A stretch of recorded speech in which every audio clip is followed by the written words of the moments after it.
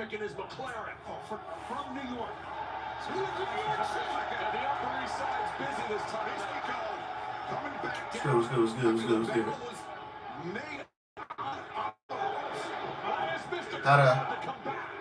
So I'm late. Woke up from a nap and had to get myself together and get ready for this show. This long show that we're finna be here for 5 hours for.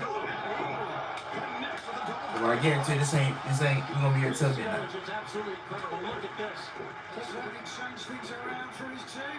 Oh! Hold on. Come here. Ooh! Hit to the face of Okada. Dorada. Double cross body.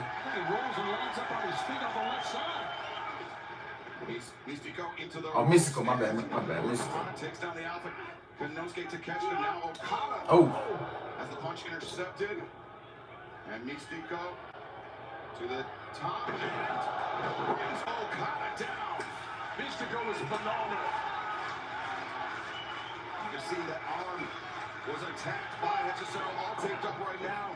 Mystico, I'm sure is going to be out for some measure of revenge here tonight, Tony. Yes, absolutely. I think Okada came in thinking it was... Oh! Hurricane Rana.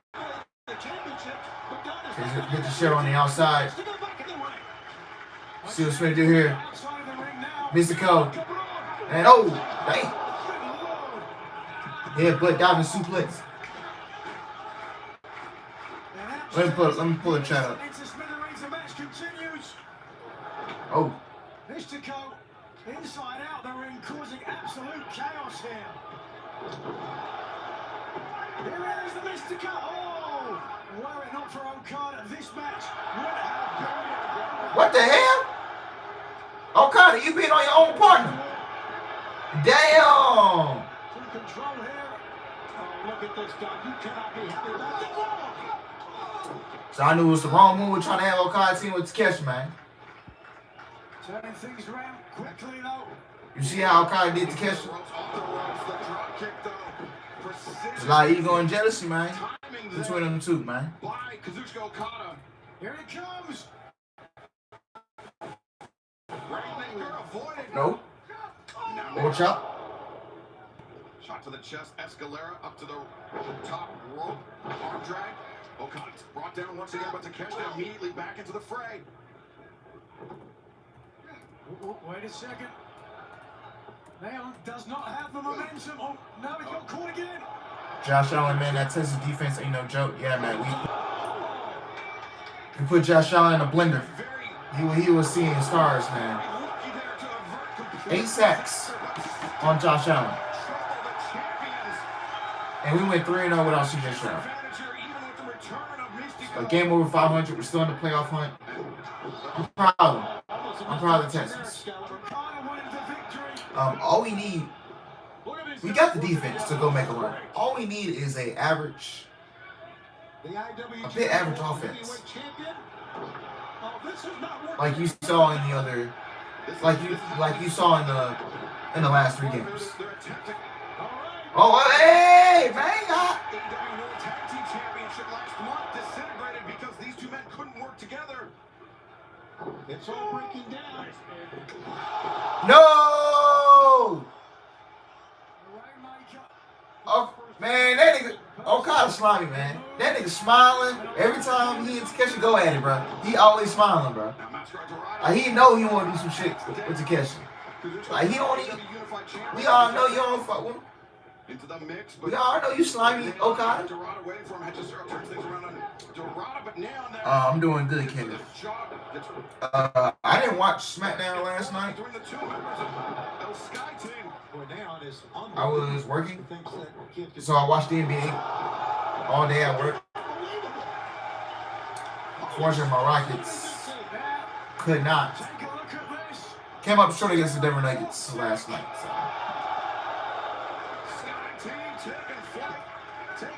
Reed Shepard was single-handedly keeping us in that. Game. But man, when your two best scorers are shooting 10, I think they went up like a combined 10 for 20, 29. KD and Şengün. You're not gonna win a ball game like that.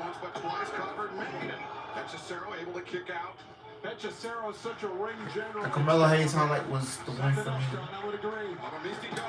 Very clear finish, yeah. But unfortunately, I did see this was from SmackDown, man, and I do not like it. Now, Carmelo Hayes got to face Gunther, I believe, on Monday. I think they're running Gunther versus Jay in the finals of the last time it's now tournament. That's my gut feeling. They're gonna run Gunther versus Jay again. Ooh. Jokers was cooking you guys last night, yeah, and then I think Tony, he's gonna approach this match with a sense of urgency. Bang. You know, this is absolutely does. We're only in November. You know, we have plenty of time to clean this stuff up between now and when we get down the stretch in March and April. You know. Sarah, as we've said, is targeted the CML World Trios titles. This could be the night. Ooh. Mystico up to his feet, but maybe not for long. Mystico. Oh, damn, he tapped out quick.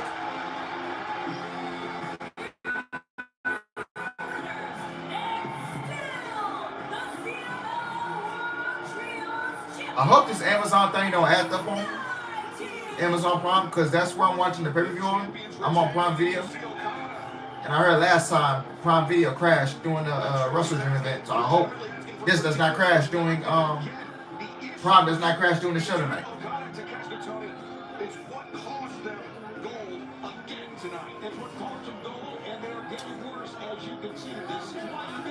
Shout out to Davis Mills holding it down, not fucking up. Yeah, man. I hope we can just keep up the momentum. We got the mini-bye week after Thursday. And then we play the Colts the Sunday after Thanksgiving. $1 million on the line. Things turn around in his favor. The IWGP World Heavyweight Champions really kicked off that Excalibur. You could see it. LaCorny Wheeler. What up, LaCorny? What up? What's there on SmackDown to get invested in? Honestly, bro, nothing. I don't find nothing compelling on that show. U.S. Open Challenge.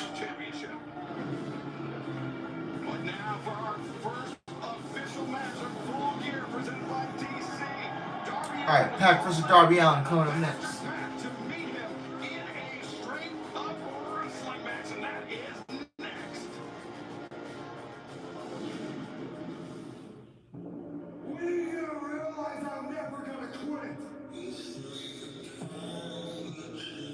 Sure you remember me. Oh, wait, is that?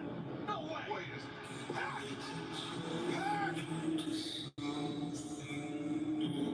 There have been very, very few individuals who have had the guts, the balls to stand up to the Death Raiders. For a year and a half, you said everybody hasn't suffered enough. Trust me, I've suffered plenty.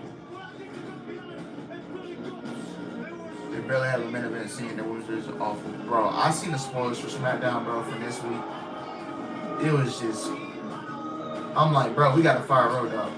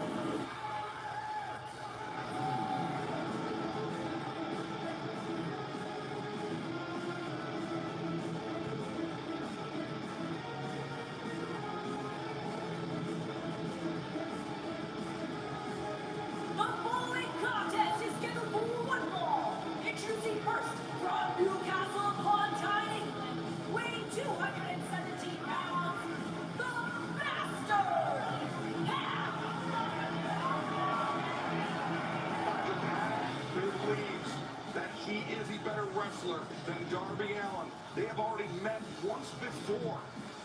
Just about 5 years ago. Just over 5 years ago, excuse me. And Pac scored the victory that night Yeah, that's why I said we're gonna be here till midnight. Oh my God. Majority of this card is rematches, guys. If you guys don't know this card is basically full of rematches that we already seen. Like Mark Briscoe and Kyle Fletcher, we already seen that match plenty of times. Who else? What else? Mercedes and Statlander. I mean, it's a third match in a trilogy. Fine, cool. Chris, I hope Chris wins that one. Wins tonight. John Moxley versus Kyle O'Reilly. Moxley didn't need to be on the show. That could have been. You could have said that for Dynamite. The Dynamite after Full Gear or something. He didn't need to be on the show. As he faces this member of the Death Riders. Heyman Page versus Samoa Joe. Oh my God, Darby. What the hell?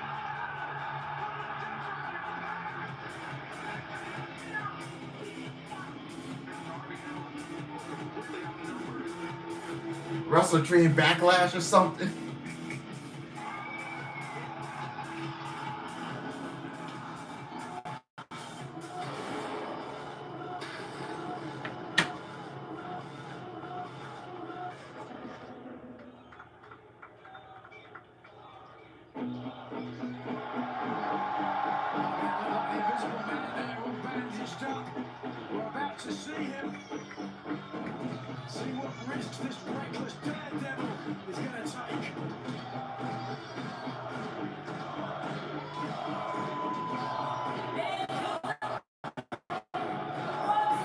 I feel almost obligated to have Mercedes on the pay-per-view.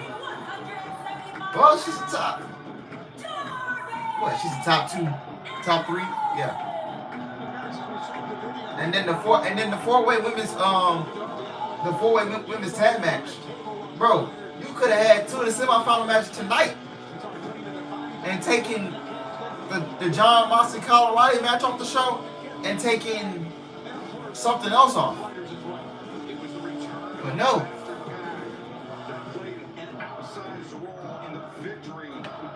John Moxley, the casket match.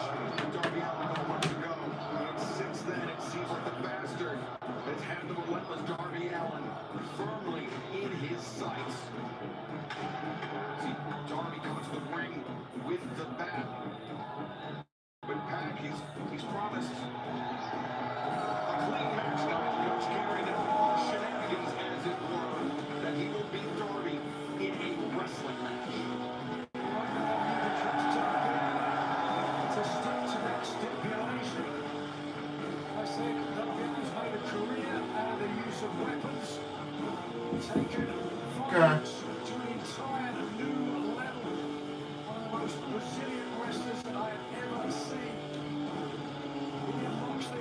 Yeah, but I hope Chris Statlander wins tonight, man. There's no way she can go on 3 against Mercedes. There's no way. The amount of careers that are wasting away dying on our wish is truly sad. Oh yeah, Athena. Bro, Athena needs to be off Ring of Honor, man. She needs to be on AEW TV regularly. It seems like every time they bring her up to AEW TV, she always loses. Second-degree burns, multiple locations on the body of Darby Allin, who suffered in that blood and guts match 10 days ago. See a big breath from Darby Allin. Really feeling the burns on his back. His right arm, excuse me.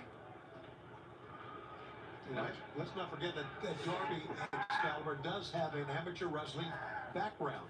I know he's a daredevil, but he can wrestle too. Seen it on a number of occasions that Darby Allin, he's got a lot of tricks in his bag. He's, as you mentioned, not just a daredevil. He's not a one-trick pony, but nice escape there by Darby. Pac taking over the top with the arm drag.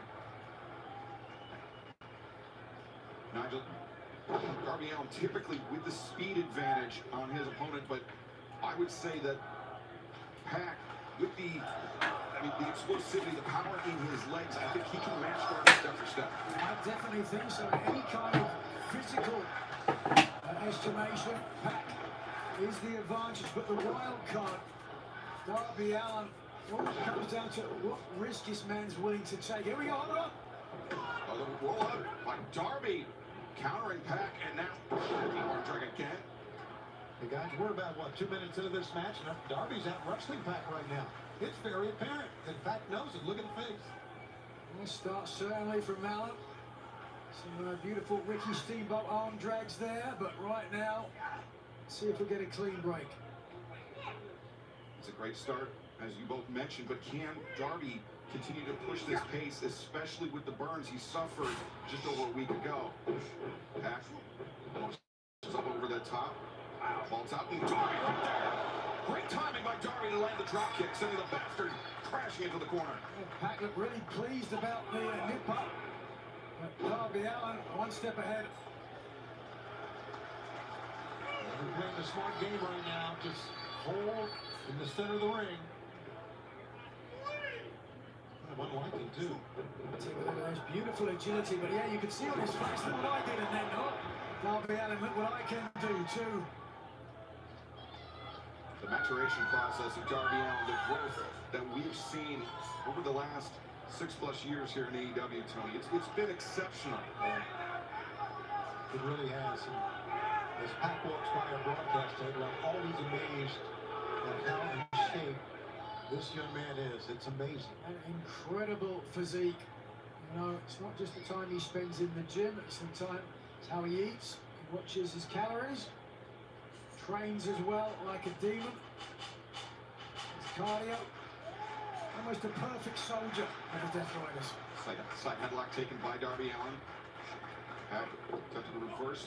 Darby though gets up on drag, but Pac once again able to vault out, drops underneath, and just a 1 count, and it kicks out. But Darby had a plan too.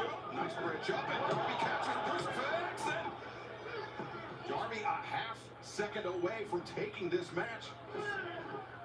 And Pac, I would have to imagine, Tony, is, whether he shows it or not in his face, getting frustrated. Oh, there's no doubt. Darby has wrestled a remarkable match thus far. He's been 1 step ahead every time. Again, it was smart, I think, for him to stay in the ring while Pac was on the outside. Look at him once again, just a side headlock takedown. I'll give you, Tony, if this was scored on points, certainly Darby Allin would be up at the moment, but not at one point has he ever really had Pac in any trouble. Now the head of Darby Allin scissored. Pac was pressing up on those arms to put even more torque, punishment on the neck. Darby trying to extricate himself. Does, and now... Oh, Darby. Just about low, and Pac realized and quickly got to the bottom rope. Looked like a modified version of the Scorpion Deathlock. The hold that won Sting so many championships throughout his Hall of Fame career, that the knowledge that he passed on down to Darby Allin, but Darby just got rocked with an elbow straight to the jaw by the bastard. That's a good point. It's hard to measure what Sting meant to Darby's career, but you can see it each and every time he comes out. I think confidence is a big part of what Wait a Sting second, wait a second. Oh no. This way. Yes, he's going to go this way. Oh no.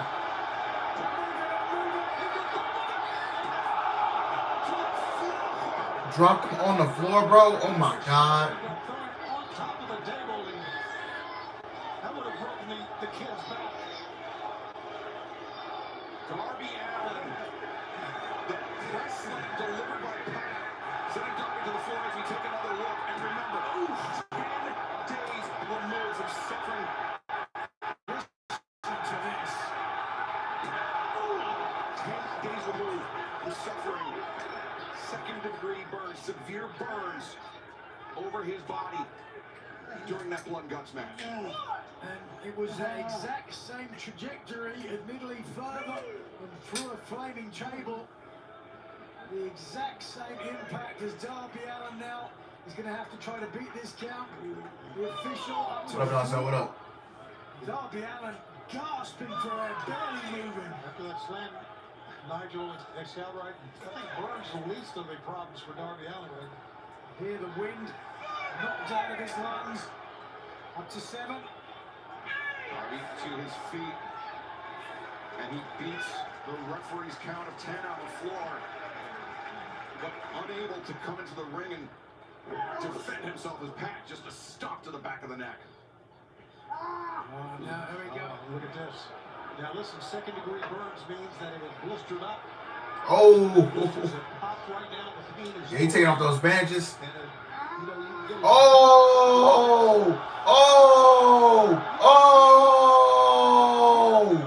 Oh my God. Bro.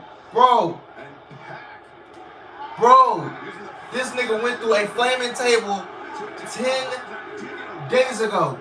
fingers into the spine and Oh my God. I've got to call a spade, and how ironic that after Pac asked for a traditional wrestling match, it was throwing Darby Allin to the man on the outside and running his nails through the secondary burns, which was totally... There it is. There's the cover made. 1, 2. Darby lights out. Yeah, we got a great look at the. Like I said, you know why, and you know why his wrestlers can't stay healthy, and a lot of them is inactive at times. Delivered here. Oh, right underneath that middle rope, and we call them a rope, but it's actually a steel cable. Very little give, just enough give. Yeah, I remember. Sling your body, your spine. I remember Darby pitched something that he wanted to be hit by a car, and they said no. Actually, puncture wounds as well, scrapes as well. More than 2 inches. oh my God! Whoa!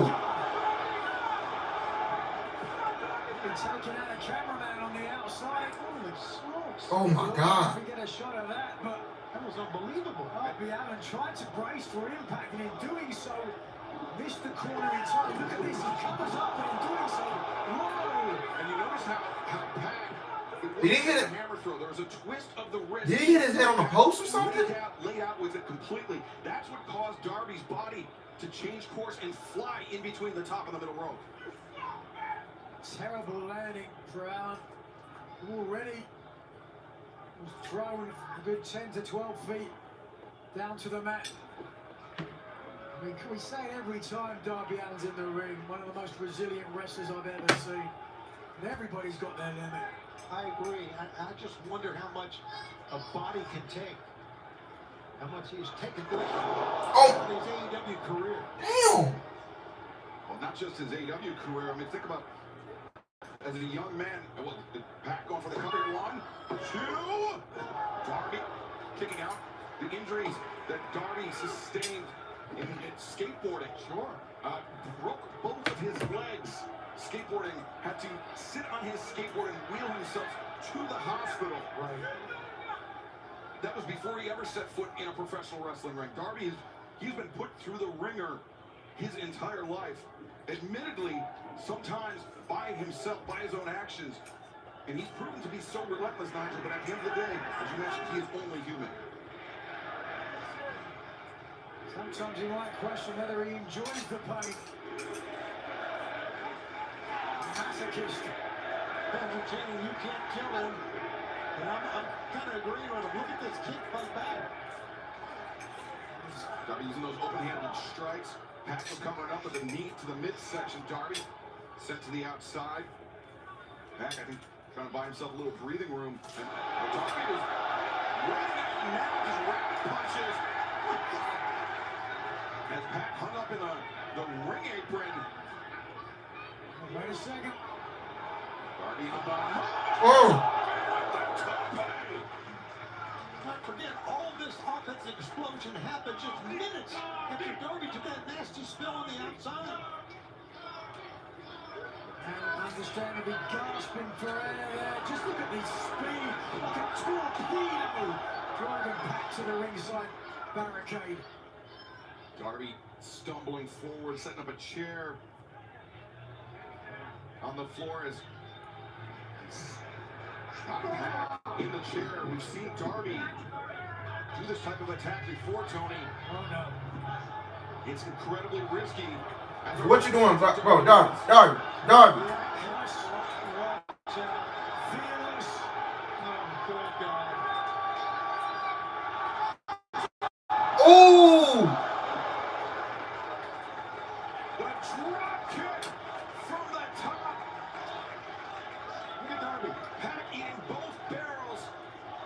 scratching the back of his head, striking our announce desk, but watch how Darby lands.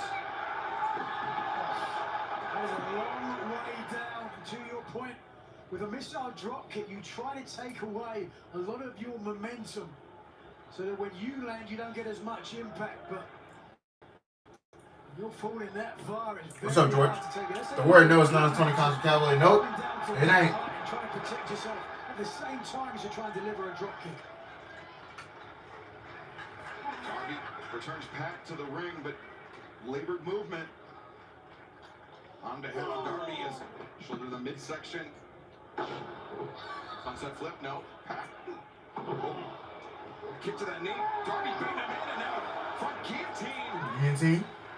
Can't see that if Darby has completed the grip. The forearm, the left forearm across the carotid artery of Pac, but probably not in tight enough because Pac, strongly muscular neck and shoulders, protecting himself. Pac. That's what power by Pac. Trying to strengthen. Darby goes over the top. A thrust kick. And German suplex to Darby. His momentum carried him through. And now Darby on the attack. Oh! Belly suplex into the corner. That's not done, guys. Back with a lariat. Okay. The Continental Classic again Wednesday. Darby last year, the Continental Classic, had his problems with Claudio. He faced Will Ospreay, if you'll recall, one of the best matches we've ever seen. The Continental Classic again on Dynamite. Thanksgiving Eve, this coming Wednesday. Live on TBS from Nashville. Wow. What shape will Darby be in going into that? Or Pac? Nigel, that was a case where Pac's speed actually worked against him because he was coming at Darby so quickly that he didn't have time to adjust for Darby's lariat. Exactly. Darby Allin was lying in wait and knew that fact precisely. Yeah. Looking to follow up. Technical wrestling, understand. But Kenny said he's not healthy enough to do one-on-one matches for real like that. Countered by Pac. Nigel, to your point, I think we knew it would go out the window. So that's why you see Kenny making a bunch of tag team matches and stuff, because he can't really work one-on-one like that, like he used to. That powerful, powerful lariat. 1, 2, 3. Too resilient. Look, he's following up quickly. It's one of the brutalizer, Skyler, I do believe. The brutalizer is cinched in. Center of the ring. Darby Allin in serious trouble here. We saw in that I Quit match with John Moxley, Darby Allin, the last man on earth to ever give up, but be that as it may pass out here. That could be a case of Darby Allin's body betraying him, but he's pivoted onto that hip. He's using his feet to dig in, to scoop, to try to make it to the bottom rope to force a every break. And you can see Pac struggling mightily to keep Darby anchored towards center. Both men realize how important the bottom rope is, because if Darby Allin can touch it, which he does there, He's got the rope. he'll force the break from the official. But Pac holding on for maximum effect. He had till 5, using almost all of the count, Tony. Darby looks like he's out. I mean, he can barely. And the fans with the awesome chant already. Boy, we've got a full night of full gear. Now crammed to the rafters there. It's been a great venue for AEW. Pac, a little reticent, slow to follow up here. Nigel, when you are somebody as accomplished as Pac with that brutalizer, you used it so effectively. For Darby to be in it for that long, and to where's Pac? Looked like he was probing for something. They're trying to pull the padding from the turnbuckle off to expose it, to use it as a weapon.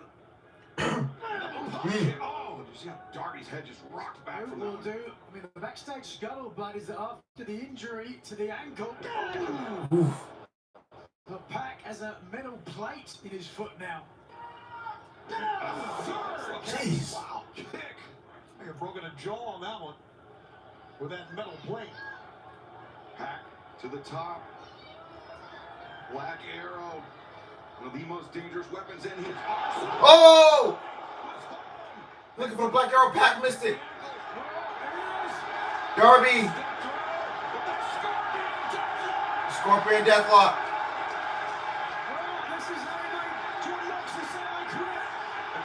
He's waiting for something. He's waiting for... Oh, man. What this bitch ass nigga you doing here, man? Man, what the fuck, man? There would be none of this and he would beat Darby on his own back. That's Darby's back. Ref. And Darby, come on. Come on, bro. Come on, ref.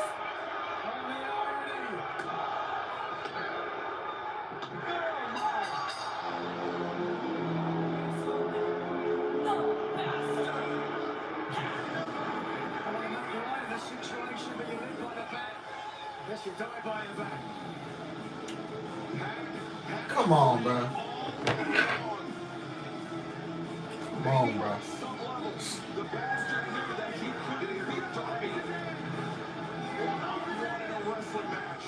There was a plan all along. It was Sting's baseball bat. Unfortunately, that came into play. It's been a plan B, but either way, the Death Riders with a very important victory to start out Full Gear. Darby Allin puts through hell. Here tonight, the bastard Pack, like it or not, victorious at Full Gear, presented by DC. Coming up next, an important four-way match with major ramifications for the AEW Women's World Tag Team Championship Tournament. Let's take a look at what's coming. You got them winning? I got Ricochet. Man, for some reason I got Ricochet winning, bro. We will crown the inaugural AEW Women's World Tag Team Champion. The women's division is as rugged and rough and violent as we've ever seen. Timeless Tony Storm surrendered, attempting to save Mina Shirakawa. Breaking news per Tony Khan that the four teams that earned spots in the semifinals will meet at Full Gear in a Four Corners tag team match. The winner of that match will choose a stipulation in their semifinals match. Very valuable tool in this tournament to crown the inaugural AEW Women's World Tag Team Champions.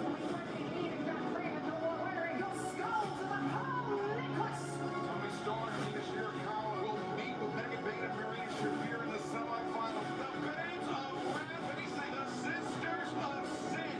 High stakes four-way tag team match.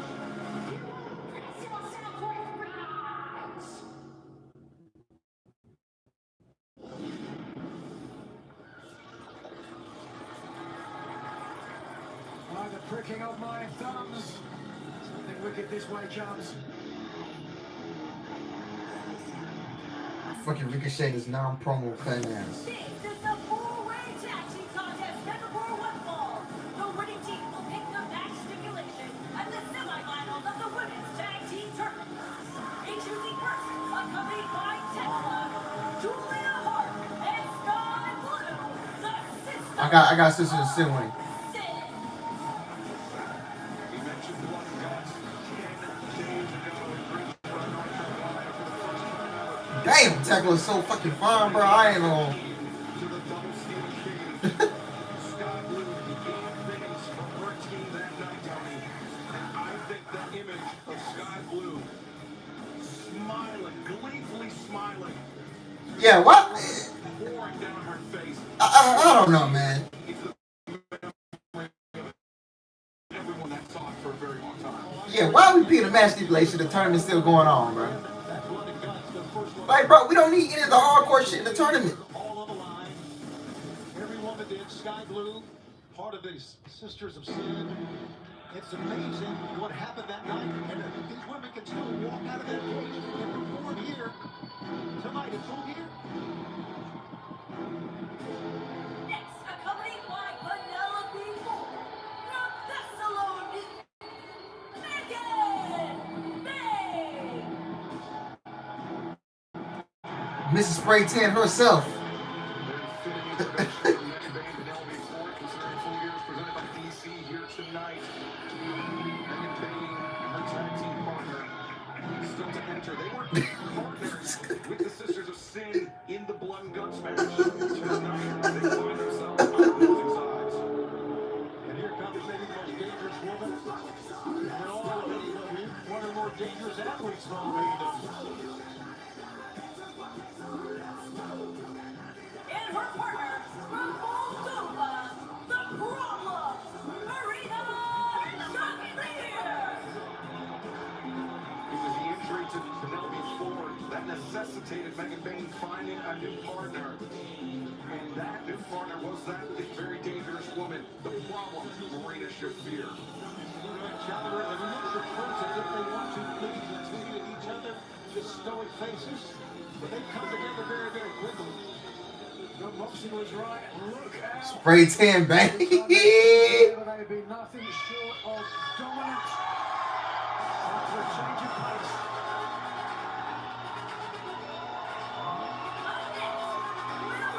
Hey, Willow. Hey, Willow. Hey.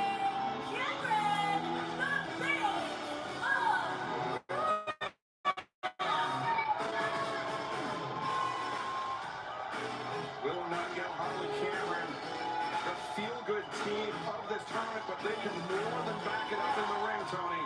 They can, and here's the deal. We talked about it. The winner gets to choose their stipulation. And basically, the final four wrestlers, teams, if you will, in the tournament. Now, the winners of this match will be able to choose the stipulation for their semifinal contest. Hey. More of that in a moment. Here comes the Thomas Love Bombs. Back to the ring on Kiora.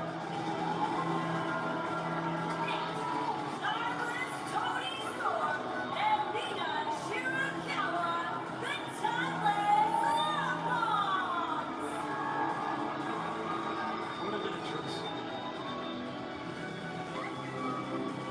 Hey, Mina.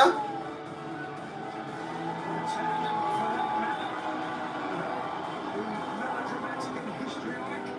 Tony Storm talking perhaps about what sort of a match they might choose. A chicken coop match, Chicken coop match. apartment wrestling, or heavens forbid, Taipei death. All options are on the table for the winner of this four-way matchup heading into the semifinal round. I personally would love to see a chicken coop match. I'm on the NFC about everything, but not that. Tony Storm beat Shirakawa this past Wednesday night. Dynamite defeating the team of Riho and Alex Wizard to advance to the semifinals. Likewise, Megan Bain and Marina Shafir defeating the combo Time Ella and Anna Jay. Sisters of Sin defeating Queen Aminata, Jimmy Hayter on the other side of the bracket. Willow and Harley defeating Mercedes Moné and Athena, which is thus far the biggest upset of the tournament, considering how dominant Mercedes and Athena are as respective champions. And Megan Bain just suplexing Willow on the floor. There's any doubt about that. The Babes of Wrath have to be coming into this match with a lot of confidence from scoring that upset victory.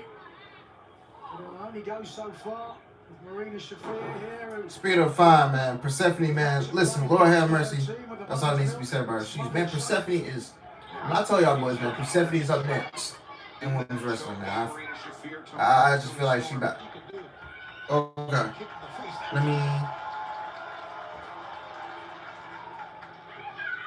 Well, Nina, not enough weight. No, I think that was a mistake. I've been Pamela that. Intercept Mina, now the cover again made Mina. Guys, I had Charlotte attacking my stream. I had shit, man. I had Mercedes when they attacking my stream. God damn. Yeah, but I think Tony Khan said stop talking shit about his promotion. So he had my shit, man. That's the two teams who will face each other in the semi-finals. So you can understand why there might be a little bit of added. Strong throw there from Shafir.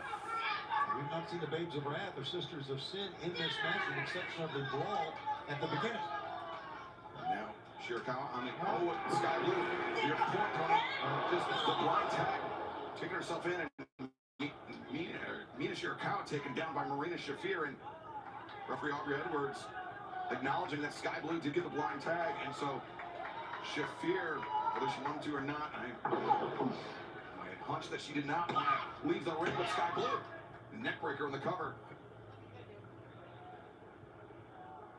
Troubled and perturbed, Sky Blue. Whoa. She found a real darker side to herself after Julia Hart sprayed that mist in her face. Shirakawa accelerates to the left sling blade. Takes down Sky Blue. There we go.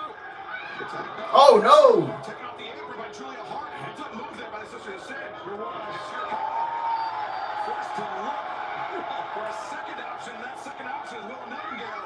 She came in swinging heavy blows.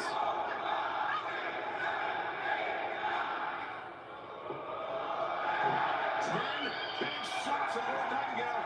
Attack made to Harley Cameron.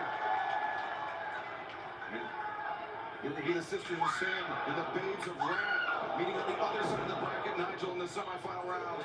One wonders what each of these teams, what stipulation they would choose. Something vicious and brutal as the Sisters of Sin. Babes of Wrath. Feel the wrath. Tag team maneuver for the Babes of Wrath. 2. Sky Blue able to kick out. Babes of Wrath certainly fan favourites. Hard not to love this team. Harley Cameron, a very talented ventriloquist. Had her at the bar last night, talking about challenging Brodino or FTR, whoever wins that tag match. Must have been the beer talking. Yeah, Harley's one of a kind, there's no doubt. And she's come a long way in a short period of time. Harley, rapid fire shots, testing the jaw. Sky Blue, soul food there from Harley Cameron. And a backstabber. Combination of attacks delivered by Harley. Look at. Whoa. I was looking for the boot, but Sky Blue had it scouring. Harley may have hurt her hamstring that time. She was holding the back of her leg. Hard to slow up once you've really committed to that move.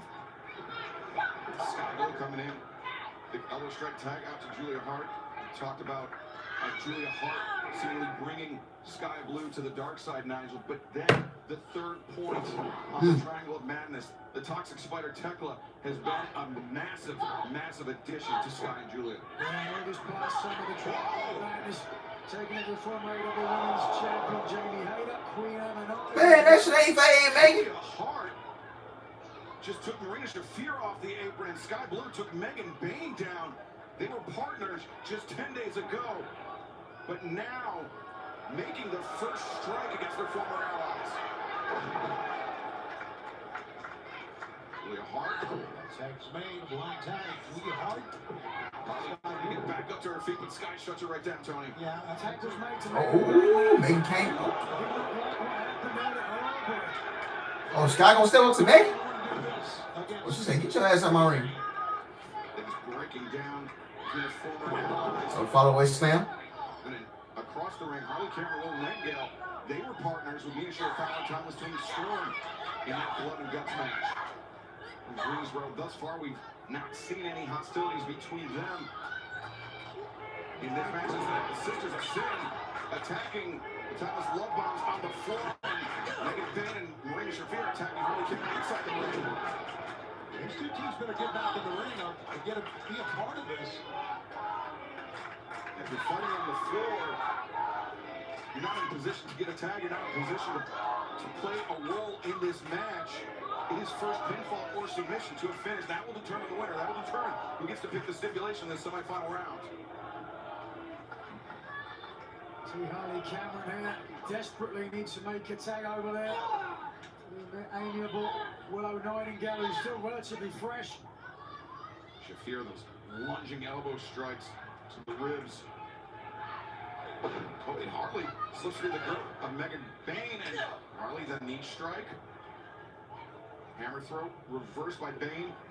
Harley coming around. Ooh, nice. Harley Cameron, what a counter! Fans appreciate that. Harley Cameron, obviously with the least experience of all these athletes, has really turned her career around in the span of a year. And look at her with these up kicks here, Excalibur. Up kicks trying to back up Shafir. Both legs. All right, Willow, do your thing. Oh, come here. Now clothesline. Long Island, New York. So I'm sure a lot of hometown supporters here for her tonight. the sentimental favorite in this match, perhaps, but she is going to work on Shafir. Willow, Nigel needs surge of power on her part as she hits the leg, makes the cover. She's known as the babe with the power bomb. With Dr. Bondler, she's used on more than one occasion to pick up the big. Hold on a second. Straight away, though, great adaptability from Shafir, dropping into the rear naked choke. But the tag was made and she can't follow up. Now, Sister of Sin. Double suplex, no. Instead, they laid Willow out flat, land a pair of thrust kicks to the face. Julia Hart, her turn to make the cover. Sky Blue trying to play interference when Megan Bain just ran through Sky Blue to break up the pinning predicament. Great effort by Sky Blue to block that. Megan Bain like a freight train, Nigel.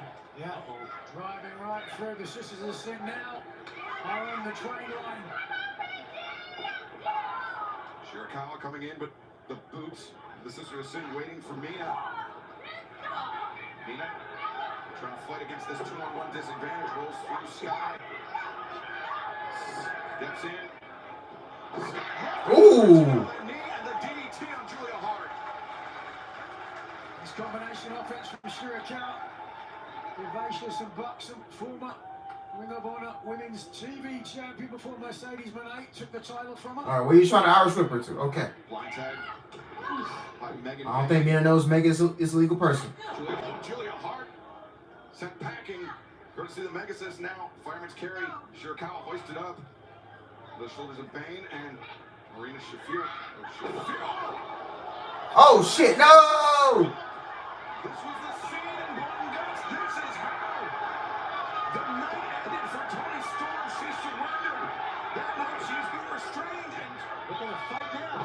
Shirakawa desperately gasping. Oh! Tony braced it up for her wife Mina. Women's champion coming to the aid of her wife. Great effort by Toni Storm. Oof. fist. Drop Shafir to one knee. Toni Storm. Shotgun drop kick takes Shafir down. A second one. And now Mongolian chop. The flying mare and Toni Storm. DDT. Oh, here we go. Could be following up quickly. Looking perhaps for Storm Zero, but Shafir, nice escape, boxes the ears, very disorienting attack, Nigel. Yeah, makes you very dizzy, losing your balance. You're going to need it when you're in there with the heater. Oh, Harley Cameron, the blind tag in. Oh, wow. Look at this. Taking her time, though. I don't think Tony knows Harley's a legal person. One way to go. Whoa, thinks about it. Finds her foot. Got the crossbody. Got her 1, 2. Tony kicks out. That would have been a major upset, I'll tell you that. This is the first interaction we've seen between the Timeless Love Bombs and the back. Ooh. But right now, Toni Storm. The pitfall attempt, Sisters of Sin there intervene. Starting to break down now. We've seen just how sick the Sisters of Sin are. One only wonders what stipulation they would choose if they win this match. Megan Bain. Woo! God damn. Suplex by the Megasis. Okay, Megan. Oh shit, Willow, Megan. Come here. Ooh. She okay, Willow. Okay. Oh no, Marina. Cut short. Marina Shafir there to play the spoil sport. Oh, the up kick sends Shafir to the outside. What is Willow going to do here for crying? Willow. Oh! Cannonball. Okay.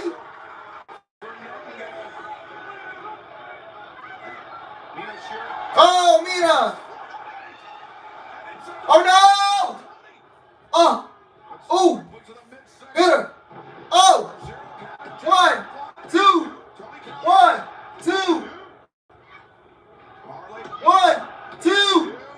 1, 2. Oh, Harley with a knee strike. Caught Toni Storm on the way in. On a roll up. 1, 2, 3. Tony and Mina gets the stipulation. That means that Timeless Toni Storm and Mina Shirakawa will be able to pick the stipulation for their semifinal round match with Megan Bain and Marina Shafir. it will be a chicken coop match. That would be indeed. There's no doubt. A pivotal advantage for the timeless Warlock heading into the semifinals. Can't wait to find out what they pick. From the AEW Women's World Tag Team Championship semifinals to the AEW Men's World Tag Team Championship.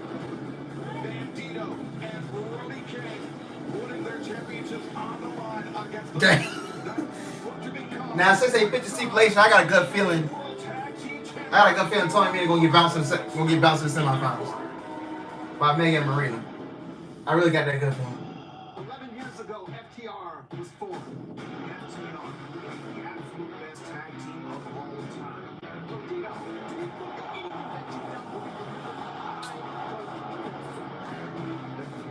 You've attacked legends.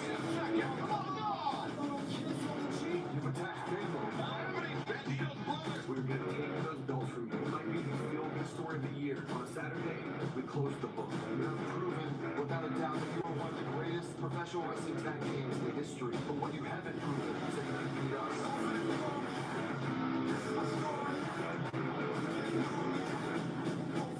This match is what we hang our hat. This is what we live our legacy by.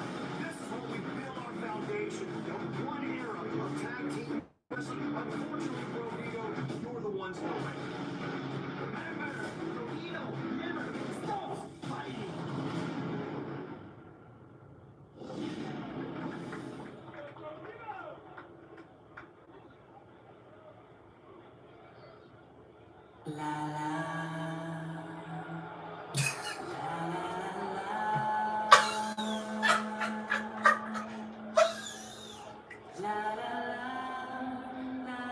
This nigga, no way.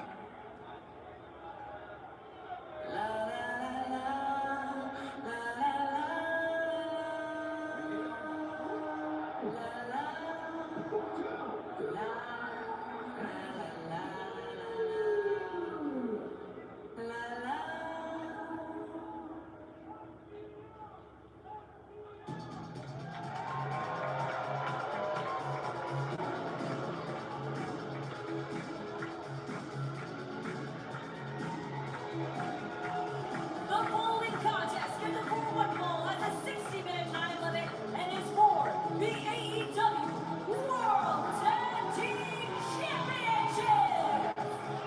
Introducing first, the challengers, accompanied by Scott, North Carolina, at a byweight of 443 pounds, Dax the Axe and Cash Wheeler, FTR. Having some moments to say something right here. That's your man, He needs a big stone. Be his regular pain in the ass. I'll be right back, y'all. That's bold. Yeah. Push the boat out, Tony, why don't you? Proving throughout their careers here, not just in AEW, but in professional wrestling, that they are one of, if not the best tag team of their generation. They've made things personal with you in the past. They've made things intensely personal. Certainly, and we'll get to that in a second. And their opponent, at a byweight of 496 pounds, they are the reigning and defending AEW World Tag Team Champions, Brody King and Bandito.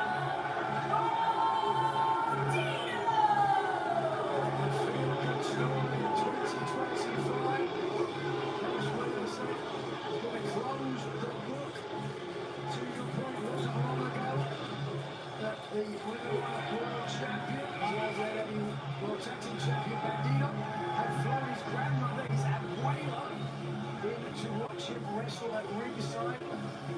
Dax the Axe tried to get a kiss from her, instead got a slap, and that ended up with Bandito's brother, Gravity almost getting spiked, pile driven, were it not for Bandito and Brody King to come in and save him. Certainly, FTR has been business as usual, trying to get inside their opponent's head, trying to irritate them, infuriate them, and certainly that could be a factor in this match. We're going to take a look at the difference between both teams. Brody King told Yahoo Sports on Brown on facing FTR, they're the perfect blend of old school and new school.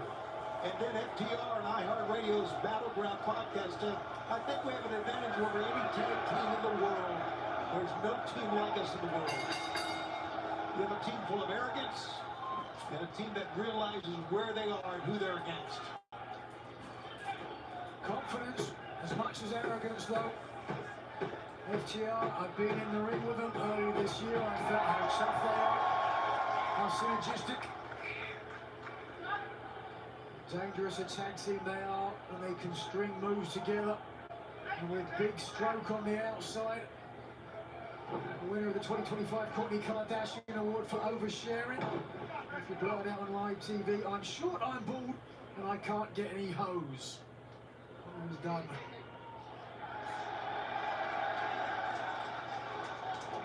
Bandito, Cash Wheeler starting things off for their respective sides. 17th AEW World Tag Team Champions, Bandito and Brody King. A team that coalesced right before our eyes. And Tony, do you think Bandito and Brody, the champs, they have the advantage because there's less tape to research on them? FTR, of course, made their careers as a tag team unit. But Bandito and Brody have only come together very recently. That's right, and that's a great point. In the modern wrestling that we have, there's so much footage. Everything that FTR's done is on videotape somewhere. So they can find it, they can watch it. Only a few matches on Bandito. That's a great point. Let's see if that comes into play in this matchup. Well, Bandito's been so sensational as a Ring of Honor World Champ and a World Tag Team Champ as well. Not the first time these teams have faced off together. It wasn't long ago on Dynamite. They went to a 30-minute draw. Tonight, 60-minute time limit. So tonight we're going to get a decision. Whoa! Bandito, taking down both Dax and Cash. Crowd succession, chuck to the chest. Don't insult his brother. He insulted his grandfather as well. Back in catering. I thought he was a steak seasoning. Stop for crying out loud. He brought his ashes. While we have a brief pause in the action, I want to shout out all of our tourism fans at Dave & Buster's locations nationwide joining us for tonight's Full Gear pay-per-view event. Dax and Brody King. Brody King is afraid of Dax. You go wrong. Brody King feels no man. Dax trying to get in his face. And Dax is one of the greatest choppers ever. Hardest hitters ever in AEW. It's getting schooled on how they hit somebody.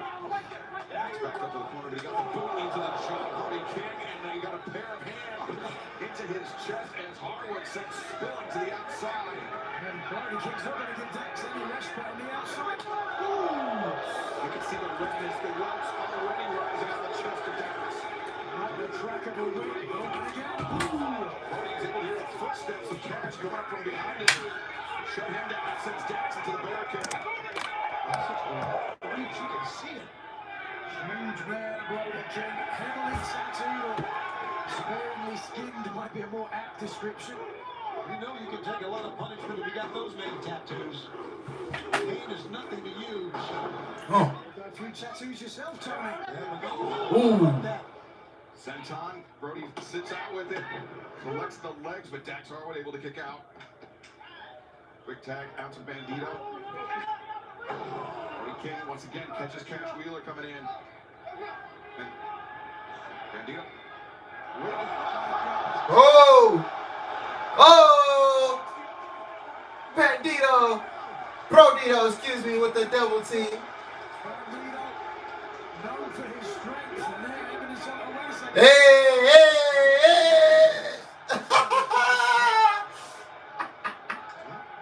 that nigga, man, bruh, Chris Swear, bro, that nigga, Bandito funny, man. Nigga, Bandito, man, what you doing up there, man? Get your head down. Come down, come on. Bisto, you don't want no parties. Oh, yeah, come here. Hey!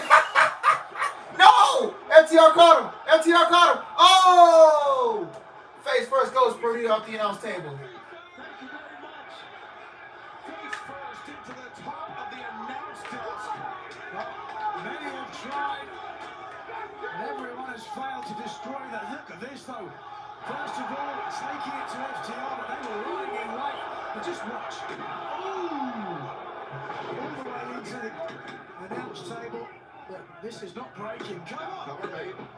Back to live action. Dax Harwood capitalizing on the attack. I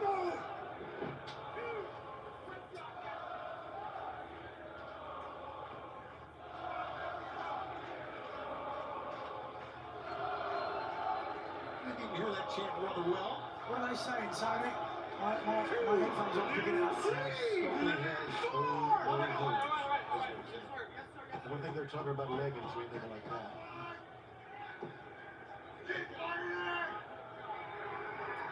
There's plenty of them here in New Jersey, from what I understand. How would you stop? Just an opinion, not mine. There's him.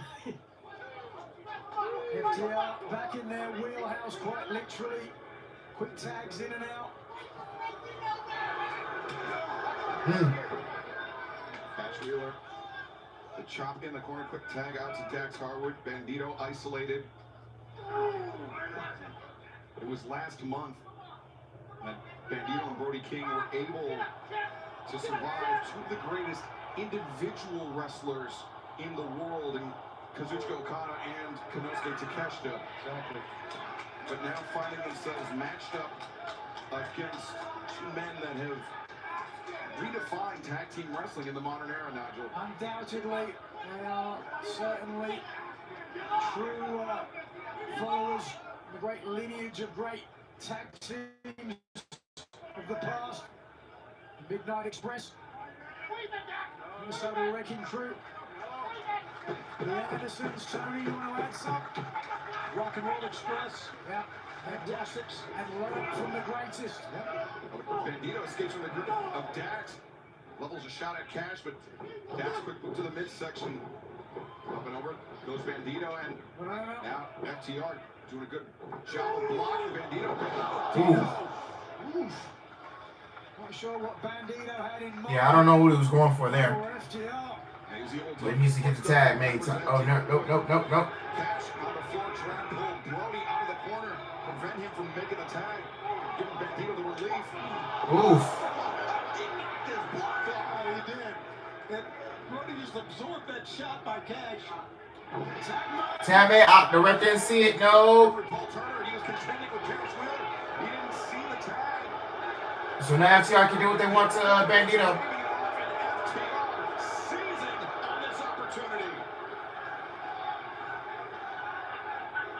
I'm afraid if FTR gets the much of advantage here, they're going to smother Bandito.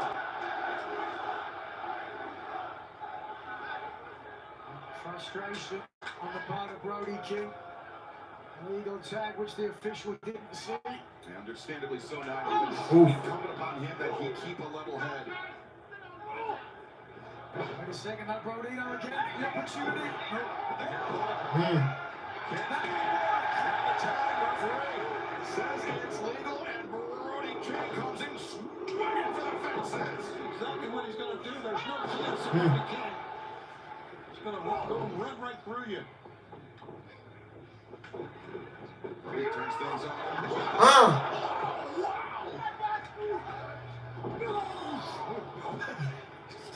Face first in his body. Brody King. Wasn't pretty. No, it wasn't, but it was effective. And FTR now, they're looking for respite, but they're just setting themselves up now. Again on the train track, the locomotive, choo-choo. Well, that worked from Cash. Onto the back. Brody King, but Brody, he went down to one knee, but back up to a standing posture. He's got Cash on his, up in the shoulder, up in the front. Oh! That's Valley Driver.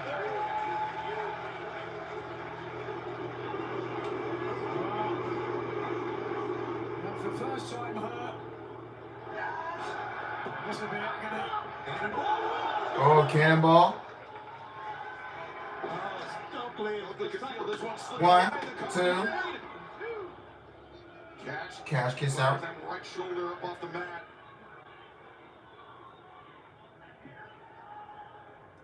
Brody King gonna try to get Bandito in here. Some tag team maneuvers. That's exactly what's happened. Oh, that's pulled the rope. Knocks Bandito's balance off. Forced to the outside. Yeah, low bridge sends Bandito spilling to the floor. And FTR using that moment of confusion to gain the advantage on Brody King. Legs to the outside, setting up a potential Chop. superplex.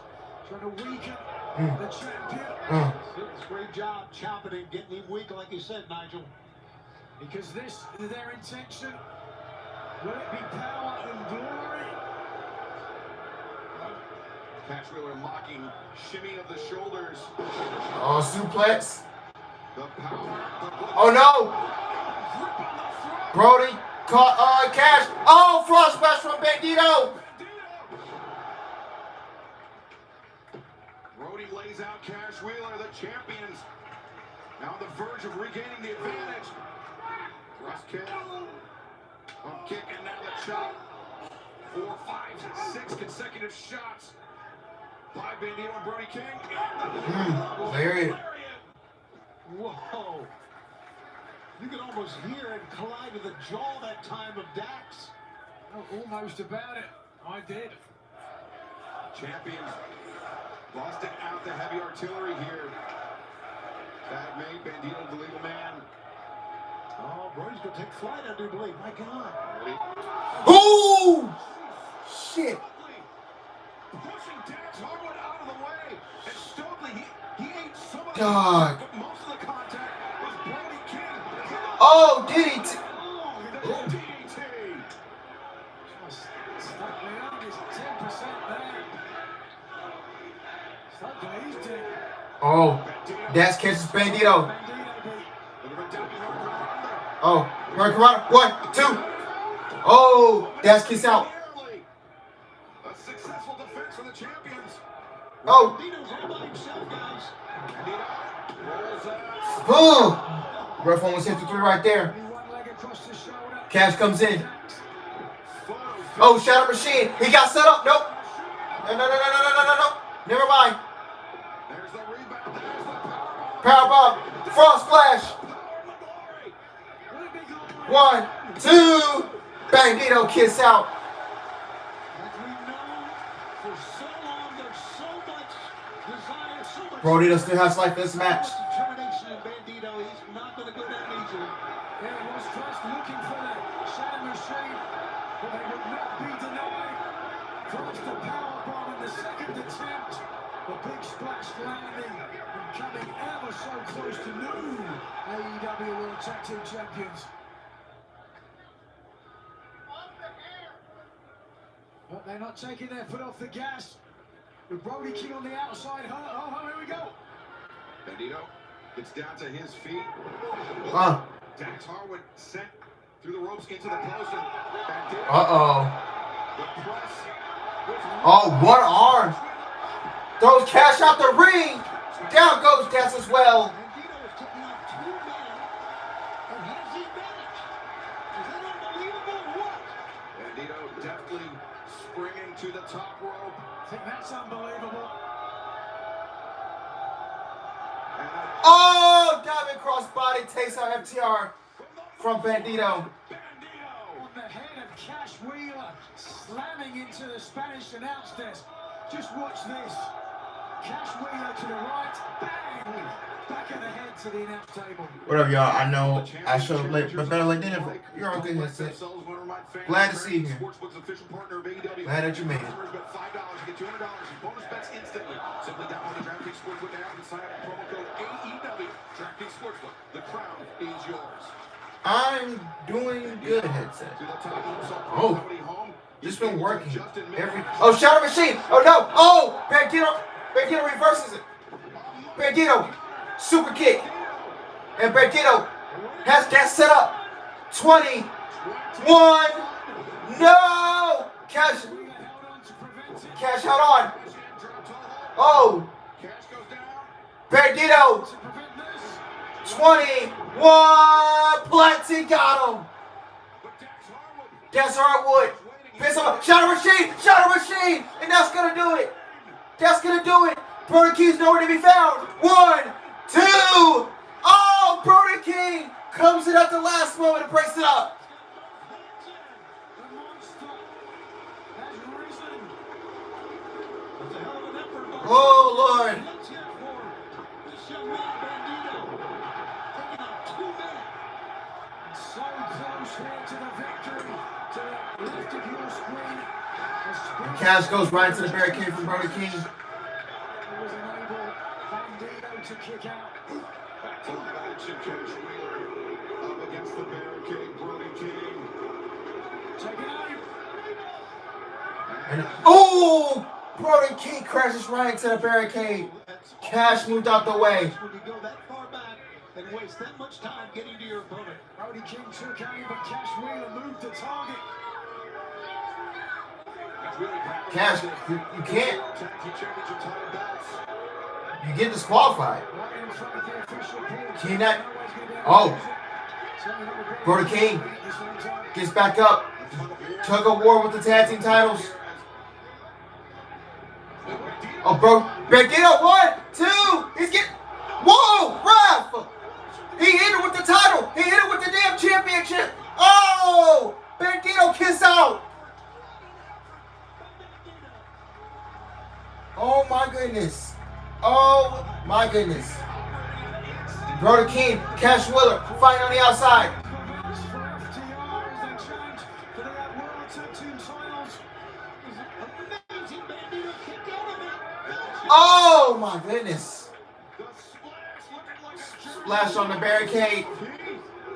He is out for blood here tonight. Stoke might be in hell. He hasn't moved.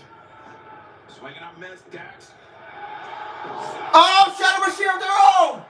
Bandito covers at 1, 2. He fucking kicked out. He fucking kicked out, bro. He fucking kicked out. Kicked out of that shadow machine. Oh my goodness. For the fans were right, they were chanting, this is awesome. This really, really is, guys. What a way that would have been for the champions to retain the titles of the ignominy.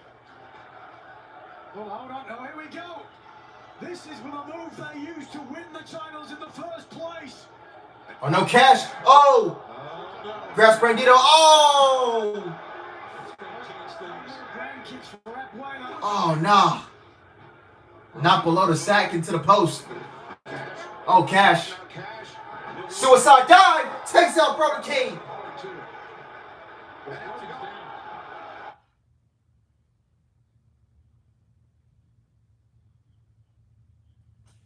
Hold on.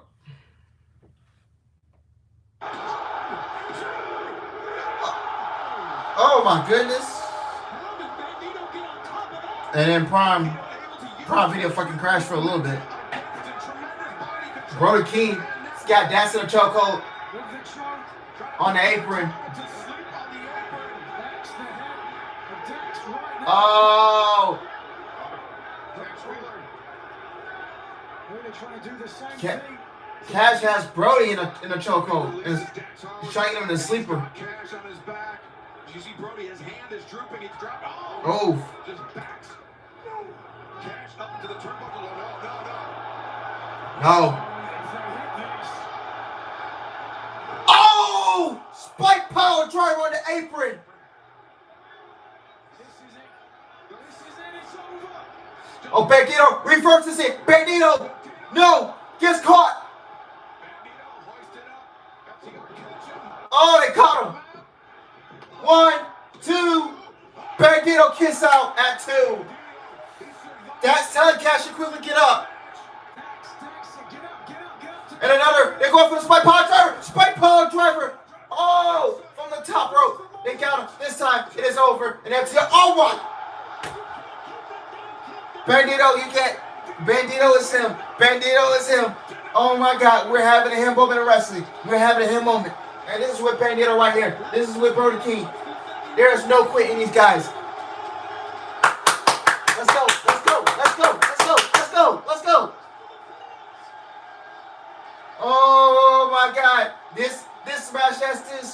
Jersey crowd rocking. Up in the rock, man. But are FTR going to sit them down? Bandito struggling upright. Oh, Bandito with the finger guns. He says, fuck you to both of them. Shadow Machine. Oh, Shadow Machine. And is that enough? FTR has become the new AEW Tag Team Champions. Holy shit, that was match of the night. Oh my God. For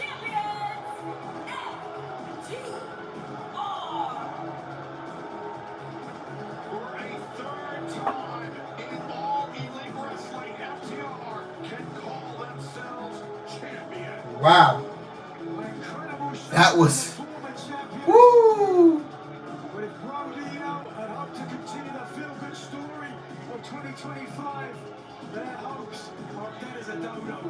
Talk about the great tag team champions of the past. Well, Devon Erickson there as well. Now you can put FTR in there as well as one of the great tag teams of all time, if not before. FTR tying the record with their third reign as AEW World Tag Team Champions.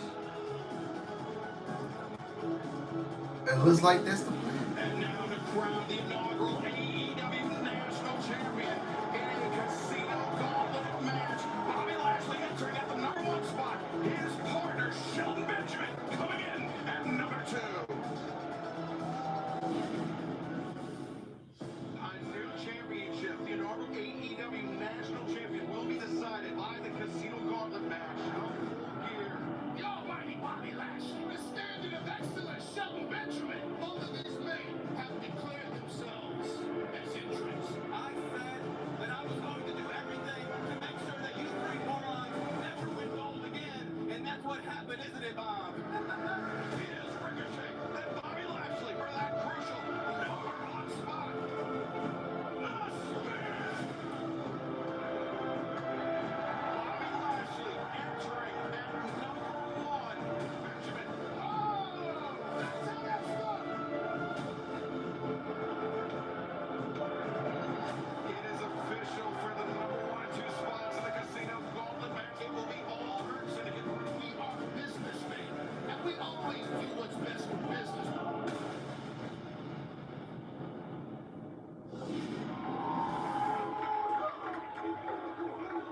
Ladies and gentlemen, this is the Casino Gauntlet match to determine the first ever AEW National Champion. That was the voice of the Dapper Everett, Justin Roberts, Nigel McGuinness tagging out the American Dragon. Brian Anderson tagging in here at the announce desk. That's old school. That is gorgeous. Absolutely beautiful. I'm excited to be out here. It's been a great show so far.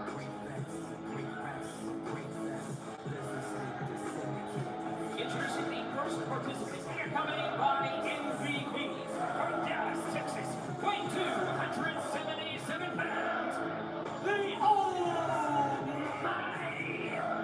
Bobby Lashley. Now, Brian Danielson, you got to say that the first two hits We were heard very people. sadistic. Really excited to see what happens with Bobby Lashley and Shelton Benjamin get learning against each other.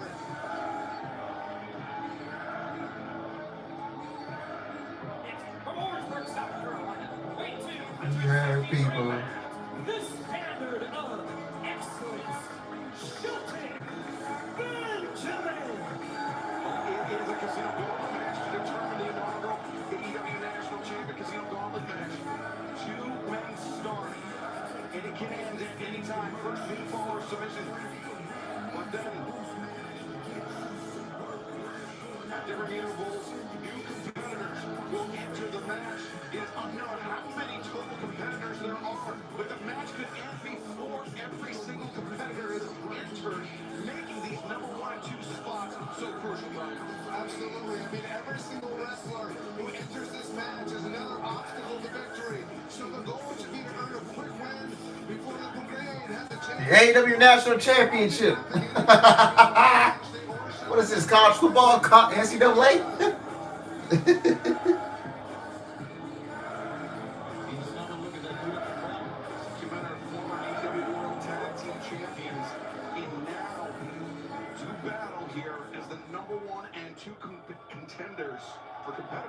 I should say, in this match, crown the first champion. Once again, you said they enter at intervals. We don't know the length of the intervals. It's really been a great part of AEW for years now, the Casino Gauntlet match.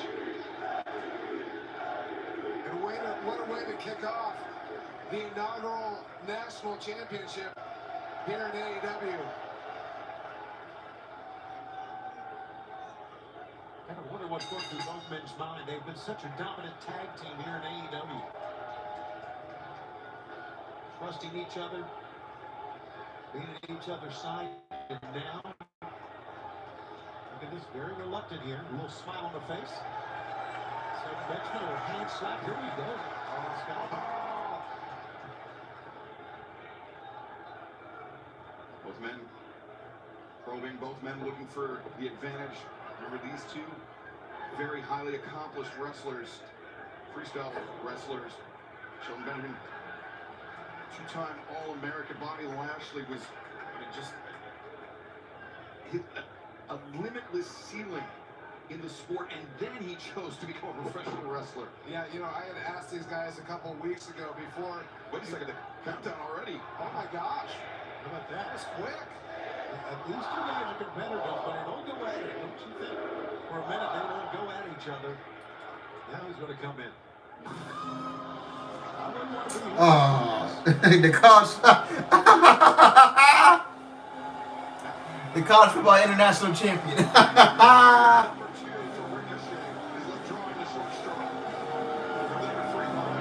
Oh, he's got a mic in his hand. We didn't pay money to see this wrestling crap.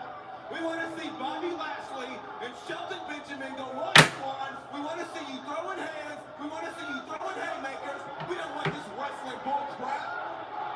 What is this wrestling crap? Come on, Bobby. Hell nah, bro. This nigga had a mic in his hand, dog. Oh shit! Hey!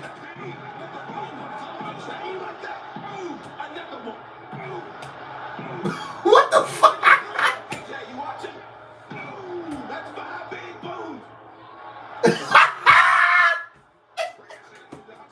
Oh my god! Oh my god! This nigga cut the mic. Cut the mic, man. Throw it up. Everybody throw it up. Throw it up. Pledge your allegiance. He's tried this trick before.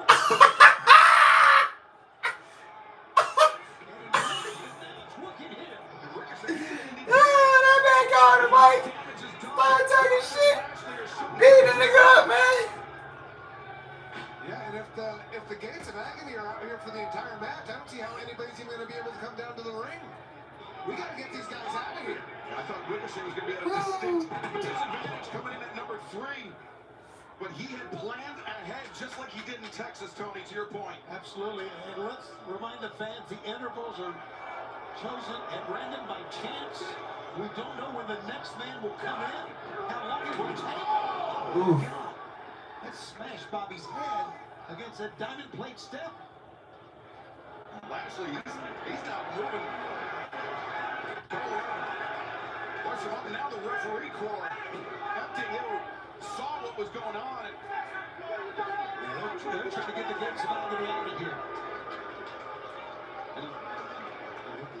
Hahn and Toa, I'm sure, threatened with fines and suspensions for what they've done, and deservedly so, as MVP being helped to the back. And look who's dancing in the ring.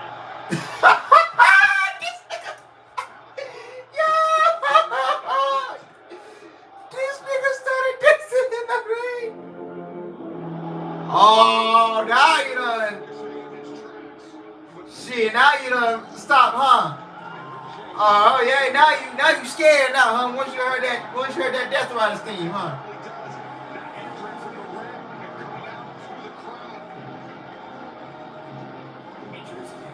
Ricochet, you better run. You better run. Oh yeah, you see that nigga? This nigga come, nigga run. You acting all scary now, huh? You acting all scary now, huh? The Death Riders already watch out Ricochet.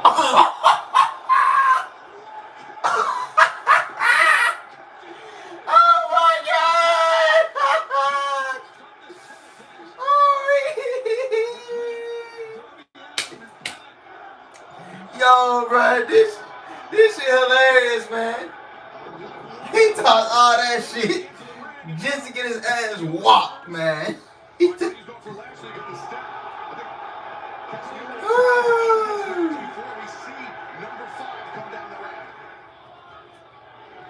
Holy shit. 1, 2, the Claudio Sui 3. Ow! Tremendous velocity on that one, Brian. Yeah, and now it looks like he's gonna try to follow it up with an uppercut. Ooh. Damn. Bro, your ass getting dropped. You talk all that shit, man. You getting your ass wanted? Why, bro? Come on, man. Come on, man. Yeah, he had that strategy. I mean, you talking big game, Ricochet, but you ain't backing it up, man. Yo, Ricochet, how you feeling, bro? How you feeling? Number 4, it doesn't make a difference. Great point, Tony. Ricochet, though. Control, able to turn the tables. Cassioli, who comes out of the first knee, I believe. By the ring limping.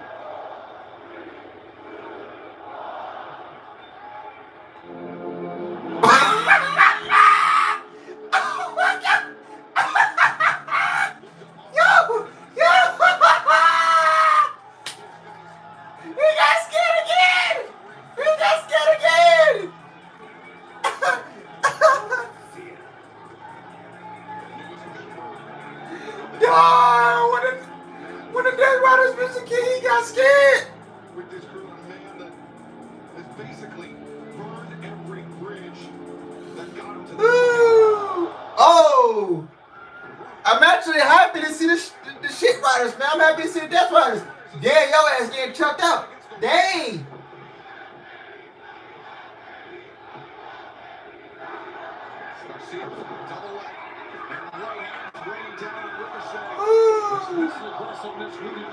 It's crazy how I'm happy to see the Death Riders. It's a whole new level for Daniel Garcia. Garcia, former TNT champion. Tonight, his night to become champion once again. What's interesting is you see Claudio Castagnoli. Oh, he said, fuck y'all thought. I wonder if he's going to let Daniel Garcia do his thing. Oh. He just steps aside and allows Claudio to come steaming in with the uppercut.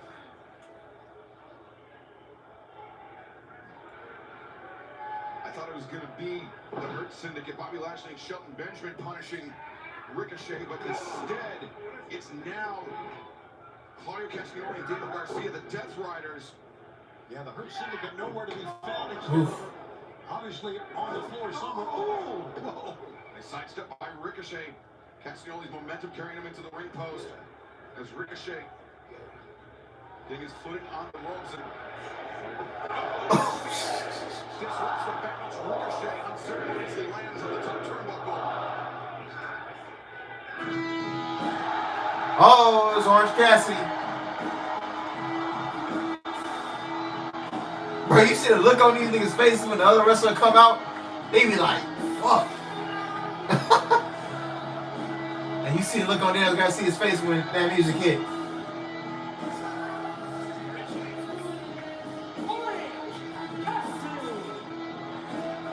Number 6, Orange Cassidy. Coming into the ring, he has had some vicious battles with the Death Riders. Oh, wait. Hey, bro, what you doing, bro? Damn. Cassidy.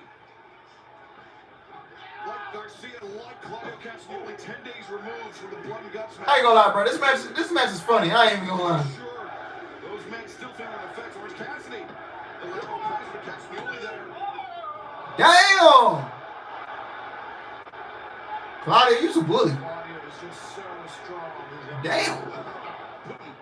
You just picked the nigga up by the back of his jeans. By the back of his jeans, goddamn. And Cassidy looking for the DDT. Claudio, he's had a counter to this. And attempting the big uppercut. 1, 2. Cassidy able to come down in the Huracan Rana. That uppercut. Oh. Kryptonite for Orange Cassidy. Yeah, but Orange Cassidy was able to avoid it there. And now, going for that sunset flip if he can get Claudio Castagnoli down. He held his balance, Brian. Cassidy brought up into the grip. Oh, stun gun. Stun dog. Millionaire and now. Damn. Ricochet put it on top of Cassidy trying to hit it. 1, 2. Ricochet kicking out.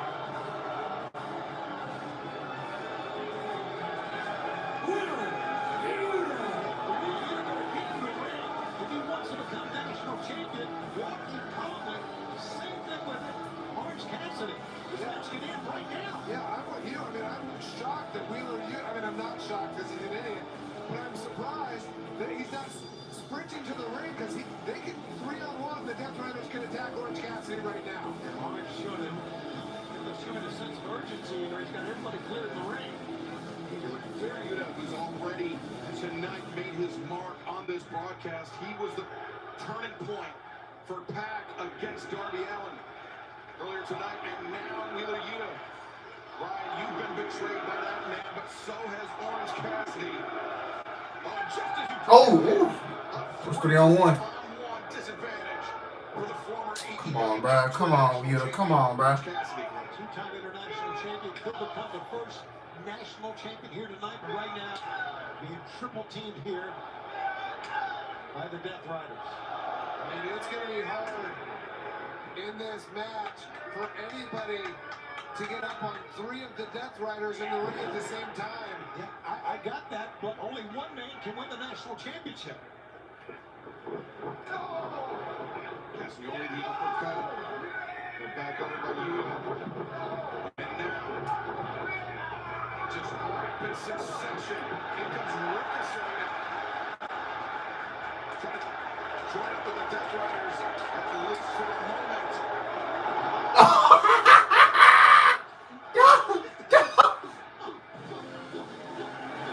I'm just enjoying this, man.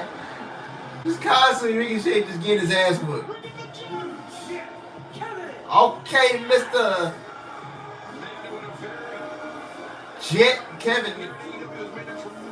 Jet Speed. No. That's Mike Bailey. Oh, God. Okay, Mr. Jet. Kevin Knight. Garcia, they'll come from behind, grabbing Knight in a choke. Knight ducking underneath there. Leaping off the apron. Takes out Garcia on the outside. Turning his attention to Claudio Castagnoli, but Castagnoli. Good job using his surroundings, Kevin Knight. There's the leap, but Castagnoli just too strong. Orcanrana attempted. Claudio. Voice of Knight and over the top goes Claudio and Kevin Knight. Claudio lowered back, hitting the ring apron. Ricochet rolling up Knight, trying to over here too. Ooh, knee strike from Ricochet. Knight got rocked with that one, Brian. Yeah. Mm. Came back with that drop kick. And now Knight the cover. But Yuta there to break things up. You got to give Ricochet some credit being in the right place at the right time and picking up the pieces when he can. I think they're taking a nap, Donzel.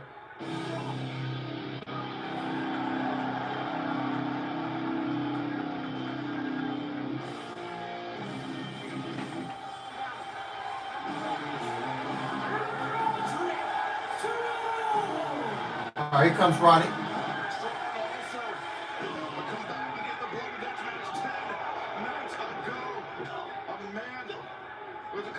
History with Daniel Garcia. They were analyzed for a short period of time before the turncoat, the true colors of Garcia came to the surface, and now the Robert Strong batter and Castagnoli and Kevin Knight, the Scriporto. Strong. Oof. Backbreaker. Another former international champion vying to be the first. I love that theme song. Yeah, man. That's a good theme song. I ain't gonna He lie. has come in a powerhouse. Look at this. Castagnoli dropped down. Ricochet on the move. No Ricochet. Interception by the self-styled messiah of the backbreaker, Roderick Strong. Well, living up to his name, he is shot Oh! here tonight.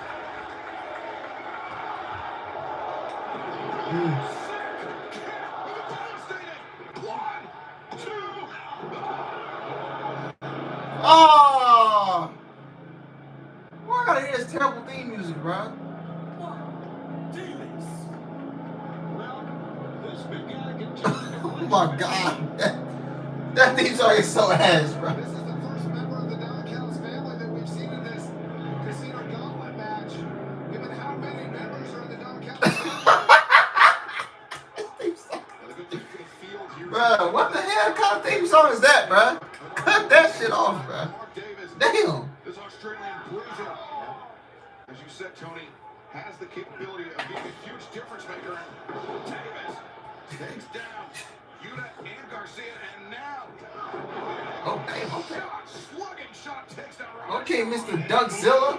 Is that your name? Callis family member that made their way. Oh, White power driver. Ricochet. Nope. Come here. Ricochet. Oh. Trying to press an advantage. Hey. Oh. Oh. But the PK was avoided by Davis just narrowly. And now. Oh, another power driver. How about that for Mark Davis? My God. Mark Davis just came in and made a huge impact. 1, 2. And Yuta there to break it up. And here comes Speedball. Mike Bailey. Kevin Knight's tag team partner, but tonight they're not on the same team. Tonight, these men, Knight and Speedball Mike Bailey, competing to be crowned the first AEW National Champion. The honor can only go to one man.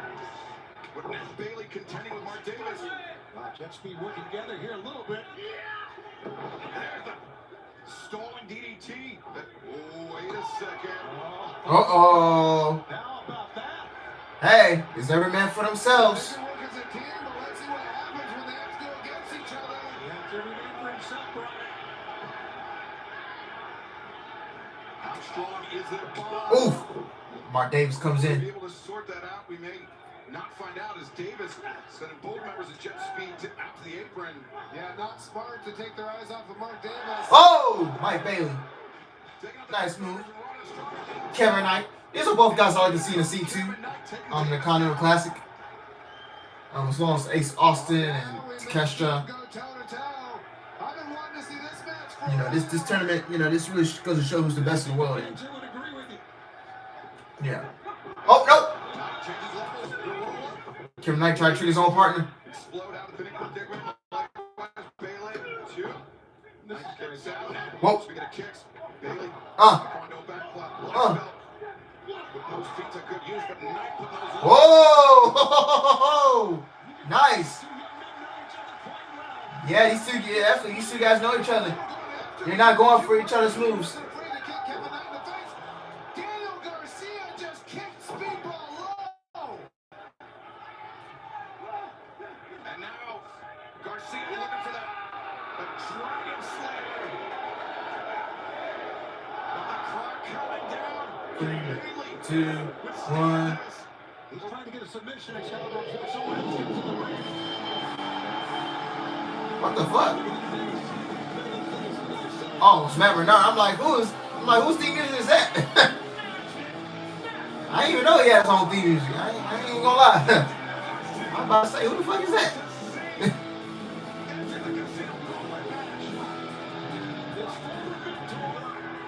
It got very physical at the announce desk, Tony, between these two men just a few nights ago. Oh, how well I know. And the fans are loving this. And Daddy Magic. Some rapid fire shots. Garcia. Got to turn things around. A back elbow from Matt Menard, and Garcia rolling out to the floor. Yeah, I think for Menard is not about winning the national championship right now. It's about revenge. Hey, go get that. Take him out of the Whoop his ass, whoop his ass. Garcia, where's he going? He spun to the Hey, bro, you gotta get back. Hey, bro, And again, you gotta get back in the ring, bro. That's what. winning the national championship. Your folks ain't winning no championship. Decision by Daddy Magic. You guys are right. I think he's just looking for vengeance against Daniel Garcia. Okay, so Shota woke up from his nap. Now we need Bobby. Okay, Bobby Lashley woke up from his nap.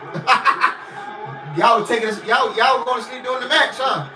Y'all was taking a nap. Yep, they woke up from their naps.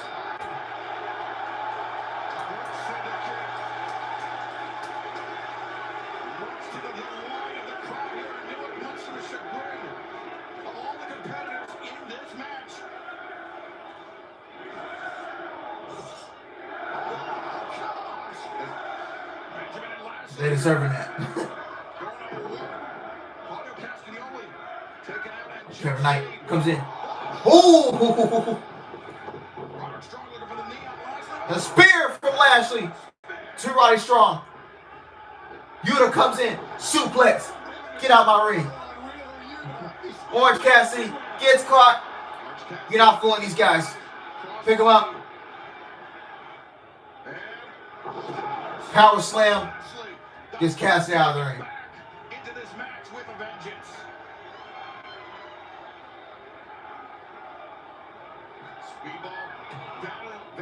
Trying to enter the ring, but he was shut down. Meanwhile, Ricochet. Uh-oh. You done fucked up now, nigga, huh? You realize you just fucked up, right? Oh, you can't run. You can't run. Oh, come here. Come here. Trying to make a hasty retreat, but Shelton Benjamin putting on the brakes. Oh. Powerful Beal from Lashley. Oh. Beal from Shelton Benjamin. Oh. You know, this is more than the title for these guys right now. This is personal against Ricochet. For the better part of the last few months, it has been Hurt Syndicate versus the Demand, getting under one another's skin, and now it's Ricochet in the grip of Bobby Lashley, but Davis neutralizing Benjamin in the corner, uppercut by Castagnoli. Bobby Lashley sent over the top to the floor. Orange punch. Oh, orange punch. Davis. And Shelton Benjamin on the move. Davis goes spoon over the top. Ooh. What a suplex on the floor. Oh, shit. Right into the bench. Meanwhile, Orange Cassidy. Oh, Orange Cassidy. Oh, he took his elbow pad off. Oh, no. No. No. Break it up. Break the pin up. Oh, thank you, Kevin Knight. I don't think there's a single person on this planet. Kevin Knight, top rope. What's going on here? Oh, nice little splash. Ricochet. Oh, Ricochet comes in.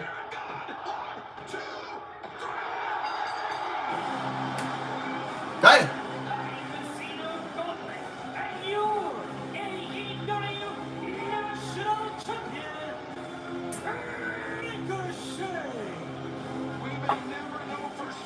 Ricochet is your first ever AEW national champion. God damn, we don't need another. How many times we fucking got this coming? Ricochet is the inaugural AEW national champion.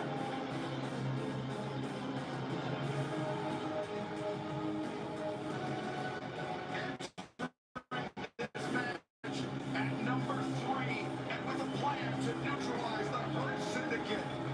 Joe Leona, Bishop Khan, raising up the leader of the Demand, raising up the first ever national champion in all elite wrestling, Ricochet. We'll never hear the end of this from Ricochet. Yeah, I'm surprised he won, dog. Well, congratulations to Ricochet, brother.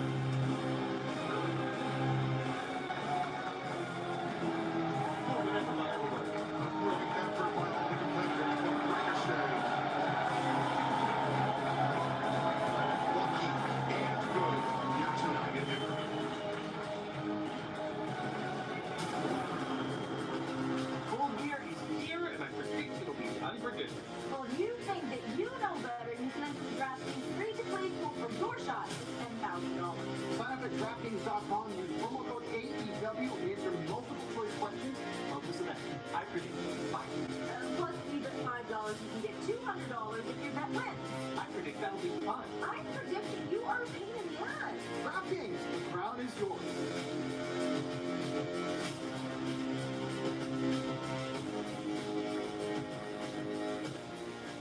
Yeah, I know. Yeah, kind of figured he was gonna win.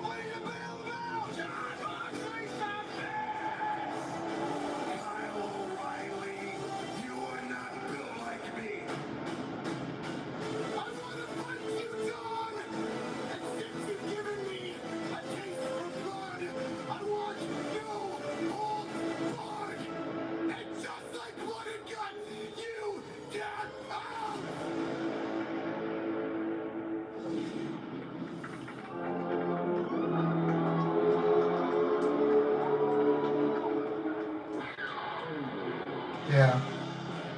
Oh, they gotta book it properly. I don't.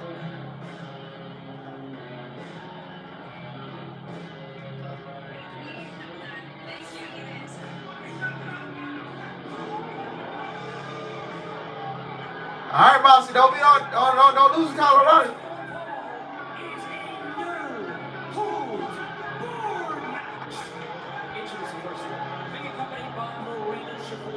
From Cincinnati, Ohio, weighing 231 pounds,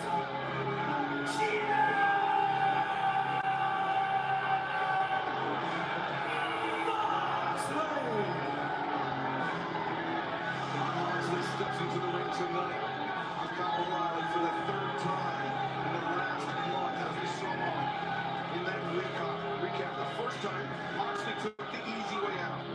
Rather than submit, he attacked the referee. The second time, a double countout. But 10 days ago, blood and guts. Jon Moxley had no choice but to tap out when Kyle O'Reilly had him in the ankle lock. Yet, Jon Moxley still believes he is the better man. Tonight, with no holds barred. You gonna beat Kyle O'Reilly? Now, you know, it was June of 2022 when Kyle O'Reilly faced Jon Moxley. He missed the next 637 days because of health issues before he came back. So for him, this is ultra personal as well. After one time, Kyle thought he might not ever wrestle again. And he'll be the first to tell you it took some time for him to return to the top of his game. And that's because of Jon Moxley. See a battle between two of the absolute toughest men that we've ever seen in AEW. They both take a beating and they both improve.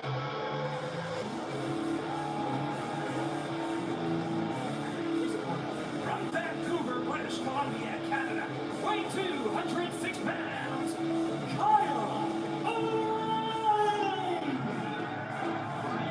Bro, this did not need to be on the show, bro. Like, With that injury, was a man that, like Kyle O'Reilly, suffered from serious neck injuries throughout his career. A man like Kyle O'Reilly, who's also a father.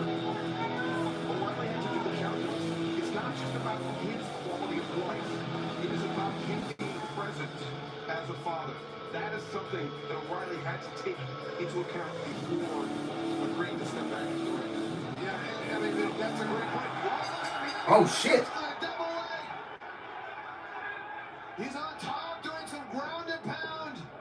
Now the kicks, Moxley trying to cover up and fight her back. Oh boy. Elbow strikes being exchanged, or not even elbow strikes. I think O'Reilly was using a fist. And of course, it's no holds barred. It's legal for O'Reilly to do so. Understanding switches. Holy smokes. This is the beginning of what is going to be a war. Yeah, I mean, originally the origin of no holds barred matches actually predate things like MMA and that sort of thing. The idea behind it is that it's not about weapons or anything like that, but you could use holds that weren't legal, strikes that weren't legal. You could use chokes, small joint manipulation. Close fists. All great points. Let's see what happens in this. Moxley over the guard of O'Reilly. Yes, he didn't try for a pin there. Kyle O'Reilly knows just how dangerous Jon Moxley can be on the ground. Tony, you and I were on the call when Moxley, we've seen him use that bulldog choke. We've seen him put opponents to sleep with it, but likewise, Jon Moxley knows how dangerous O'Reilly can be. Tapping out just 10 days ago. Bro, how many more? Damn, it's maybe 9 o'clock. Classic Jon Moxley here. How many more matches we got? We got 1, 2, 3. We got 4 left after this. Yeah, see, this is a mental game that Jon Moxley uses to show people that they can't beat him. The problem with this is just 2 weeks ago or 10 days ago, he tapped out to Kyle O'Reilly, so I don't think it's going to work on Kyle. Moxley with the eye gouge. And now backing O'Reilly up to the corner. Using the strikes, using the elbows. O'Reilly likewise. Now changing levels with the kick. This is where O'Reilly's going to have the advantage. The lethal strikes of O'Reilly hear them thudding into the chest of Jon Moxley. And Moxley was trying to cover up the midsection that time on that last strike. Well, one of the things I think Moxley was doing, he got his elbow down. He's trying to protect his liver. Oh, look, they're both going. Like Moxley's fish hooking Kyle. Kyle's going after a single digit. Both of those things are not allowed by the rules, but they are allowed in a no-holds-barred match. The traditional rules of professional wrestling as observed by AEW. But now the abdominal stretch of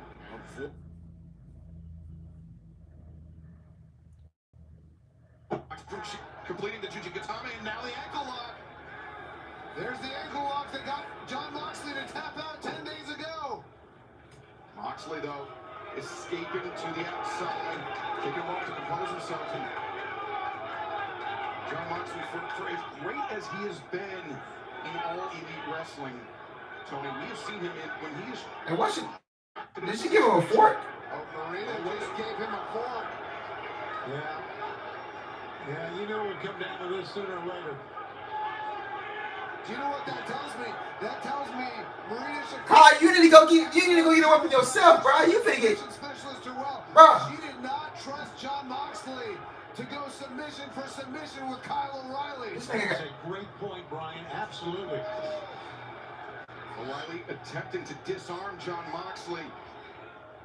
But Tony, the point I was going to make is that we've seen Jon Moxley. He is prone to panicking when he.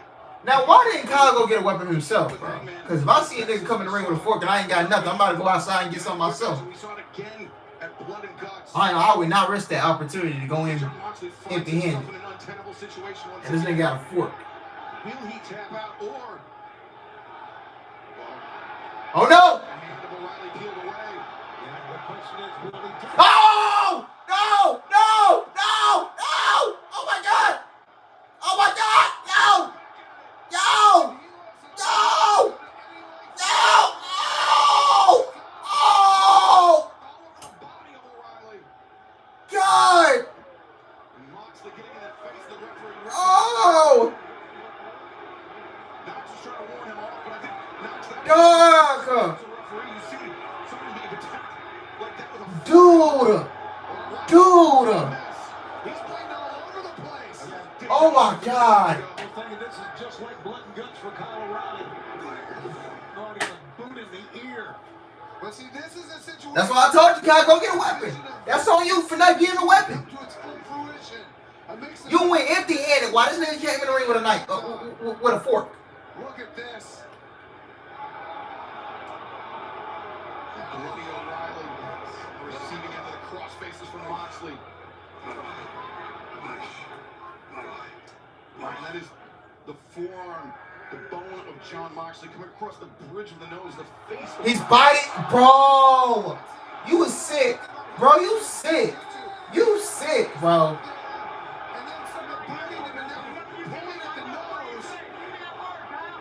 You sick, bro.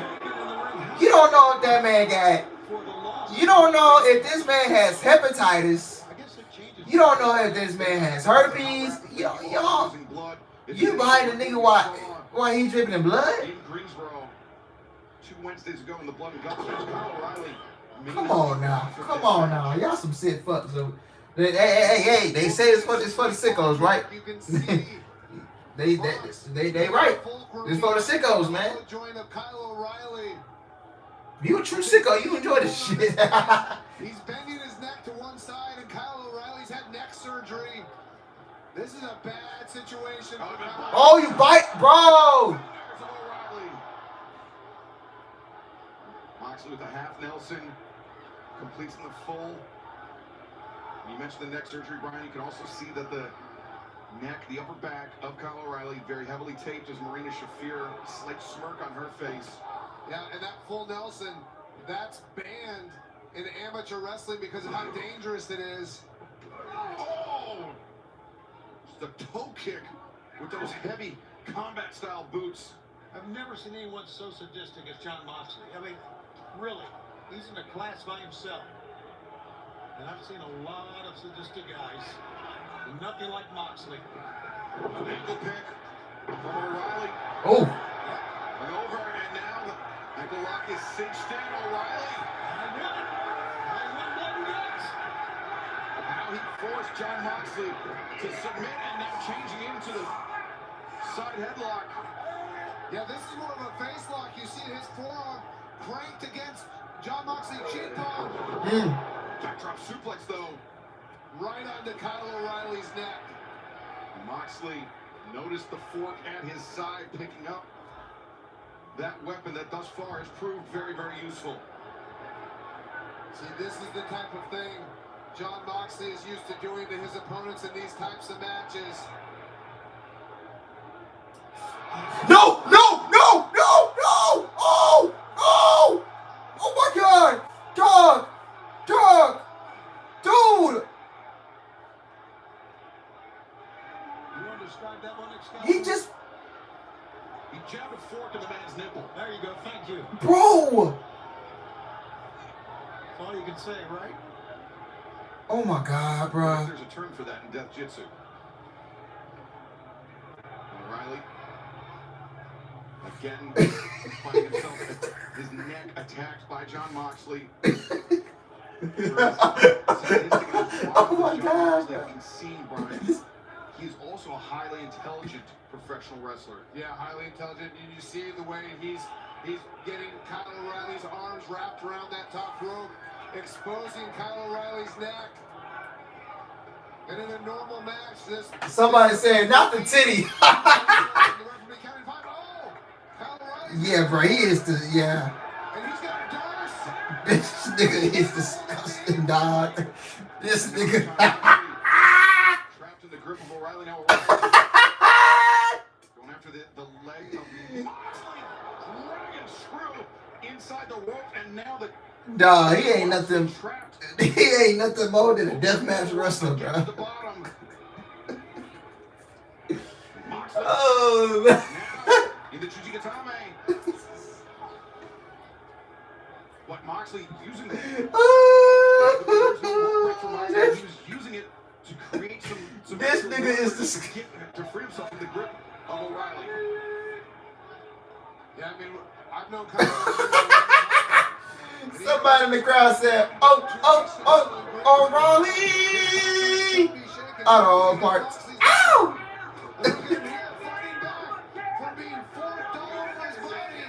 Double leg takedown by O'Reilly, and now... Ooh!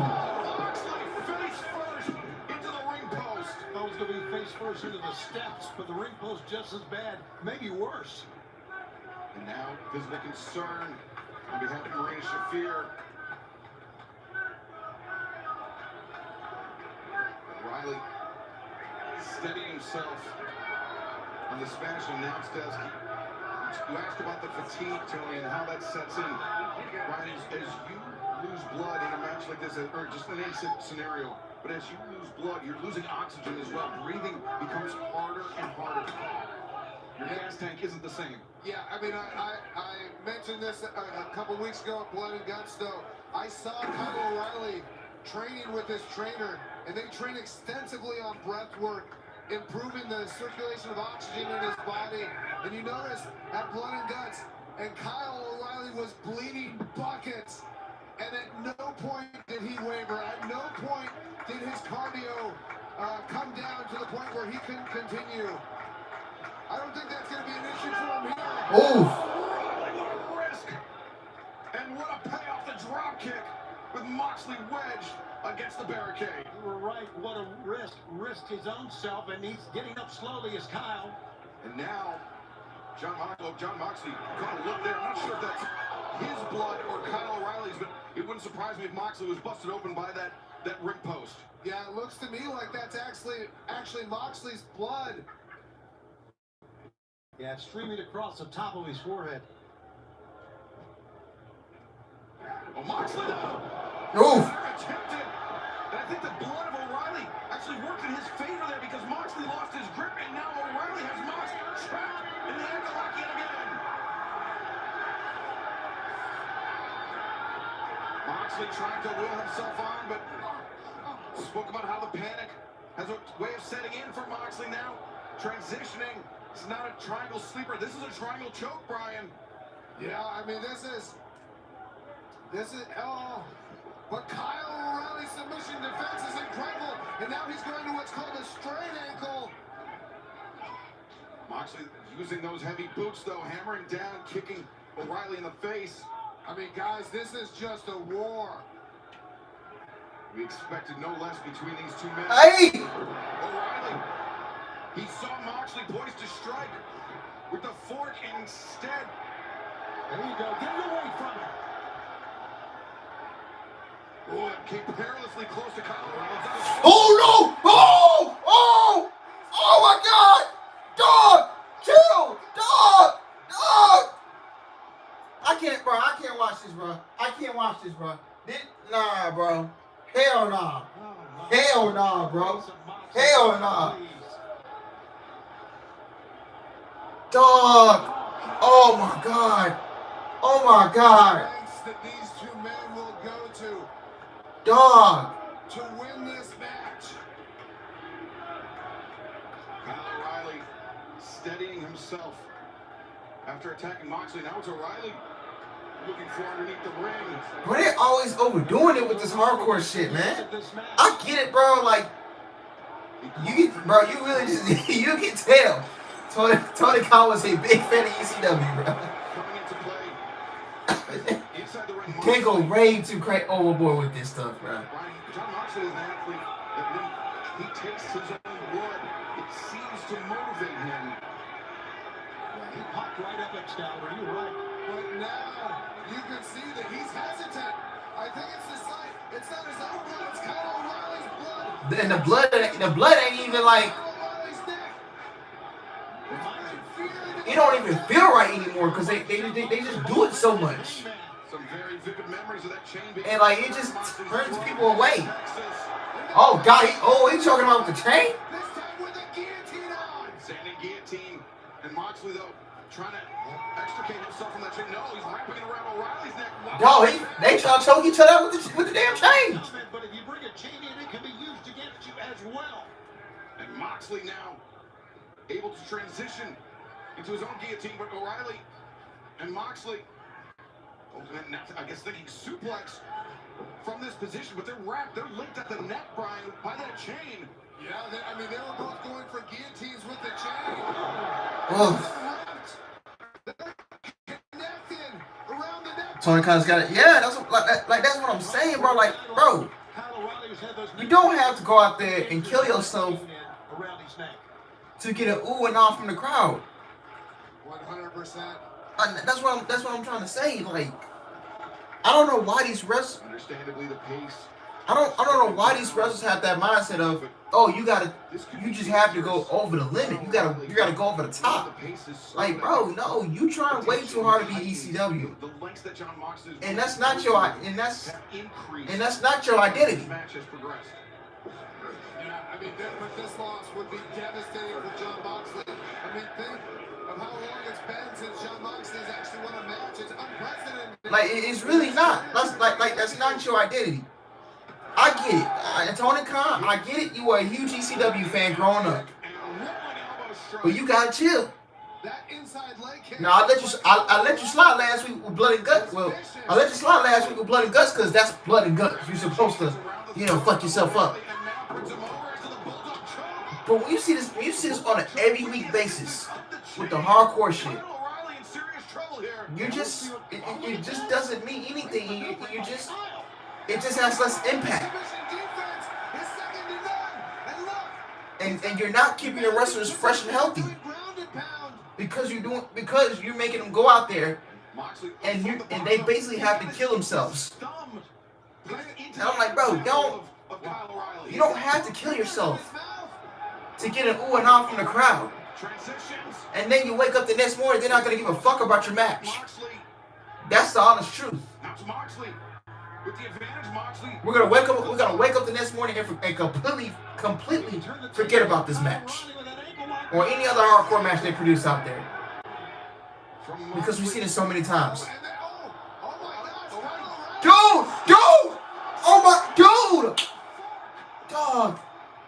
He's Moxley forced to release the grip.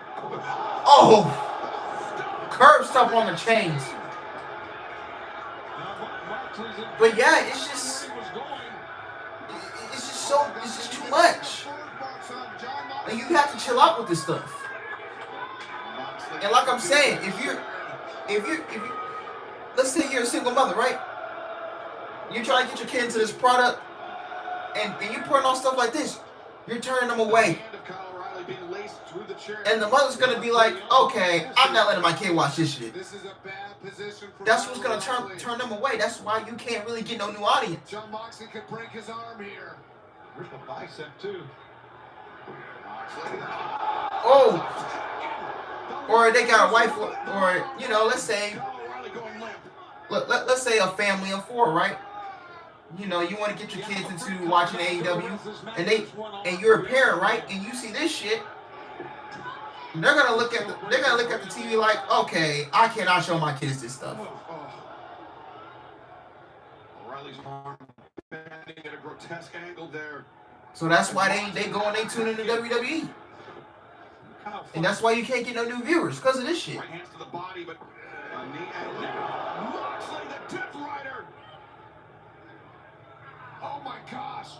Look at the angle, but Kyle O'Reilly's grabbing his tights to keep Moxley from bending it too far. O'Reilly, some submission defense there. Moxley, can he complete this? No, O'Reilly rolls through. Moxley, though, maintains the hold and wrenching on the arm of Kyle O'Reilly. O'Reilly counters. Oh, wait, O'Reilly now. And going for that toe. This is amazing. A gutsy performance here by Kyle O'Reilly to Moxley. Look for the ropes. There's no break. Now trying to center, attacking the Achilles. And wrapping the chain around the foot of Moxley. Yeah, I think he might need that because I don't know if Oh. it's working. He's got the ankle up. This is how he takes out John Moxley before. John Moxley.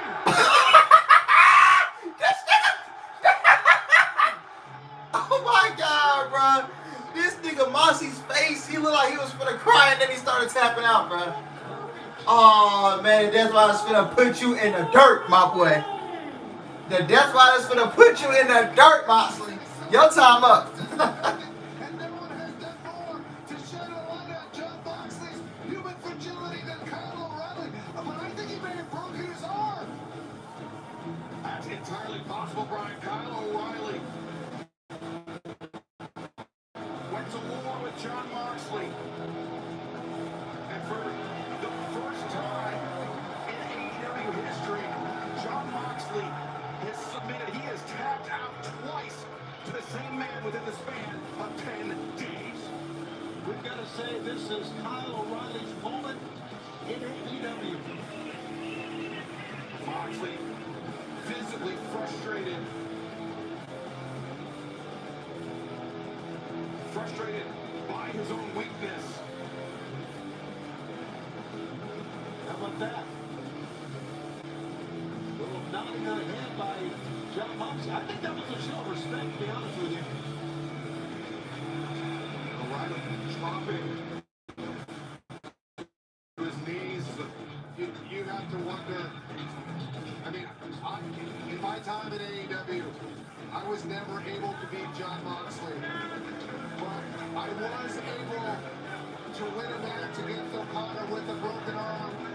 I wonder if Kyle O'Reilly just tapped out John Moxley with a broken arm.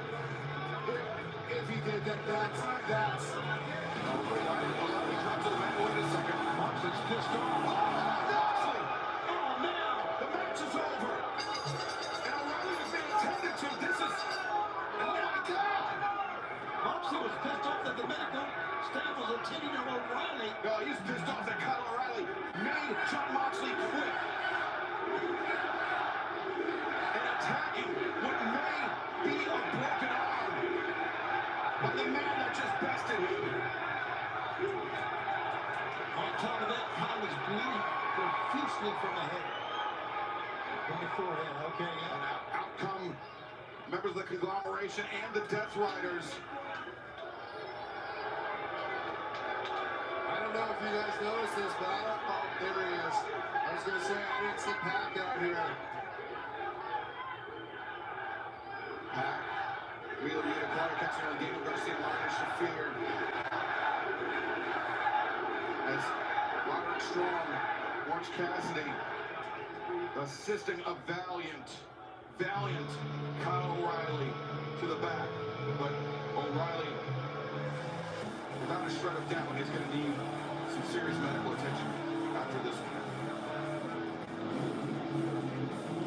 Up next, a high-stakes battle for the TNT Championship at Full Gear, presented by... Yeah, that nigga done, bro. That nigga finna get put in the dirt. Fletcher wins. Mark Briscoe must join the Don Callis family. The TNT Championship hangs in the balance. Oh, no! Turner didn't see it. Give me one more shot. No. You stepped up. You brought everything you had. And it was still not good enough. Reach for the sky, boy. Kyle Fletcher, Mark Briscoe. No disqualification. How can you do this?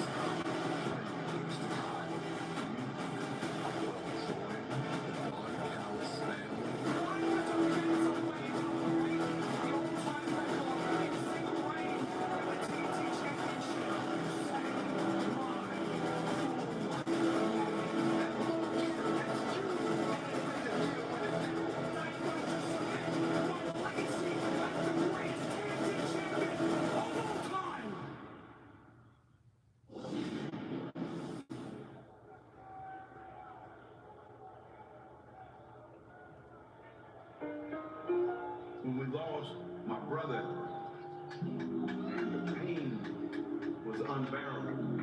For the first time in my life, I thought to myself, Completely no soul to finish, not even limping. Crazy, bro.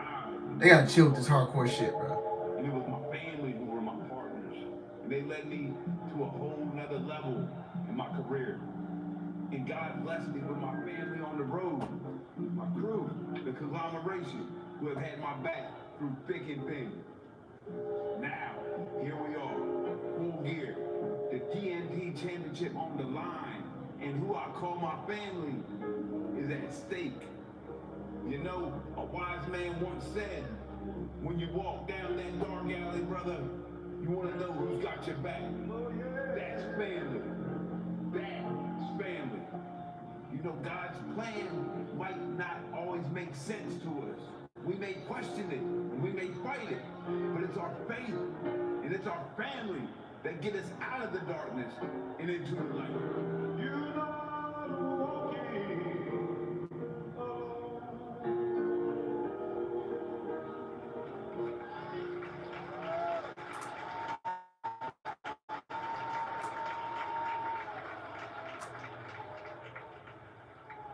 Reach for the sky, boy.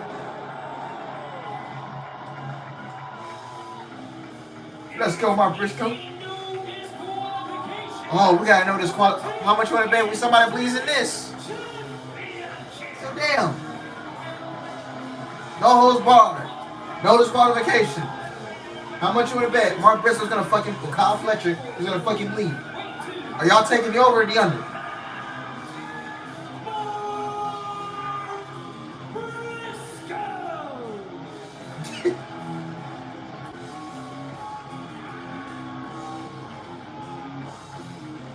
Sportsbook is official partner of All Elite Wrestling. DraftKings Sportsbook, the crown is yours. And will we see a new TNT champion crowned, or will we see the Don Callis family get a new, but I'm sure, unwilling member in Mark Briscoe? I cannot imagine that, to be honest with you. Mark Briscoe, a member of the Don Callis family.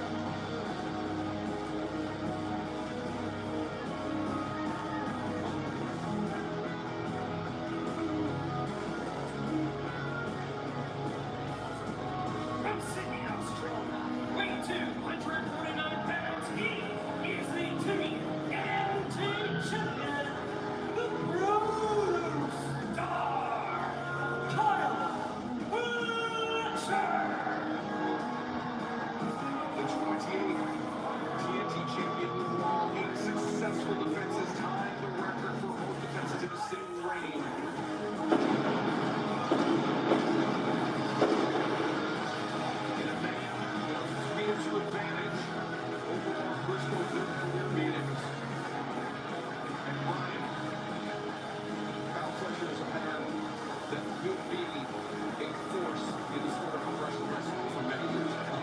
Yeah, and absolutely everybody sees it, and Kyle Fletcher seems to have it all. And you know, in a no disqualification match where anything goes, my first instinct when this match was announced was to give the edge to Mark Briscoe. But then I say that and I realize that we've seen Kyle Fletcher doing some crazy places himself. Dustin Rhodes still hasn't returned after Fletcher destroyed his leg on Collision to win that TNT championship. And we'll see if Kyle Fletcher brings that same kind of violence to this match. That was 114 days ago when Kyle defeated Dustin to win the TNT championship. And Tony, we know it's not just the lengths that Kyle Fletcher will go to, it's the lengths that the man who just sat down to our left, Don Callis, and the rest of his family will go to in pursuit of defending Kyle Fletcher's TNT championship. I'm doing a solid for everyone in All Elite Wrestling and all the fans because Kyle Fletcher is the future of this place. I think we'd all agree with that. We actually just had very similar sentiments, Brian and I, but Kyle Fletcher, the disappointing thing about Kyle Fletcher is he's so good, Don, that he doesn't have... Nah, if he loses, he ain't joining Don Callis fans. ...more influence on him. Low road meaning the success road. I mean, so now he's too good, and that's the problem. I mean, keep coming up with these narratives, Excalibur. What a slap by Kyle Fletcher. Ooh! Heavy strikes being exchanged during the opening moments of this match. Mark Briscoe gives it his all every time out, but talk about a zero-sum game. Mark Briscoe will either walk away with this match as the new TNT champion or as the newest member of the Don Callis family. I think he's going to give more than 100% if that's even possible. Well, Kyle Fletcher told TMZ recently that it's going to give him the chance to show what kind of man he is, that big as Mark Briscoe, if he becomes a member of the Don Callis What kind family. of man he is? He's going to show he's a Don Callis family man. That's what he's going to show. A boot into the face sends Briscoe sprawling to the floor. We saw in that exchange of reversals, Briscoe was looking for the double underhook, the J Driller. Kyle Fletcher used that very well. He knows that perhaps the most potent weapon in Mark Briscoe's arsenal.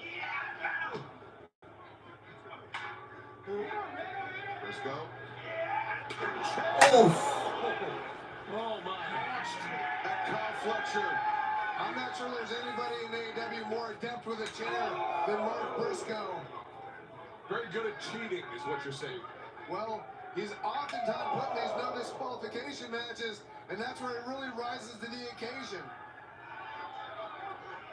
Remember, it's no disqualification. There's no countouts on the floor. Stephon Smith out there checking on Kyle Fletcher, who's just sent hard into the ring steps. Yeah, with that right shoulder now trying to crawl away from Briscoe is relentless. Well, speaking of chairs, Brian, going to get a share of them here. Briscoe. Oof. You notice, Brian, that Chair shot to the back. Bro, we just... started this thing with the chairs. So we seen a no holds barred match. We seen a no disqualification. We're getting a steel cage match. Everybody's gonna fucking bleed tonight. No, because in their last match, Kyle Fletcher kicked him in the balls. Well, there you go, Don. Just tell a damn good story, and I will let you know if this needs hardcore or not. Briscoe using his tooth and digging into the flesh. Jesus, come on.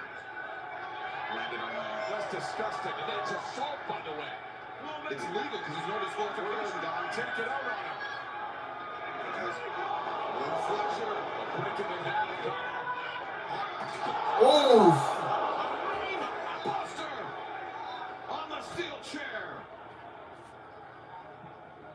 I think the only thing Kyle Fletcher needs to do now is roll Mark Briscoe in the ring. If he can do it. Take another look at this, the violent impact. And look at Kyle Fletcher's arm, the way it landed on that chair. Kyle's all right. He's superhuman. Oof. Briscoe, side of his head, bounced off the steps. Yeah, I mean, I know we've talked about Kyle Fletcher being the future of pro wrestling, but I kind of think Kyle Fletcher is the now of pro wrestling. I mean, you put him in any situation and he thrives. It's just too bad he has such despicable management. Fletcher now maybe thinking brainbuster or DDT on the steps. Mark Briscoe has no intention of finding out. Oh! Oh! Briscoe switching his legs. Back first into the steel steps. Oh, you never want to go through that. Mark Briscoe's crazy. I know he's throwing chairs everywhere. Oh, Lordy. He's using the ladder. Proceedings as well. I mean, and you have to keep in mind, he just took a brainbuster onto the chair. Yes.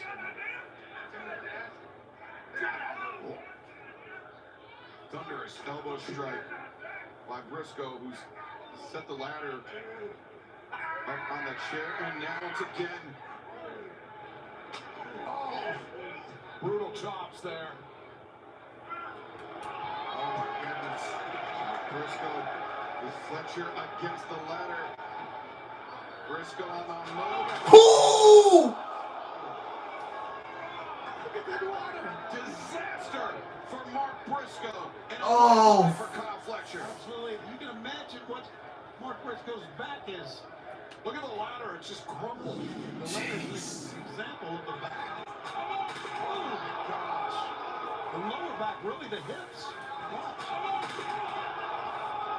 And also, how the back of Briscoe's knee clipped the top of the chair as well. And we don't want him in winning this match. We don't want to incapacitate him because I got for Mark Briscoe and the Don Callis family. I mean, you have to think,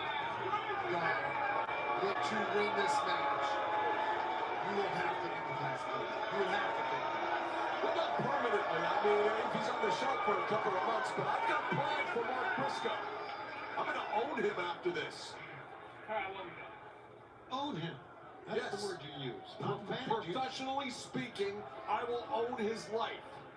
See, There's worse things that could happen. if I were Kyle Fletcher, I wouldn't be looking into the ring for more weapons. I would go attack Mark Briscoe right now.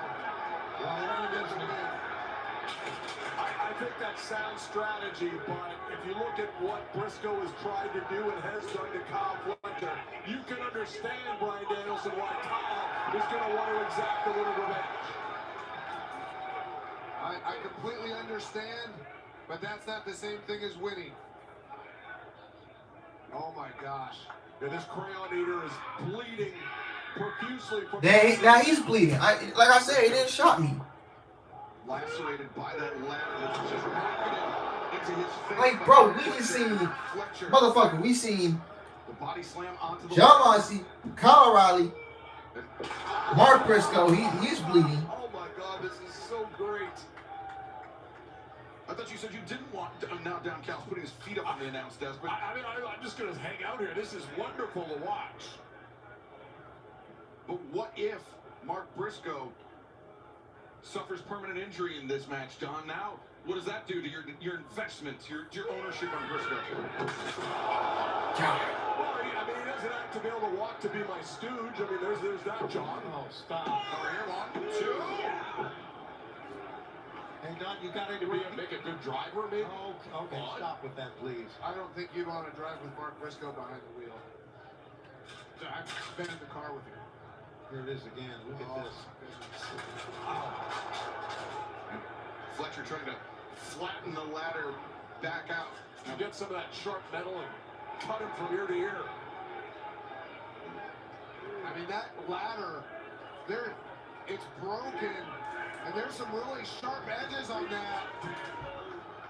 This could be really, really bad. Yeah, it looks like if I'm. Oh my God, what are they going for? Brainbuster on him on a ladder.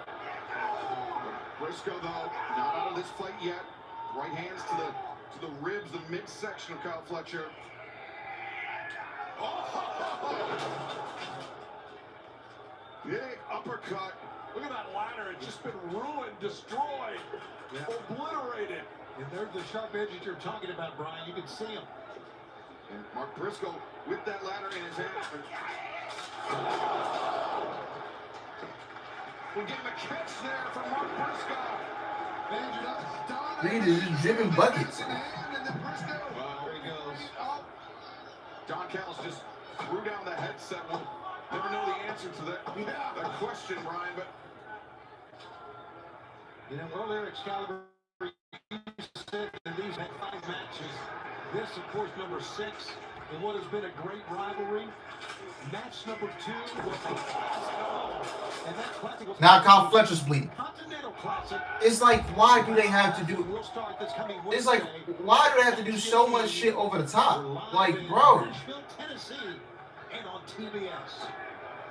And this is not even me hating. Like, it's just, we just seen so much of it. It's too much. this Wednesday night, but tonight, Like, it's just losing its appeal when y'all do that shit. Like, highest stakes battle yet between these two men. And Don, you talked about how unfortunate it would be if Mark Briscoe were incapacitated and losing this match. What happens if something happens where Kyle Fletcher gets injured here? Well, that would be a travesty, not just for me, but for you and every employee of this company. And why do you say that? Because Kyle Fletcher is the golden goose. There's never been a talent like him at his age. more, yeah, Bester, more blood. He's measurable. More blood. Mark Briscoe is not only bleeding from the It's head, like, but from bro, his elbows as well. You're losing its appeal with that stuff. Kyle Fletcher, I think he was busted open by that ladder. There you go. That's my boy. That's my team. And then you're doing a steel cage match. How much you want to bet? Well played. Hey, man, Samoa Joe gonna bleed. And Briscoe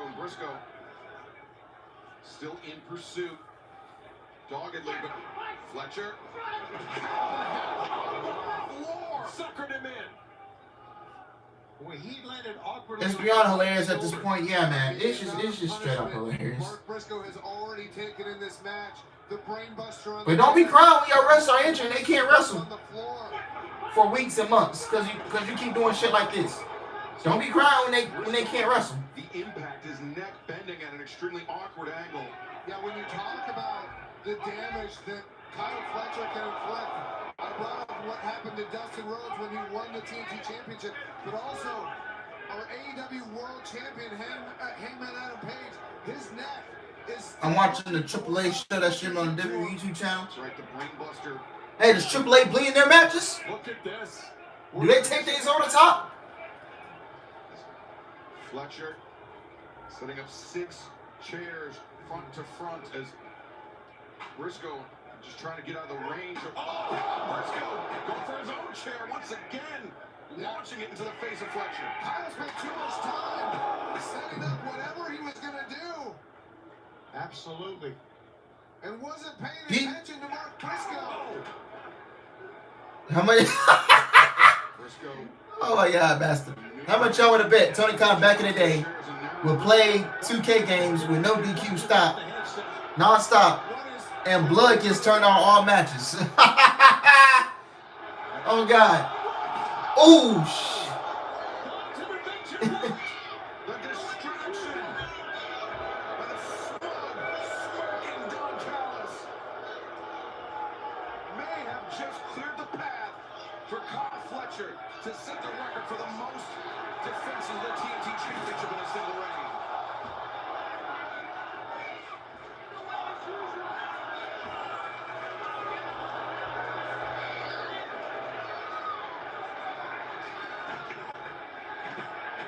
An embrace between Fletcher and Callis. Sensing that Bastard, you did not miss anything. that hand. Well, your intervention worked. You did not miss anything. It's so much blood. Everybody's bleeding. It's just, they take this shit over the top. By terrible, you mean highly successful. Thank you. Okay, but They run the gimmick. They do so much gimmick matches. They run that shit into the ground. Like The punishment he's taken. bro, why they overdo these gimmick matches? I mean, there are attributes Like, what happened to where the best wrestle? I've never seen in any professional wrestler ever. Now Fletcher with Briscoe on the shoulder. Be thinking a long dirt into the table, but no. Briscoe slips free. Waist lock. Standing switch. Fletcher looking for half and half. Doesn't find it. Briscoe. Enziguri Desperation Enziguri there. But even in landing that Enziguri, he landed. Mark Briscoe landed on his neck. Jay Triller avoided. Great core strength that time. Right through a damn table. Great core strength. It's really hard for me to enjoy this, bro. Like it is. Because they just do it so much. And you're gonna do it again. And it's turning me off. Wait a minute. If something happens to Briscoe, I'm not on the hook to feed all those kids back in Delaware, am I? Because this is looking very bad for Mark Briscoe right now. Kyle is dominating physically. Kyle Fletcher. Look at this. Water wheel dropping now. You see Briscoe, when he came down, I believe Briscoe, the back of his head, Brian, was the first thing to strike the mat. Yeah, that's what I noticed too. And then the way his head. Or what you pulling out? Thumbtacks? Glass? As somebody who's had a decent amount of concussions in my career, I get very worried when I see that. Thumbtacks. Not shocking.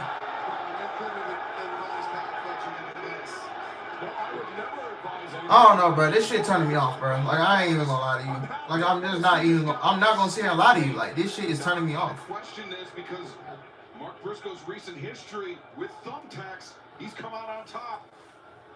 Not only that, if you introduce thumbtacks, they can be used. Javon Evans won the first match. Fletcher. What's funny is both, Punk versus Suicide Hell in a Cell, which the visual of both men bleeding. Yeah, that was, and I was at that show.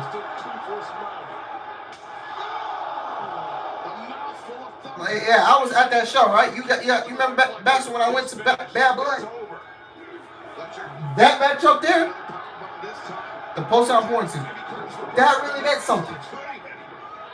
The visual of those two guys bleeding was memorable. When you just watch it,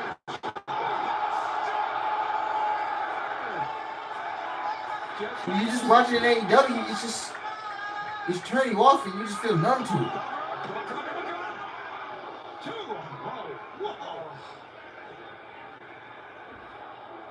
Thumbtacks just stuck in the back of Kyle Fletcher and Mark Briscoe alike. Andrew Channing one more time to the thumbtacks. Briscoe, he's got something else in mind. Barbed wire table. This is ridiculous. Well, you agreed to the stipulation, Doc. No disqualifications. It's all legal. We're just seeing the lengths to which this maniac will go.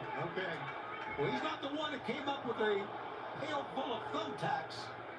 Yeah, I mean, I thought that was a bad strategy as soon as I saw Kyle Fletcher dump those tags, because we saw the tags that happened when Mark Briscoe beat MJF. Ladders, barbed wire, thumbtacks, tables, ladders, chairs. Mark Briscoe, he is very comfortable in these situations. I mean, Don, you talked about the fortitude of Kyle Fletcher and the punishment he can take.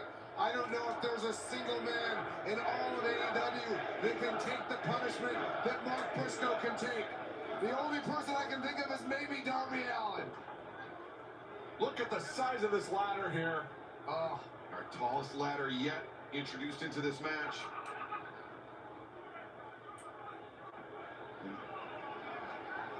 Briscoe. AEW has run out of ideas. What the fuck you mean I gotta see a thumbtack spot and barbed wire tables, bro? Not sure what he has in mind, but Kyle's trying to get outside, which is a smart move right now. It is. Kyle just holding on to that apron. Briscoe changing course. Goes to the outside with Fletcher. Suckered him in. God damn. This is the Enziguri, the thrust kick, and now, oh my goodness. They're still there. You see him. Oh no!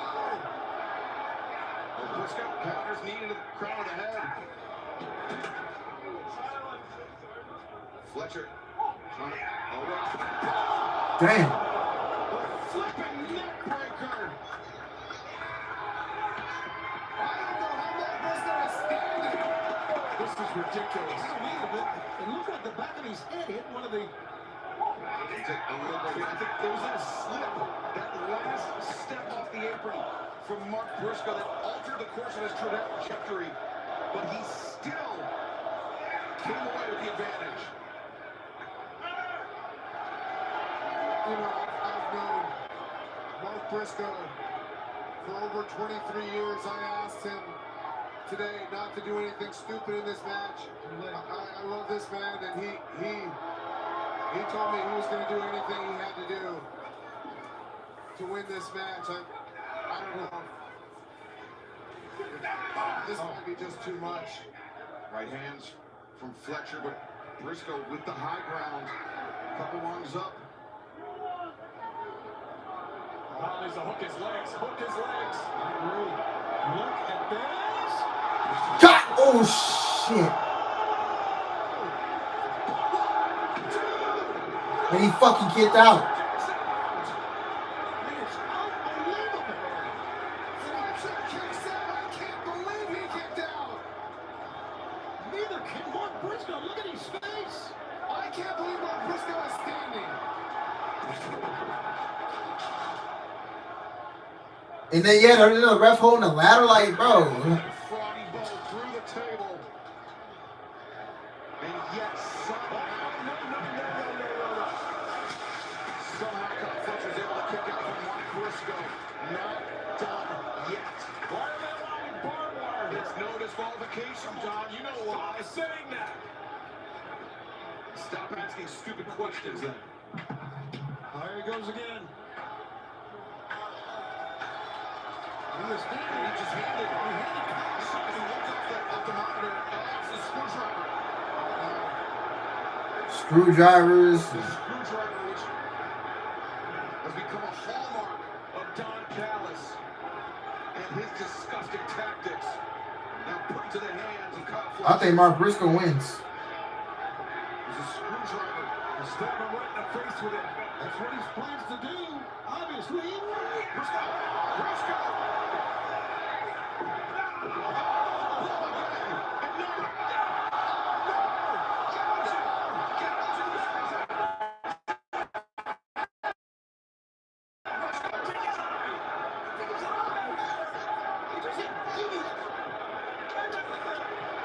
And then they're licking the blood. I'm done with this shit, bro. I'm low-key done with this. Bro. I'm done with this, bro. This shit crazy. Like, we just seen the same thing last fucking match. Like, we just seen it. This is, I feel like I'm watching an ECW pay-per-view.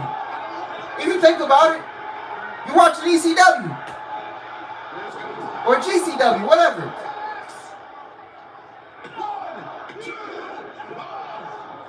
Poor Stephon Smith having to count with those tags in the ring. Gentlemen, you got to give it to both these athletes. Oh my God. They have pushed each other. My God, and they're still kicking out. I mean, I'm horrified by what it's going to take to beat one of these men. Fletcher shoving Fletcher slipped into the referee. Shoving the referee into the ropes, upsetting the balance of Mark Briscoe. And now, Fletcher still has that screwdriver. screwdriver back in his hand. I hate to say it, you can shove him out. This is what we talked about. Yes. Drive him head first. No. You talk about the big step. See that triangle drop him down? No. Briscoe right hands to the midsection. The ribs of Kyle Fletcher. Oh, thank God. Mark Briscoe got out of the way. Oh, but Kyle Fletcher got that. Got the screwdriver, but He sure does. the cutthroat driver.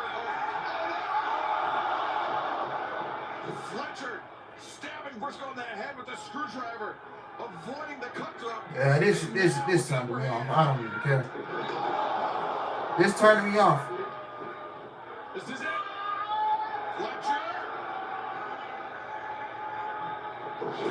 Star. 1, 2, 3.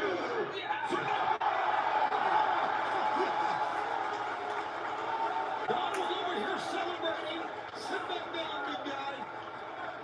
Yeah, Don, I wouldn't go crazy in your Mark Briscoe painting just yet.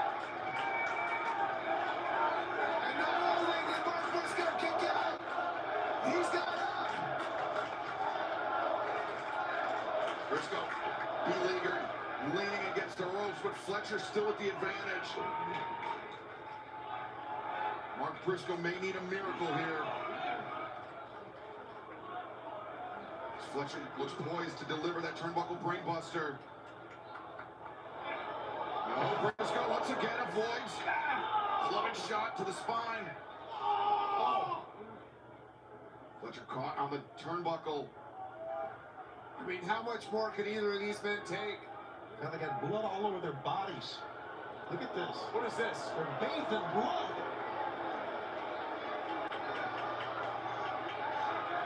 Briscoe.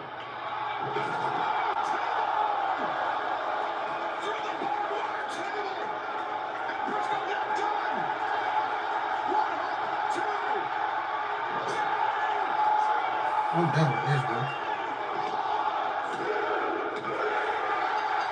Reach for the sky, boy.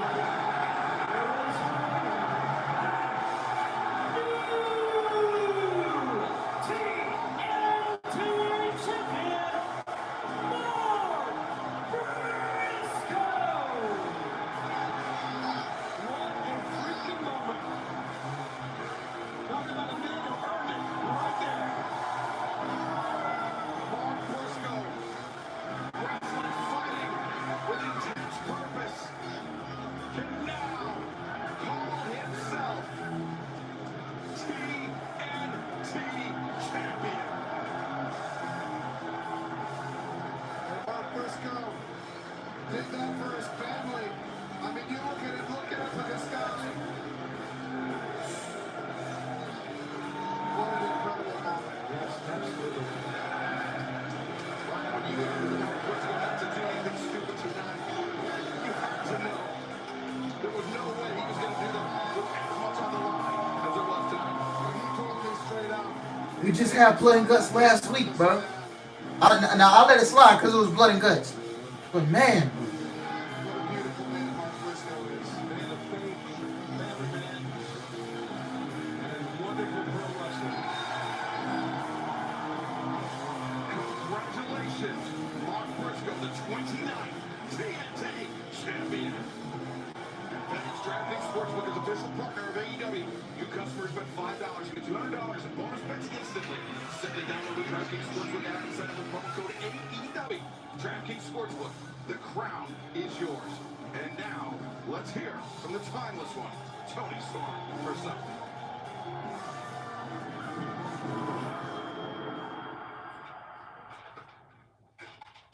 Action. When you think of Tony Storm, you think of at least 3 things that you can't imagine in public. And after that, you think about winning and winning big. If you would like a chance to do the same, minus the prize, then let me introduce you to DraftKings. Funny, I used to be called Breeze Queen. DraftKings has an exclusive offer for all you sicko wrestling fans. All you have to do is download the app and enter the promo code when you sign up. DraftKings. The crown is yours. Unless I want it to.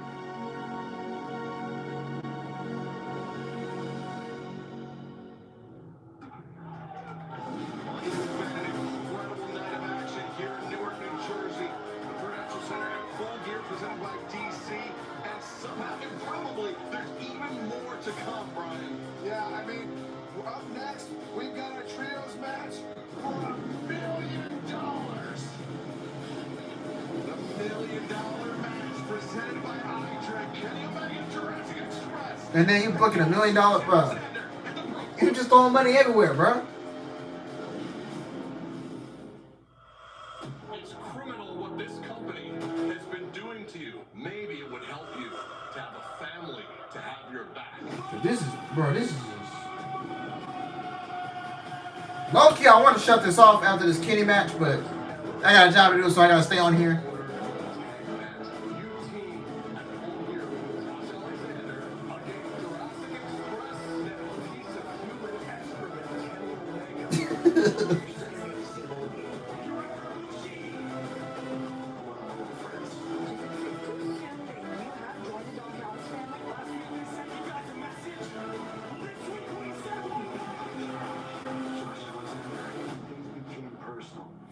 $1 million, $2 million, $10 million.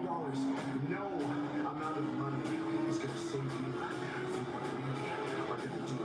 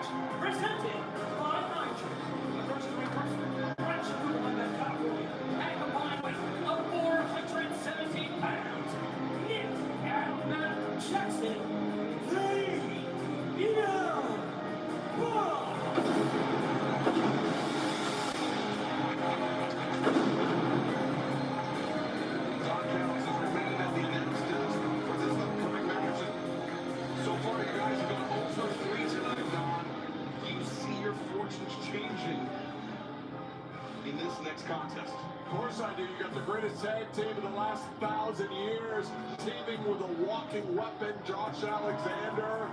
It's all coming up the Don Callis family tonight. Josh Alexander, who, after breaking the leg of Ibushi, attacking Michael Nakazawa, is found to break the leg of Kenny Omega tonight.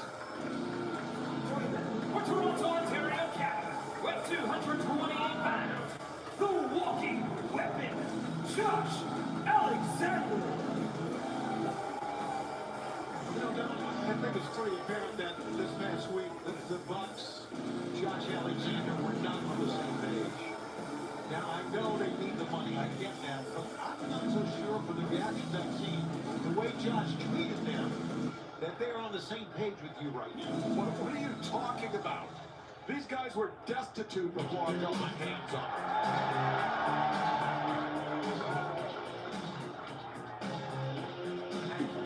First, a combined weight of 465 pounds. Jungle Jack Perry, Luchasaurus, Jurassic Express. Very warm reception for these two here in Newark, New Jersey. Your feel-good moment when we saw Jurassic Express reunite with fans. You crashed like you did. You're for your energy drink right through with iDrink. Order now at iDrink.com or Amazon. Get your AEW 15 off for 15% off. Some can thank iDrink for putting up the first, the $1 million prize for this match. Nice. Those pants are the greatest thing they've ever worn. Without a doubt, and I designed them myself. That's of course talking about the pants the Bucks are wearing. The money. I said it was money earlier, and it's money. Take a look at the crowd here. Hey, they got a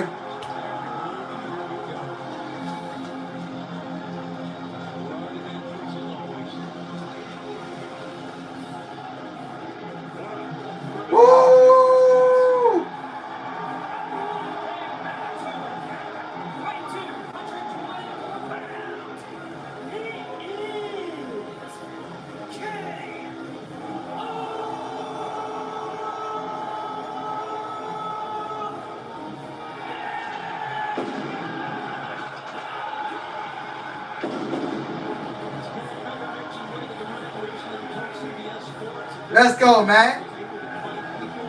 Yeah. Yeah. Yeah.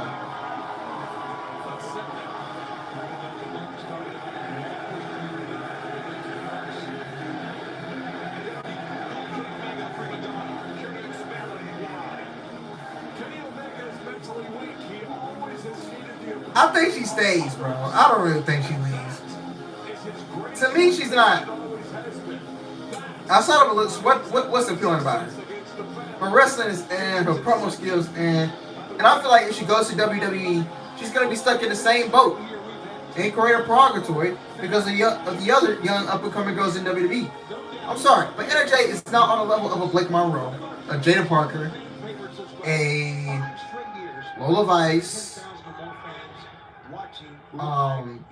JC Jane. She's just not on the level of those girls. She's just not. Keep your mitts on them. Don, I have to ask you, the Don Callis family walks away with this match with $1 million. What's your cut? Yeah, how much you get, Don?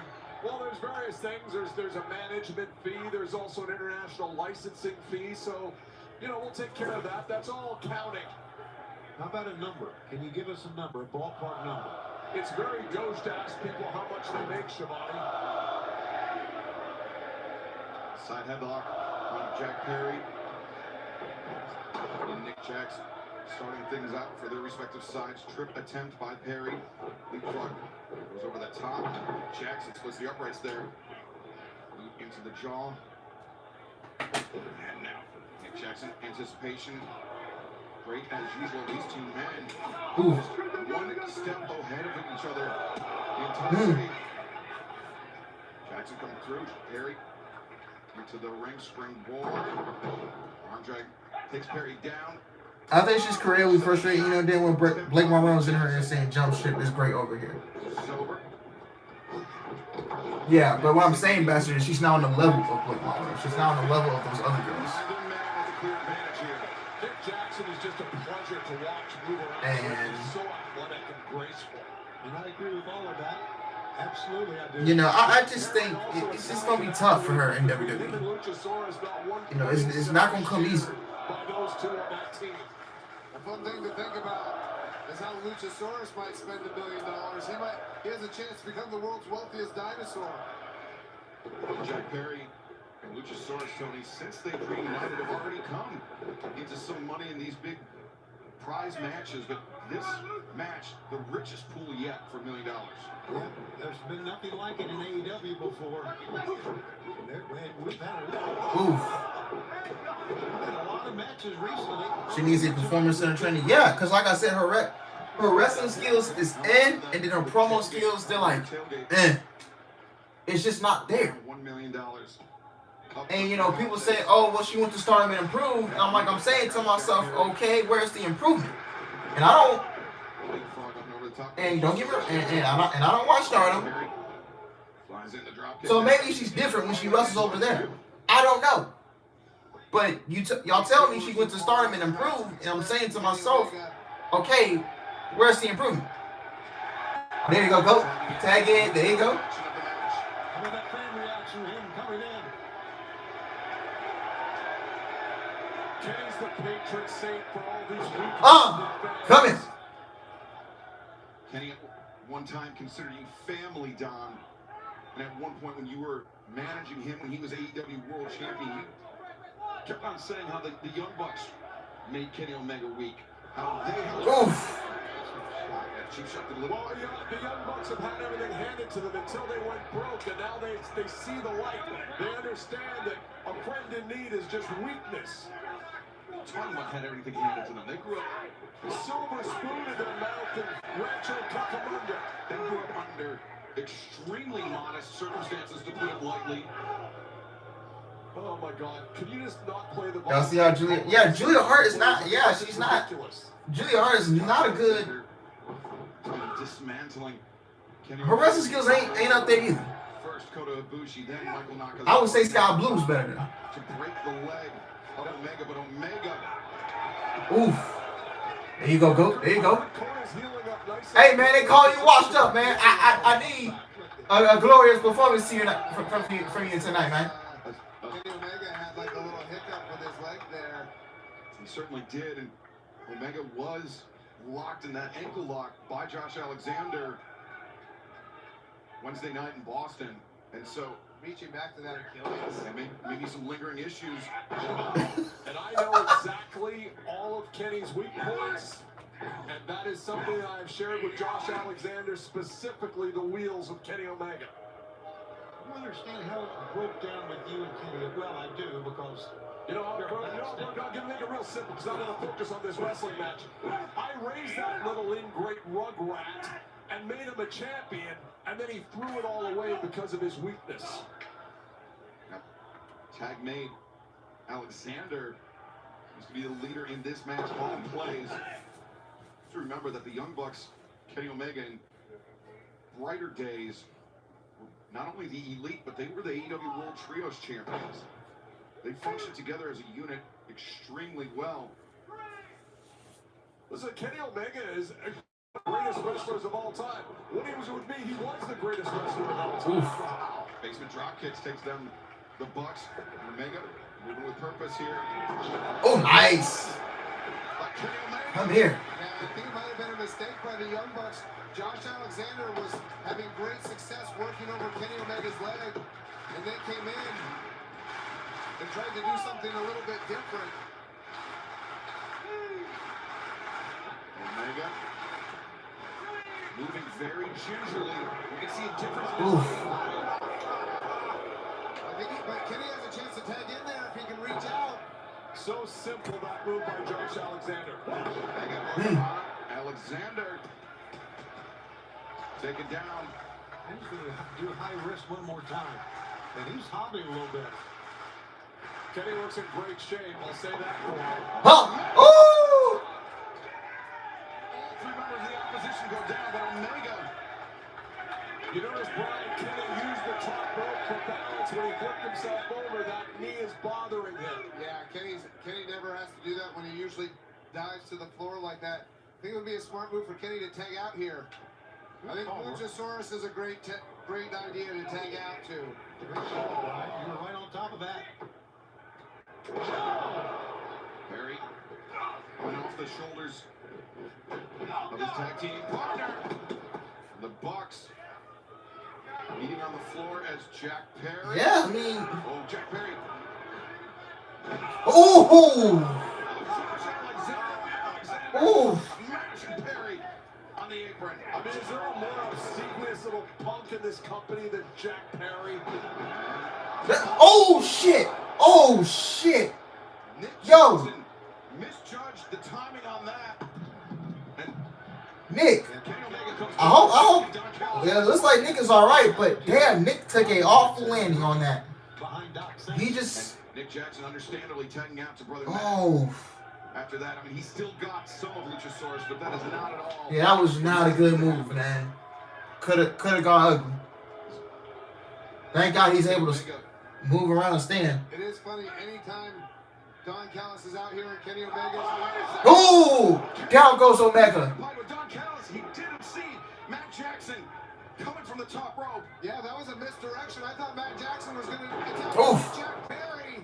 Risky business there from the Bucks. The cover, the leg, and his hook, but Perry able to kick out. It's the same thing with Time Mello.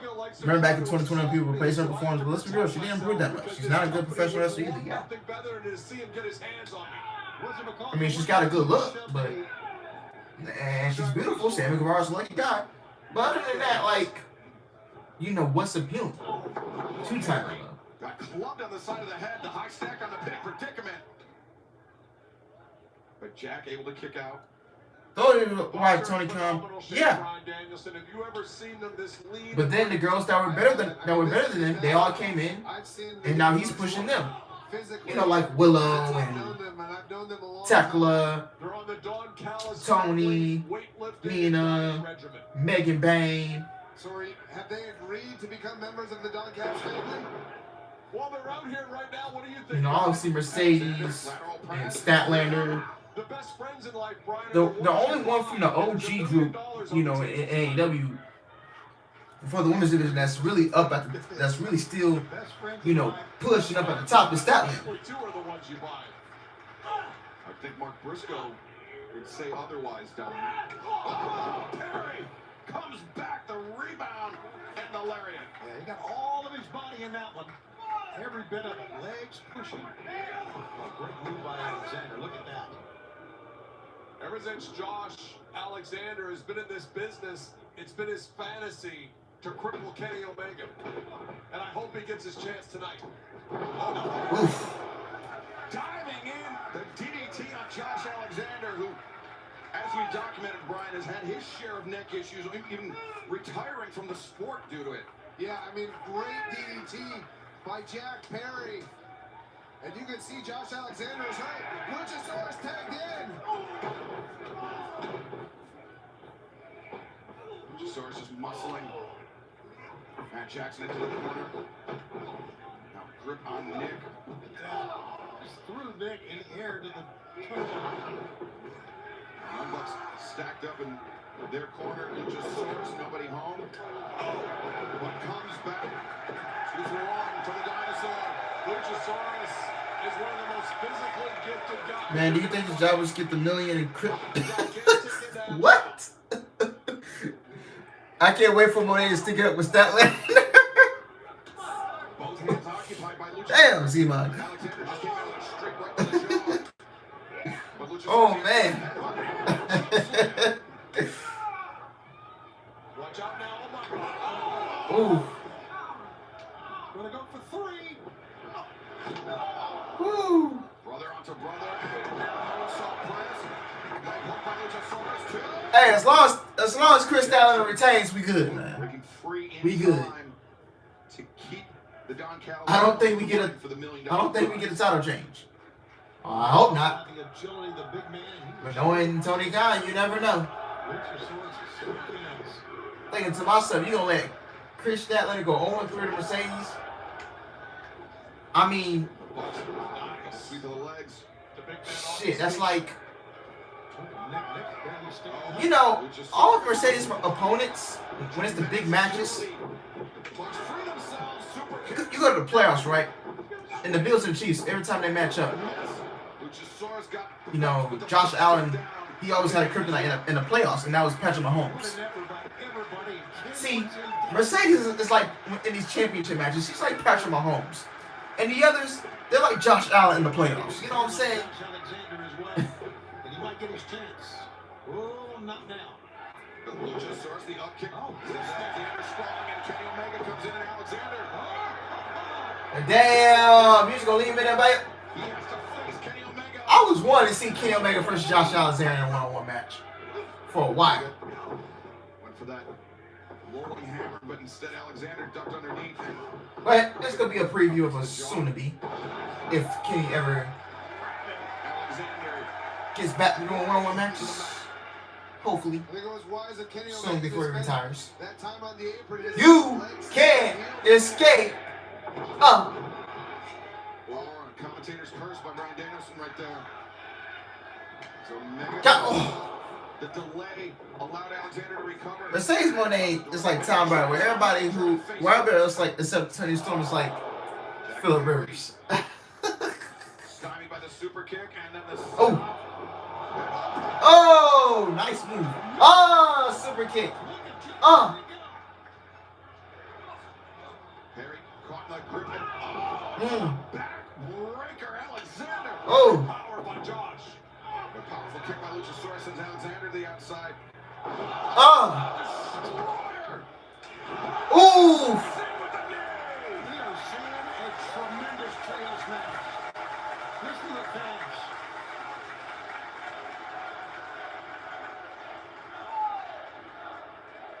All 6 men. And you know, Tony Storm, if you want to compare to some quarterback, you can compare to like, So take a look at this. you can compare to Peyton Manning or something. Because Mercedes versus Tony Storm, it's like Tom Brady versus Peyton Manning. Breakthrough with iDrink. Order now at iDrink.com or Amazon. Enter code AEW15 off for 15% off.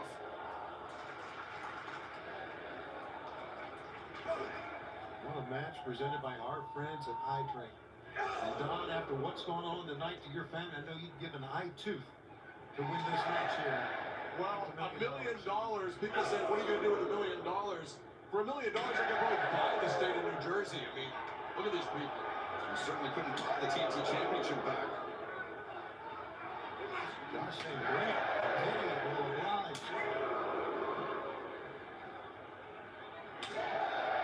What is happening to Kenny Bruce? What is happening to Michael Nakazawa? All in the back of the mind of Kenny Omega right now. And all that happened at the hands of Alexander. Oh! No. Oh, come here. Oh, big. Ooh. Love that Snapdragon. Come here. Suplexes all around. And Brian mentioned the history between the Bucks and Kenny Omega. Of course, they were as close as family at one time, but if there's anybody that didn't know knows their proclivities. It's Kenny Omega. But he's got Alexander lined up looking for V-trigger. Oh, chop block. And going to that ankle lock. Yeah, Tony Storm is just like paying man to Mercedes Tom Brady. Yep. Josh Alexander bleeding from the forehead. I'm not quite sure what. Josh Alexander, how the fuck is he bleeding? How the fuck is Josh Alexander bleeding? Like.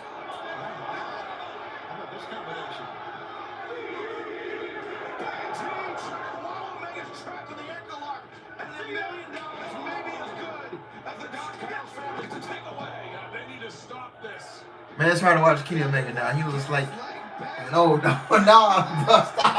stop. Kenny's doing very solid in this. He's doing very solid.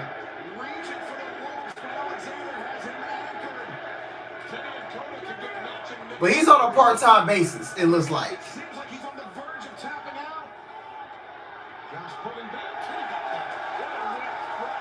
Hell, I'll show up when I want to show up. Goddamn. Shit, I'm finna be like Roman up in here. I'll come when I want to come.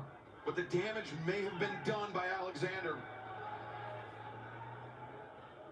I'd say that ankle and Achilles of Kenny Omega is in big trouble. Not y'all. Nah, bro. Now, the Bucks. Wait a second. One ended right now. That's why I told y'all he can't work one-on-one matches, man, because Over the top rope, out to the floor, and Omega.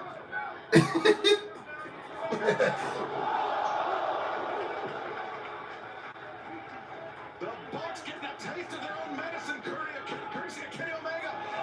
And obviously Kenny Omega's not gonna be the same. It's not gonna be the same performer he once was back in New Japan. No. You thought. And like at All In, when he faced Okada, I didn't even have high expectations for that match. I kept my expectations low because I'm like, okay, both guys are older. Omega's not really. He can't really do what he used to do. He's both guys are getting older, and it is what it is. Oh, V-trigger.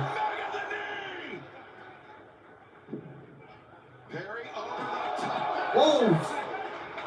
And Tony Khan just put that match because he wanted to show the U.S. audience what it was like, who never really witnessed it. Oh, they forget that 1 mil. Ooh. Okada can still go, no problem. It's Omega that's slowing down. He's had a great match. Can't argue with that. I don't know. I might have to do. I feel like if he's in tag matches, he's fine. I just don't know how a one-on-one solo match would go. How much more explosion does he have left? That's why he said he got to limit himself to what he does. Y'all guys gotta know he's working on these tag matches. You know, he can't work a singles match like that. Can he deliver the one-winged angel? But he's got it. Oh shit! Oh! Ooh! Oh my God! Damn! Super kicked his own partner. And a one-wing angel on the floor. Oh! Oh! Backslide, rolls through. BT trigger. 1, 2, 3. Damn! They get the 1 mil. Okay. Can we stop doing these money matches, please? Gotta give it to the Young Bucks. That was a hell of a sequence, guys. They are phenomenal. The Young Bucks. He just throwing money everywhere. And now, the Young Bucks, $1 million richer.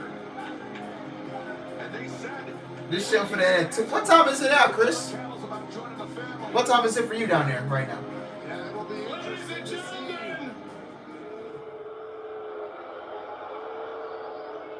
Nick, you got your money, kid?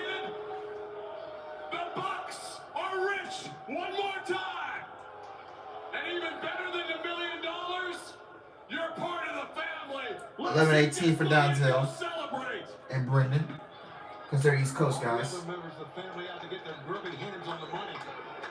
Is it Sunday for you, Chris? Because aren't you 2 hours ahead of me? The $1 million purse here tonight. Now don't go blowing on that money, man, Nick. Don't go blowing on that money. To the Don Callis family. Now, oh, wait a second, Alexander. Alexander attacking the leg of Omega. Oh, the whole family gathering now. Yeah, going back after that leg. Yeah, it's 10-18. It's 10-19 for me. Davis. Yeah, I'm in Central Time. Try to break Kenny Omega's leg. And yes, sir, and Josh Alexander, all these men working to incapacitate, to destroy the leg of Kenny Omega. A 5-on-1 attack.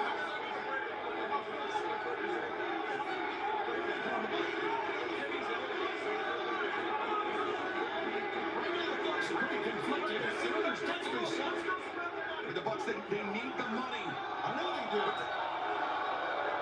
No! Leaving the Don Callis to a chorus of boos.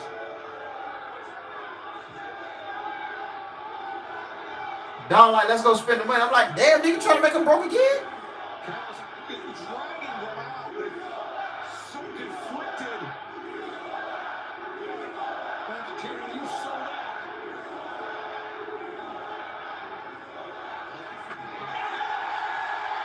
Oh, they come back to say they money. The Bucks charging into the ring. And the Young Bucks. Damn, they got the money and they got back with their boy Kenny. That's finesse. That's some finesse shit. Come here. Boom. A pair of silver kicks and a choke slam from Luchasaurus. The Young Bucks. Yes, not only helping out Kenny Omega, but Jack Perry as well. And Luchasaurus. The Bucks had to look into their heart to truly determine what was most important to them. Was it the money? Or was it the friendship? Was it the family? Was it the elite?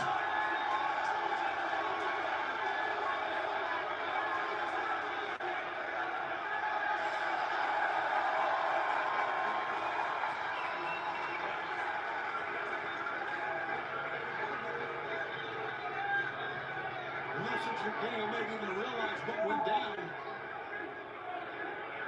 Omega, yeah, it was the Now, 5-on-1 beatdown.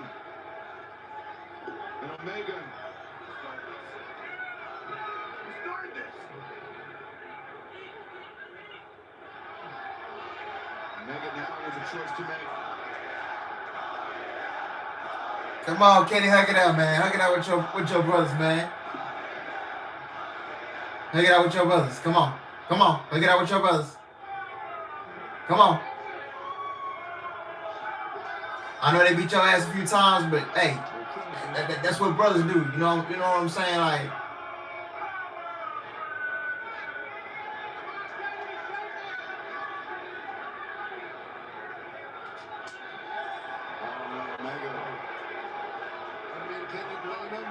he said, One extremely deep.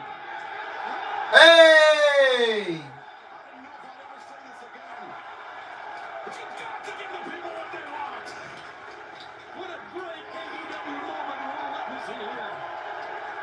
Kenny Omega and the Young Bucks reunited here tonight.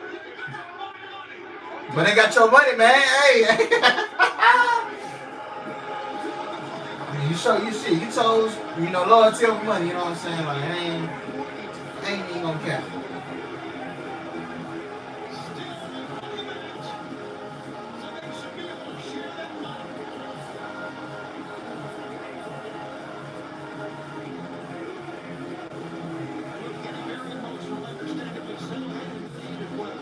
An emotional reunion for Kenny Omega and the Young Bucks here tonight. But yes, we are going to have to monitor the condition of Kenny Omega because we know he just collapsed on the ramp. Battled with so many health problems. Man. Never has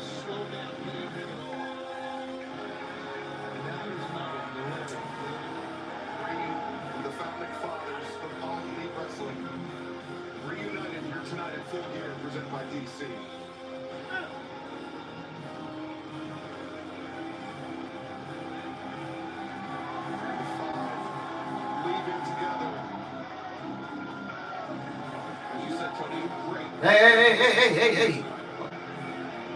Don't fall off the ramp. Okay, get it. Go on back there. All right. But now it's time for the AEW Women's World Championship match. Mercedes Moné challenges Chris Statlander here tonight. Next. 1 year after we fought for the very first time. Mercedes Moné remains champion. In a completely different world. Now begins the reign of Statlander.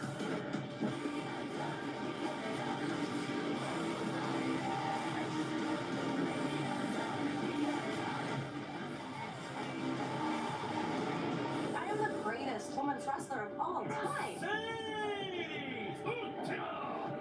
I've already beaten you twice. Come full gear, it's gonna be no different. All these other shows, all these other titles, they're a distraction because we all know where her focus should lie. The world is preying on your downfall. And unfortunately for you, your downfall starts at full gear. You want to disrespect me? I'm gonna make you scream. I'm gonna make you cry. Mercedes Moné, Chris Statlander. Stop looking elsewhere. Focus on me.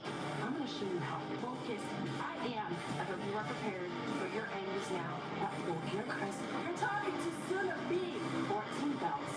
My name.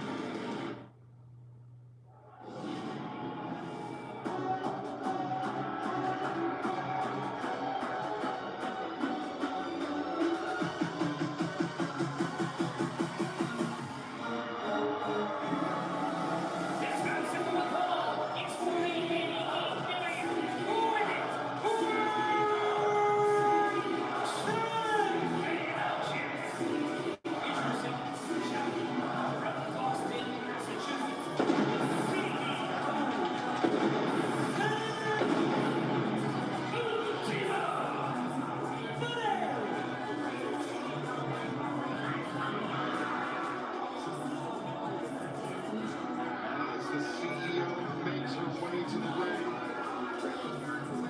it's a reminder fans that DraftKings Sportsbook is an official partner of all Elite Wrestling. DraftKings Sportsbook, the crown is yours. Finally, man. This past Wednesday night in Boston, Mercedes Moné defeated Red Velvet, becoming the undisputed Ring of Honor Women's World Television Champion.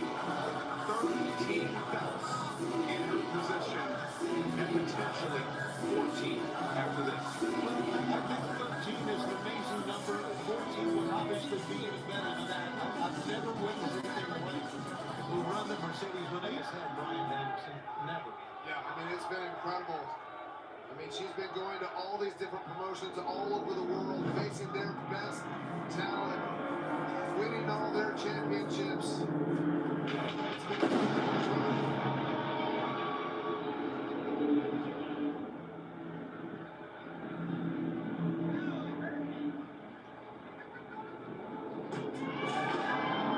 Holy shit.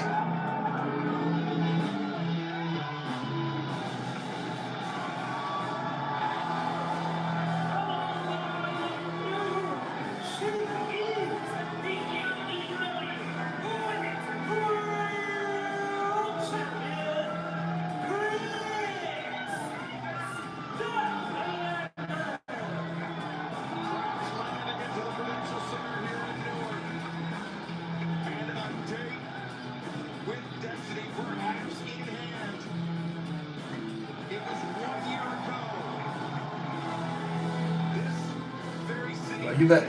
One outcome, man. Stat Daddy is the only outcome.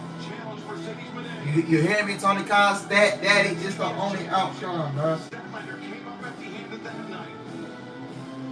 But earlier this year, Statlander accomplished something that Mercedes had been incapable of doing, and that is winning the AEW Women's World Championship. And Mercedes immediately looking for an ankle lock, or excuse me, ankle pick. And Statlander muscling up the challenger.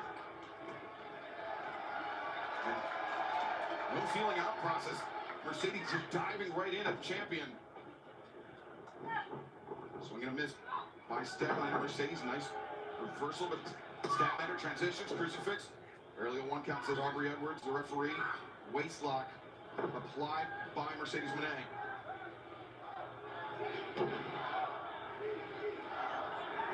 Statlander swinging and miss. Mercedes going through, and now you're for the statement maker here. But instead, Statlander counters the roll up.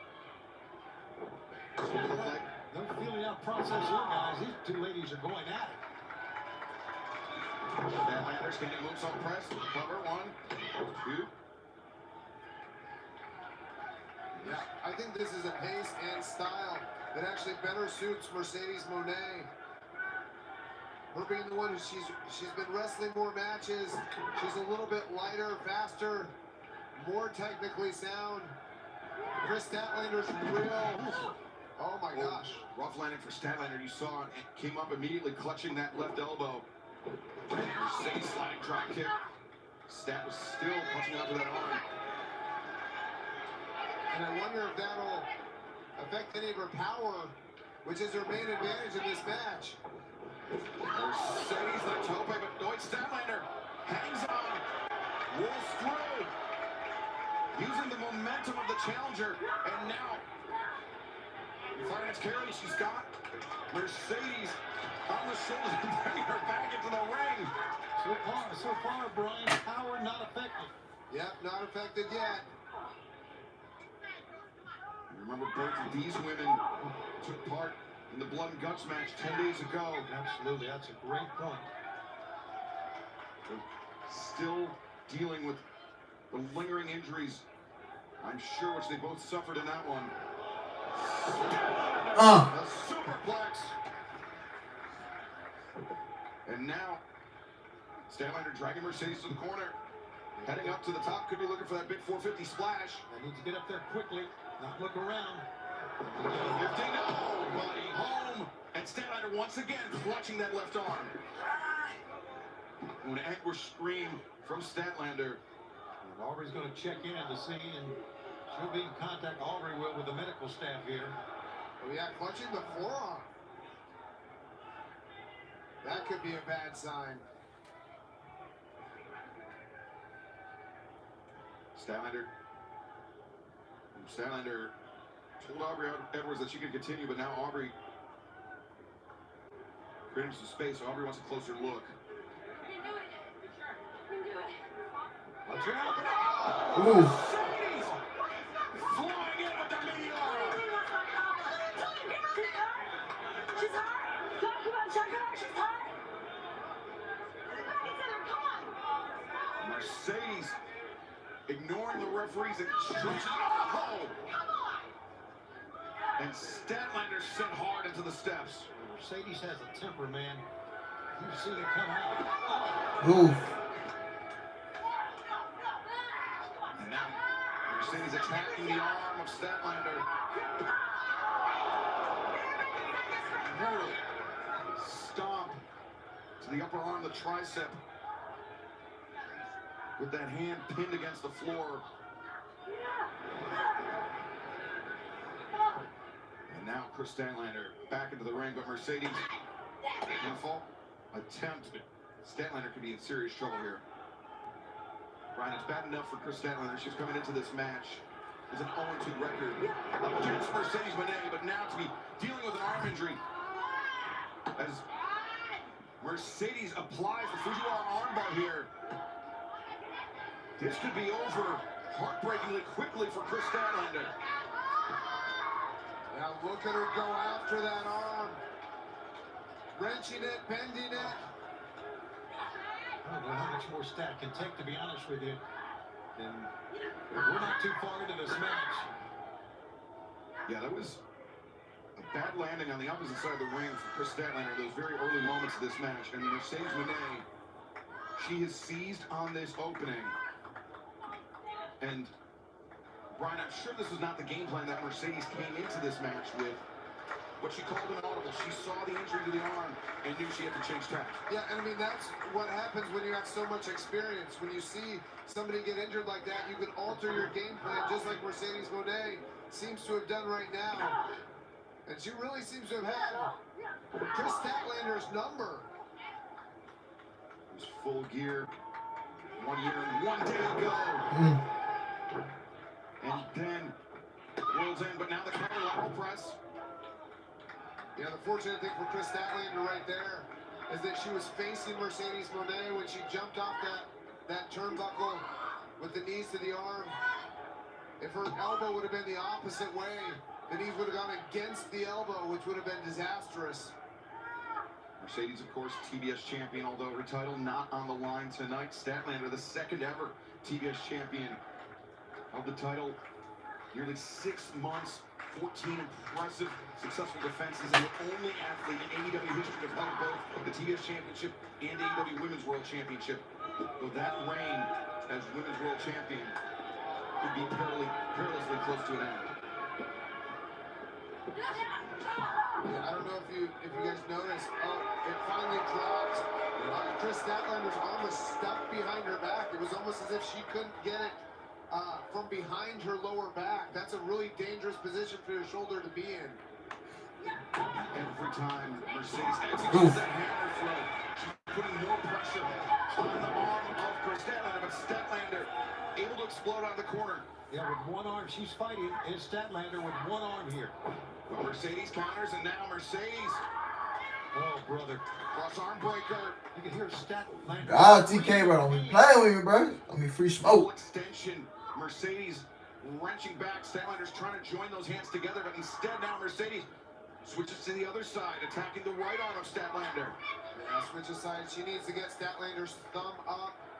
She's got a decent fulcrum with her hips on the elbow. But Statlander rolls inward. Waistlock brings Mercedes up to her feet. Mercedes underneath. Oof. Punishing the shoulder. And Mercedes, what does she have in mind here? Almost trying to hyperextend the elbow.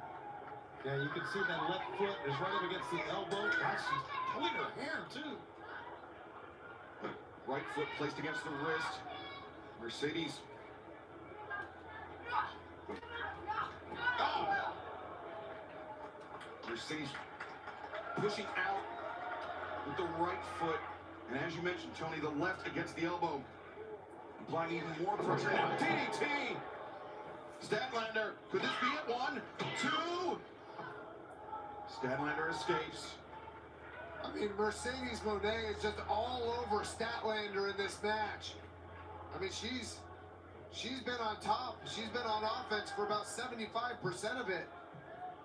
Got a little frustrated right there, Brian, after that kick out. But you're right, she is in dominant form here. Yeah, I wonder. I mean, she couldn't have thought that Chris Statlander. I mean, that was a low percentage pin after that DDT.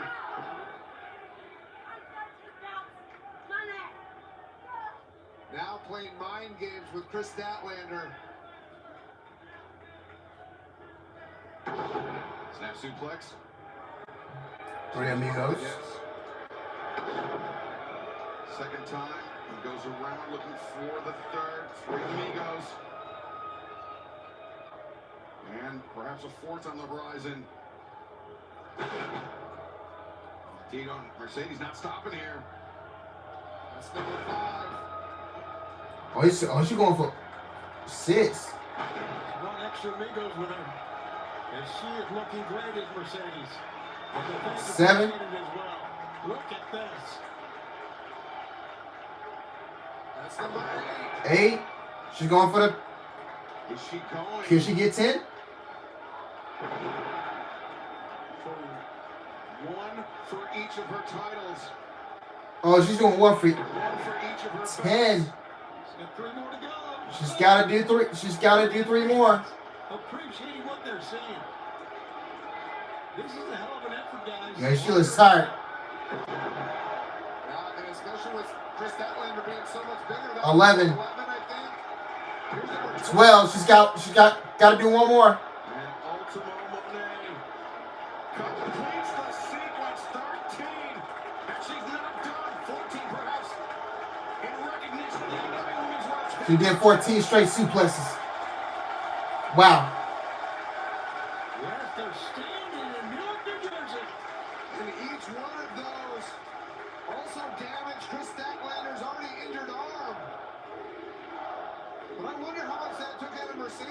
lifting up Chris Statlander, the much bigger woman. Well, Brian had to take something out of her, I'll tell you that. But Mercedes, she can feel the momentum fully at her back. A tribute to the late, great Eddie Guerrero. What an effort. She feels that championship is within her grasp. Mercedes, she's used that frog splash, another homage to Eddie Guerrero. See her hold her back there, Brian. You're right. It took something out of Mercedes as well. Yeah, I mean, Mercedes usually gets to the top rope much faster than this. Right. Mercedes frog splash. Ooh. Statlander, devastating up kick. Yeah, not just knees up. Like you said, Excalibur, an up kick. You know what I haven't heard? All the Chiefs fans, y'all on the way too quick. Well, they got to play the Colts tomorrow, so they're sitting at 5-5. Statlander buying herself some time as we take another look at this. And then and it's a short week for Kansas City because you got the Colts and you got the Cowboys this Thanksgiving. While we have a moment, fans want to let you know coming up this Wednesday night, the semifinals of the AEW Women's World Championship title tournament. The Babes of Wrath take on the Sisters of Sin live this Wednesday, 8/7 Central on TBS and HBO Max. Plus, the Continental Classic begins this Wednesday night, Thanksgiving Eve, live in Nashville, Tennessee. Statlander fighting off Mercedes with one hand and 1 foot. Couldn't execute the hammer throw. Yeah, Durante, you got a short week too because you got Mercedes into the ropes, back body drop. shit. We gonna have tomorrow. I know Thursday. I know Thanksgiving. I got the Lions. With her arm in that protective position, you can tell that's really bothering her. The Vikings. Yeah, y'all got the Vikings. Ooh. Isn't that like 3 straight NFC North opponents y'all gonna be playing starting tomorrow? Ooh, y'all better win those games, man. Both shoulders, she didn't have pressure on both shoulders. I'm telling you, I think these folks got Matt LaFleur in the hot seat. Of her injured left arm. And I feel like if the Packers fail to make the playoffs, I think Matt LaFleur gotta be up out of there. So Matt LaFleur, man, you better be coaching for your job. And honestly, I could see them moving off Matt LaFleur if he doesn't. If this thing don't get turned around quick. Oof.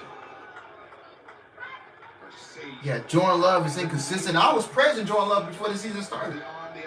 I'm like, if he calm down his interceptions, he'll be good. But Jordan Love is just not hitting. On the outside, maybe a pretty good way if Stat can roll Mercedes in the ring. She might not even have to roll Mercedes in the ring. Right. If Statlander's arm is injured, she might be content tonight to just take the countout victory. Look at this. And Mercedes knows you got to get Statlander back in the ring. You can't. If she gets counted out, the title cannot change hands via count out. You pinfall or submission. To get vertical, and Mercedes has not moved since being driven down by Statlander. I didn't get a good view of it because of the angle. But sometimes when that happens, you feel like the Lions, the Packers, the Lions, and and the Vikings too. she could be out. If this keeps up, the Bears could potentially walk away with the NFC North at the end of the season. The referee up to 8 now. Chris Statlander. And the Lions, they're not. If you think about it, they're not really.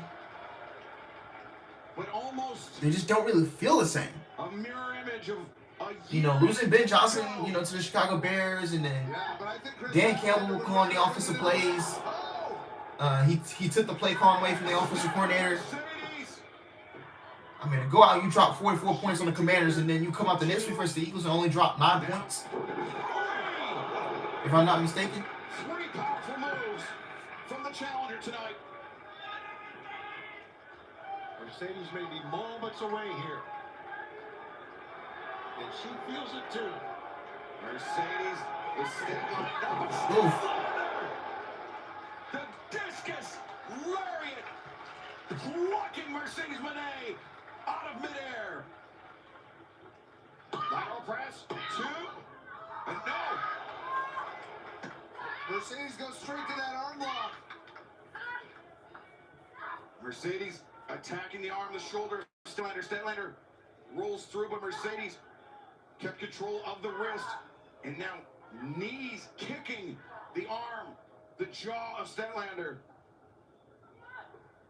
Oh, Statlander ducks underneath, ripcord.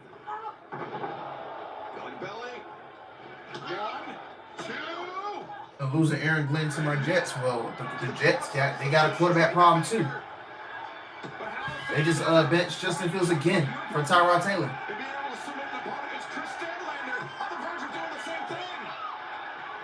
Is Monet gonna tap out? Let's see. You gotta think about it. You know, the New York Jets, they can't develop a quarterback. And the same with the Cleveland Browns. I know Shedeur Sanders is making his first start tomorrow. Everybody's gonna be tuning in for that. Some of these franchises could not develop a quarterback. Statlander in deep water. In reality, the New York Jets have not developed a quarterback since I don't know who. Yeah, if Mercedes can use her left leg to wrench out. I mean, could you say you thought you had someone Mark Sanchez, and you know at the end Mark Sanchez didn't pan out the way he was supposed to pan out? What power by Chris Statlander, and she's climbing the buckles. Using those powerful legs. And do you think this quarterback class is good? Because the only quarterback that I'm really high on is Fernando Mendoza from Indiana. Taking advantage of Statlander, presenting her back to her opponent. Julian saying he can't come out till next year. I think Marcel Reed has to be in college for another year, if I'm not tripping. Ooh! What year is... Statlander risking it all! And coming up big here tonight. Yeah, I'm impressed she was able to do that. With her injured arm, pressing her up like that. To drop her down right across her knee, across her ribs. Shades of the great Dean Malenko. Bring you back. Yeah, Marcel Reed's not eligible for the draft. I think the only guys that are eligible is Fernando Mendoza, Carson Beck. Making the mistake of not putting enough pressure on the shoulders. You're gonna have to do that if you want to pin Mercedes Moné. And Mercedes earlier. I don't think Eddie Guerrero, Chris Statlander, the homage to one of Eddie's greatest opponents, in Dean Malenko. I don't think Arch Manning is a. Statlander, the champion with the advantage. Yeah, he can't come out either. But could not get Mercedes up. So this is not a good quarterback. I don't think this is a good quarterback class. I mean, that's got to be for somebody like Chris Statlander, who's used to having her power there at all times. Garrett Nussmeier, that's really all I can think of. Carson Beck. Using the legs, but Mercedes slips free. Rolls through transitions. And Mercedes, the penalty was like a 2. Ooh! Almost like the seatbelt pin. Is what I'm thinking as well, but the crucifix, no. Mercedes rolls. Yeah, that was Chad Pennington was the last QB. Was the last QB good QB the Jets had, bro. Kyler Murray's gonna be. Yeah, I think Kyler Murray's out of there too. Now the jackknife, the roll through. No, Statlander finds her feet. Ooh! 1, 2, no! Oh God, her foot was on the rope. I mean, hand was on the ropes. Great ring awareness by Mercedes Moné. Yeah, think about it too. Kyler Murray hasn't panned out with the Arizona Cardinals. Able to lift her arm up to grab it.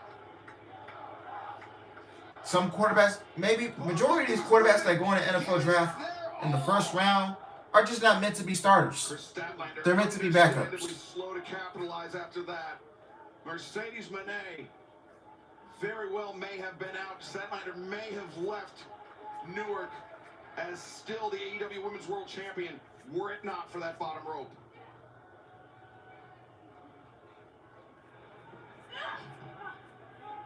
Statlander, again, using that right arm, her good arm, to raise Mercedes up to the top. Of Mercedes battering the champion. Kick to the jaw sends Statlander down.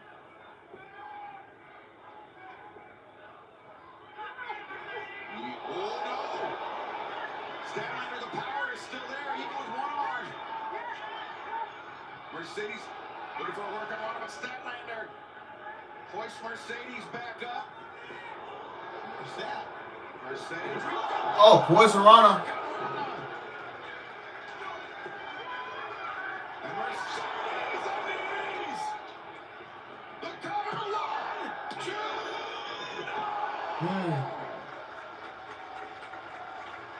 No cliche, but these two ladies are leading in the ring, Bryan Danielson. Yes, they are. I mean, Chris Statlander definitely was something to prove. She's been beaten by Mercedes Moné 2 times. She does not want to lose her AEW World Championship. Mercedes Moné taking a moment, trying to compose herself, trying to stay cool in the face of the opposition. Come on, Stat Daddy. Come on. Stat Daddy. Himself as well. Even though Statlander's working with only one arm here. Mercedes up to her feet, Statlander only to her knees. Now Mercedes for the moneymaker. Here it comes. Running no. Statlander counters. Got Mercedes up. Night Fever, no. Mercedes. Statlander kicks. The reversal. Mercedes slips behind. Trying to get Statlander up. Statlander fighting with all she's got left. Backs Mercedes into the corner. A second time. Mercedes, the arms are captured. She can't defend herself. Bring it to the house. Yeah, and that turnbuckle's going right underneath her jaw, right into her throat. But Mercedes, she tried it before. She succeeded with that before, but Statlander was ready. Now Statlander.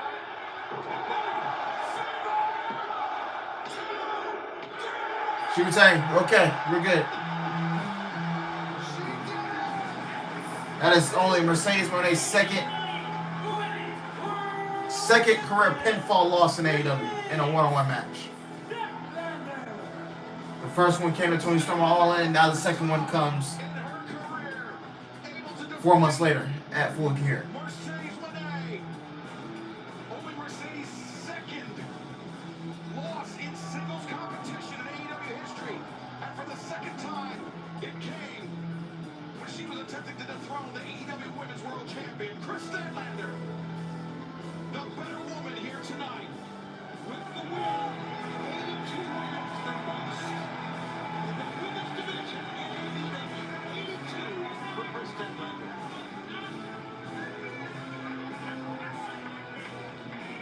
Chris Statlander. Thank you, TK. Shout out to Stat Daddy, man. For the AEW Women's World Championship. Her gutsiest performance yet. Congratulations, Chris Statlander.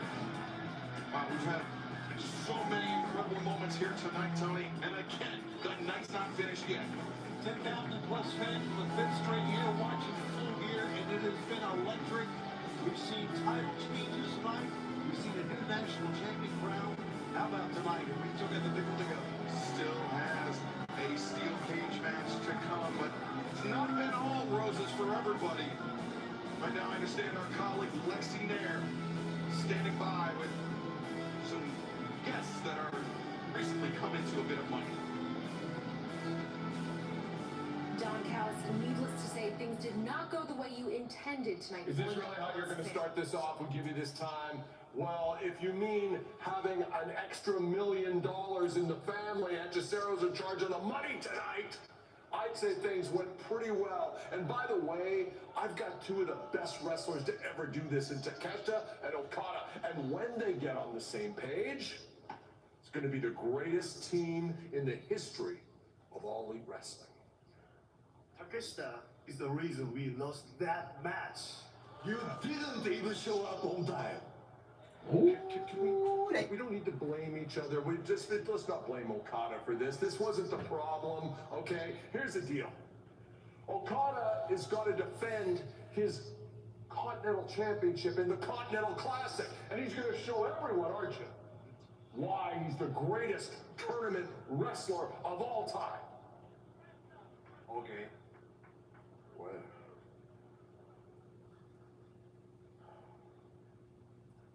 I will also be in the Continental Classic. Oh!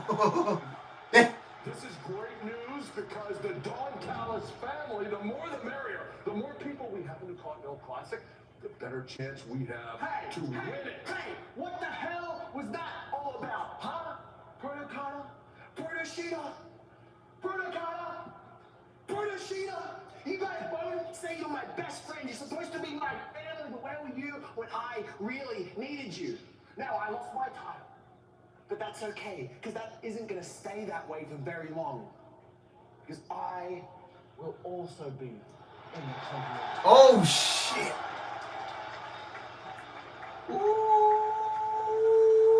What you did to Kyle? Somebody's... all your fault. They slimy. Somebody getting slimy in this group. Somebody getting slimy. Wow, big developments here in Newark for the Continental Classic. The field beginning to fill out, and in first 3 entrants in this year's tournament, members of the Don Callis family. The tournament kicks off this Wednesday night at Thanksgiving Eve Dynamite. But right now, fans, it's main event time live in Newark.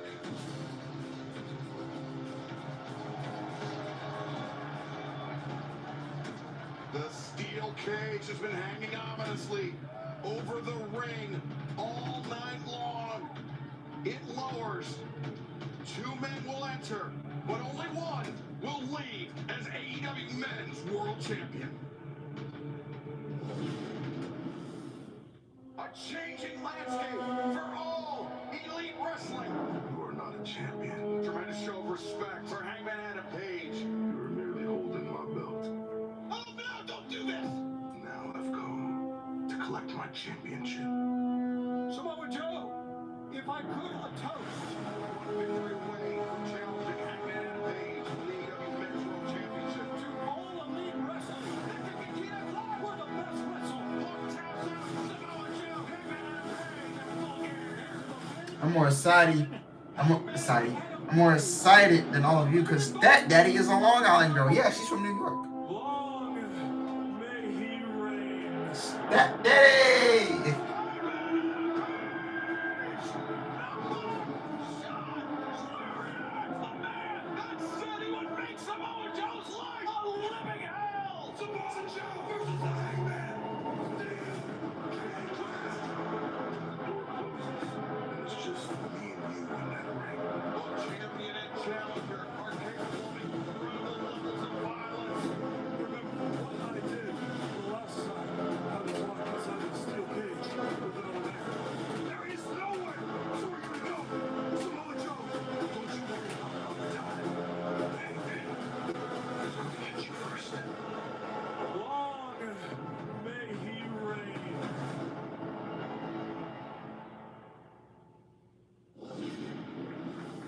Surrounded in more than 10,000 pounds of steel. Our main event is next.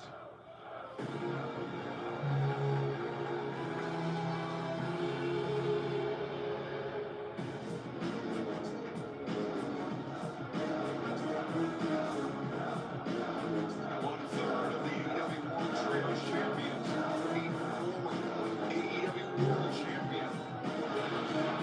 A man consumed with jealousy of Hangman Adam Page. He's known Samoa Joe for more than 2 decades. Have you ever seen this side of his personality? I mean, there has been times that I have, and it's, Samoa Joe thinks last month at Wrestle Dream, losing to Hangman Adam Page, he thinks that was a fluke. The nice thing about cage matches is that at least in theory, there shouldn't be any excuses. If Samoa Joe thinks last month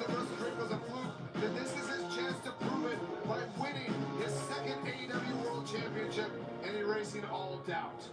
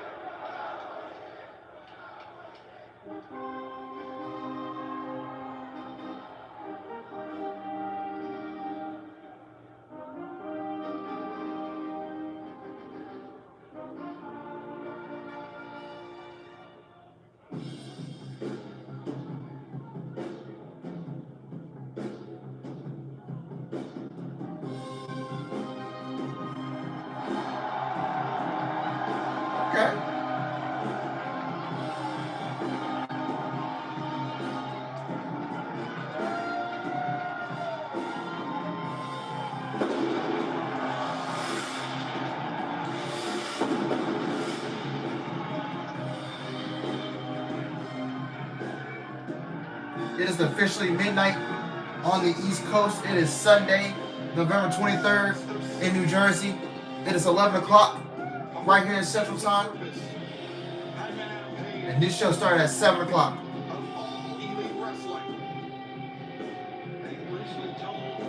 Yep. Once I defeated Joe Russell Green, I got the sense that Joe was disappointed in himself. He had to rely on tactics, such as the dick riders.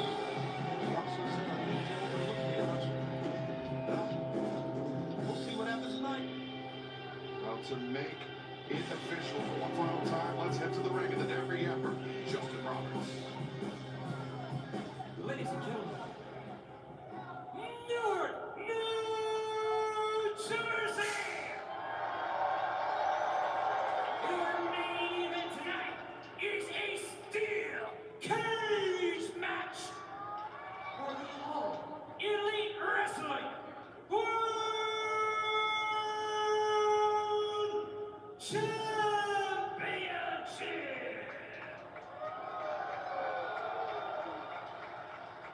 The only way to win is by pinfall or submission.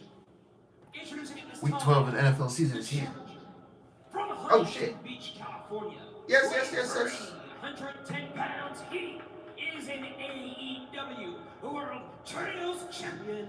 He is Samu. Ooh, I had to switch to my Roku because the thing, it kept telling me, you still watching? Because it was for the cutoff on me. I'm like, ooh, I got to switch quick.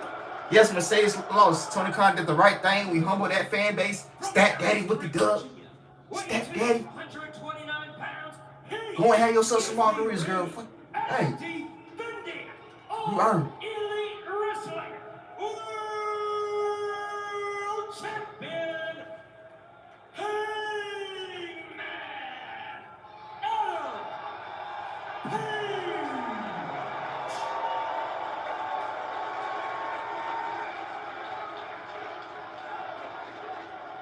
How about the wins that Hangman has had in this title run? Beating MJF, beating Kyle Fletcher, beating Samoa Joe, beating John Moxley to win the title. And beating John Moxley again in the rematch. Right. This could be a perfect exclamation point to what has been a great title run. Referee Paul Turner drawing the assignment for tonight's main event, the third man inside the steel cage. You notice Hangman Adam Page's ribs are taped as well, as is his neck. You can see the toll that this championship run has taken on him. The injury to the ribs, his most recent one. Yeah. Partner. It's midnight over, man. World Trios Championship. He was exacerbated this past Wednesday by See, he gotta lose the rematch, injury bro. to the neck, as you observed earlier, Brian. Unless MJF is coming back, I don't know what we're doing here, man. And we making this another gimmick match where niggas finna bleed, bro. But the injury to the neck of Hangman Adam Page was the remnants of the build-up to that match with Kyle Fletcher. And Brian, you know better than anybody, a neck injury doesn't heal under the best of circumstances, but it certainly doesn't heal if you are competing and looking to defend the title at the highest level possible. Yeah, and on a regular basis, even in matches, in non-title matches. I mean, we talked about the Falls Count Anywhere match against Powerhouse Will Hobbs, the match he had with Shibata just this past Wednesday on Dynamite. Right. Joe, the first to kiss the steel of the cage, and Hangman. And right hands to the head of his challenger. Yeah, and the reason this match is even happening, you can see Hangman Adam Page wants this match. He wants this fight. Hangman Adam Page is the one who asked for this match to be in a steel cage. Hangman wants to leave, no doubt. He defeated Samoa Joe, lacerated heavily. Well, it didn't take long, did it, for someone to go up against the steel cage? There is a hole in that steel cage, and that tells me there's some shards maybe sticking out. And also, I mean, the rough, the texture, the powder coat that's on the steel fencing. But Hangman, very smart of Hangman, going after that cut with those punches in the corner. moonsault by Hangman. Takes Samoa Joe down now. The first cover of the match, lateral press. Joe. Not even a 1 count. Joe's not leaving any chances in this one. Taking off a boot? Yep. Hangman, we saw the boot come off in the hands of Katsuyori Shibata last Wednesday night in Boston. Now, trying to drive the heel of the boot into the head of Samoa Joe, but Joe, I'm not sure if that caught Hangman low, but it was shot to the ribs, actually, the stomach. Joe repeatedly driving the boot across the face, and now, Hangman up, and the heel, the hard wooden heel into the head. Right in the side, look at that, in the side of the head, in the temple of Joe. He's burying that boot. Yeah, I would say in the last 6 weeks, we've seen a more aggressive side to Samoa Joe. And now we're seeing him getting it back from Hangman Adam Page. Now Hangman covers. Joe again, a kick out of 1. But Hangman, he referenced it. In the build up to this match, the world has seen how dangerous he can be inside of a steel cage. Samoa Joe experiencing it firsthand.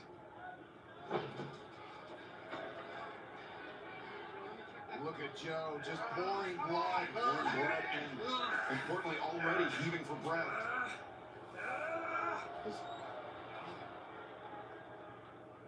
Yeah, oddly enough, I've gone 60 minutes with each of these men. They both have incredible gas tanks. Joe just swinging for the fences, man. Yeah, I don't expect Samoa Joe to get tired in this match. You can see he's fighting back now. But at this point, Brian, I think for Samoa Joe, it becomes more about pacing himself with the blood loss, with Hangman Adam Page inside the steel. Yeah, that's great. But sometimes all it takes with Samoa Joe is one thing. Driving Hangman Adam Page right into the steel cage. Your head first. Samoa Joe's bleeding, bro. Oh, I fucking called it, bro. This nigga bleeding. You know, we talked earlier tonight about Kyle O'Reilly and the breath work that he does. I didn't think the blood loss would affect. They do too much of this shit, bro. Samoa Joe does that same kind of breath work. He's pouring blood. And even if he did, Brian, this match was only made a steel cage match just 10 days ago. That's not nearly enough time to condition yourself for that heavy load. Yeah, but you see, he's bringing everything with full force too. Right, but Joe's not the only one bleeding, guys. Hangman, he's about to open up. I swear this company lives them some blood, man. Loves them some blood. Sometimes less is more. Bro.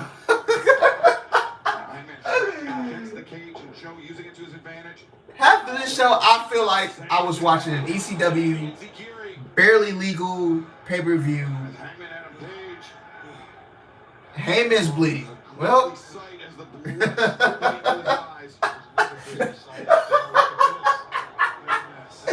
Yo, let me go and make you guys watch ECW Barely Legal. Oh man.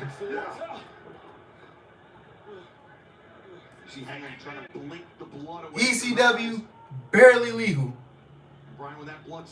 Living dangerously, guilty as charged. Your involuntary bodily reaction is to start closing. November to remember. But then that puts you in jeopardy. Hardcore heaven. Has to sort you next. Yeah, that's a great point, but Hangman had him paid enough bloody brawls in the last. How many matches have we seen tonight where somebody is bleeding? We had the Kyle Fletcher, Mark Briscoe match. They both bled in that. John Moxley and Kyle O'Reilly. Josh Alexander bled in the trios match. And Heyman Samoa Joe. So that's 1, 2, 3, 4. Four matches tonight. 4 of the matches that we've seen tonight have blood in them. And 3 of them, well, actually, all 4 of them were gimmick matches because the trios match had money on the line.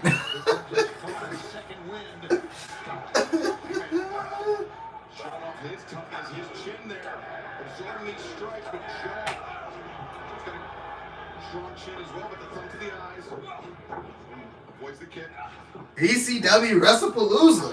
Hey, WWE got that name and named it a PLE, which was terrible, which was average at best on ESPN.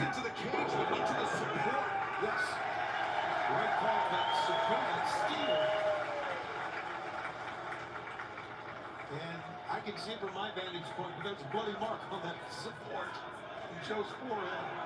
Oh yeah, I see it from here too. Wow. I mean, how tough is our AEW Men's World Champion? You got to look there to the left side of your screen. There it is. Wow. Hangman. Heat wave. Joe slips in. Kikina clutch attempt. Hangman looking for it. Counters. 2. Joe kicks out. And now Kikina clutch from Hangman. Can he force Joe to submit to his own hold? Or get him to pass out with his blood loss. It's much easier to pass out in some of these strangles. In the midst of puddles of blood in the freaking ring. The ring in this main event, like an abattoir, even at this early stage. Joe spikes Hangman.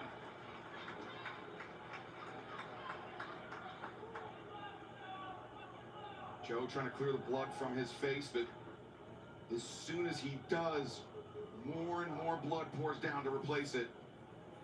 I thought I saw Samoa Joe just now a little bit wobbly. I think you might be right about what you said earlier, Excalibur, about how the blood loss is affecting Samoa Joe. Joe could be inadvertently fading. He can get lightheaded, he can get dizzy very easily due to the blood loss. Hangman got his boot on the middle rope. Joe, though, battering him, but Hangman battering back. That top turnbuckle pad removed. Oh, Joe! Oh, going for that muscle buster, it looks like. Joe, the muscle buster. Oh, Hangman biting him. Biting the cut. Oof. Look at that. I probably got a chunk of his forehead. Yeah, shower of blood. This is what we got. Blood as well. Tony Khan, it was like, blood. Would you agree? Damn it, I want to see blood. 10 days removed from blood and guts. Exactly. But wait a second, Joe. Never seen anything like this. I mean, come on, Tony Khan. There's more to a show than giving matches and blood. And this is honestly my least.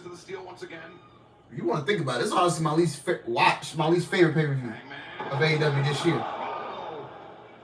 Oh, look at at this. There's just so much blood. Bro, niggas licking their blood. I'm like, bro, not every match gotta be like that, man. Oh, Shibata trying to. You can see it, the cage is locked. Down it. Shibata now with the AEW Men's World Championship title.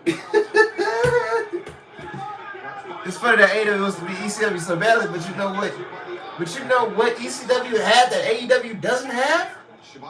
Compelling storytelling. What the fuck is he doing? Nigga, do you know what a steel cage is for? A steel cage is for you to keep your ass out of it. What the fuck? Reduce the time of the show. And then here come the overbooking and over interferences.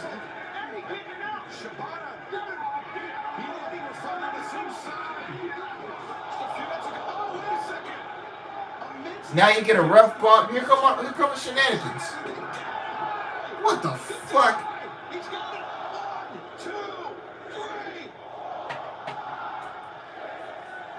Here come the shenanigans.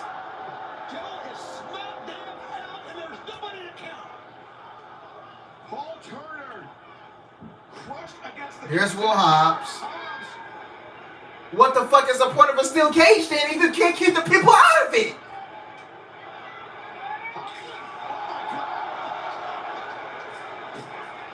What the fuck was the point of a steel cage? You got 2 steel cage matches last week. You got a steel cage match tonight. And you're having 2 steel cage matches next week.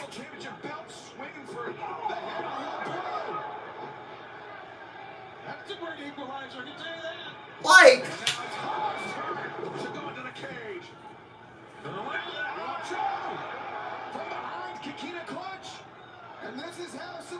what the fuck was the point of the cage? If this was, you should have just made this a normal match. If you just gonna have people get involved.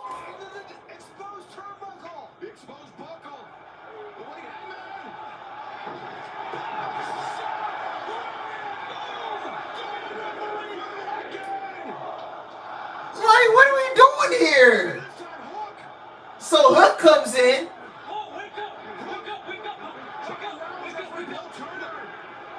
Dude, what was the point of a steel cage match?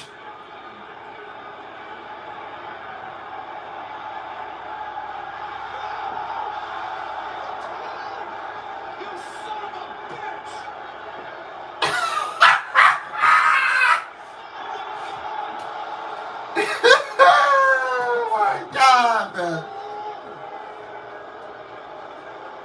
What was the... You could have did all this without the bleeding and the steel cage.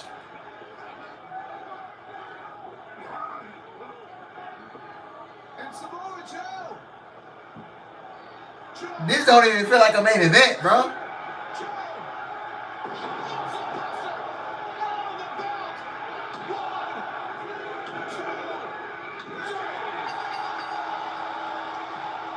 This did not even feel like a main.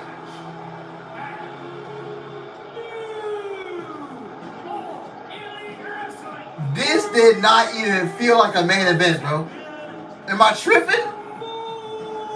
That match was so fucking bad. Yo. Oh my God.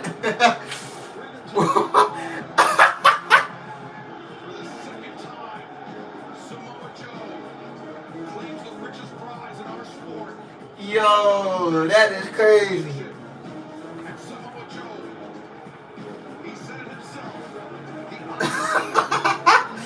Oh man, I'm surprised too. I thought Heyman was gonna retain the championship, but you could have did this without.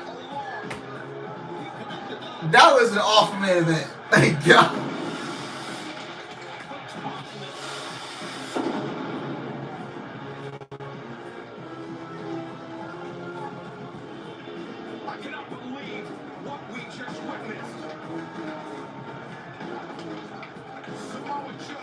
You were better off giving Chris Statlander and Mercedes the main event.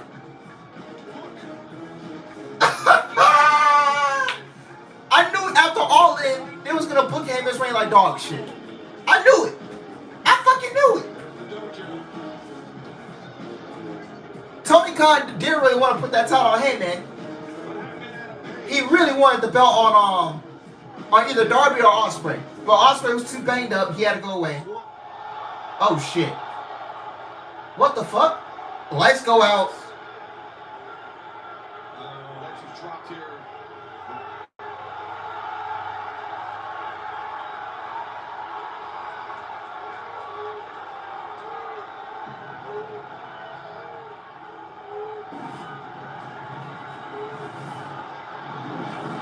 Oh, it's Swerve.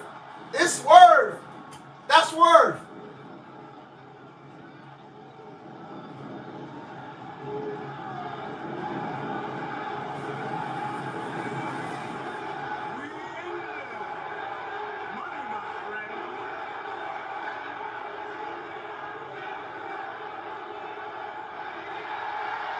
It's Swerve. He's back. We in the money, my friend.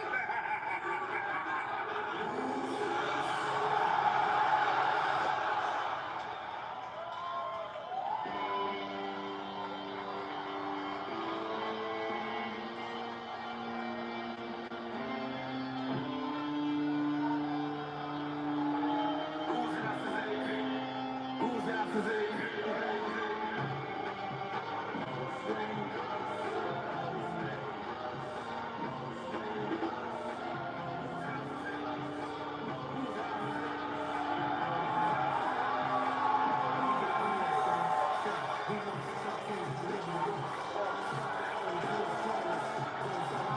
It was the Hobbs that took him out, yeah.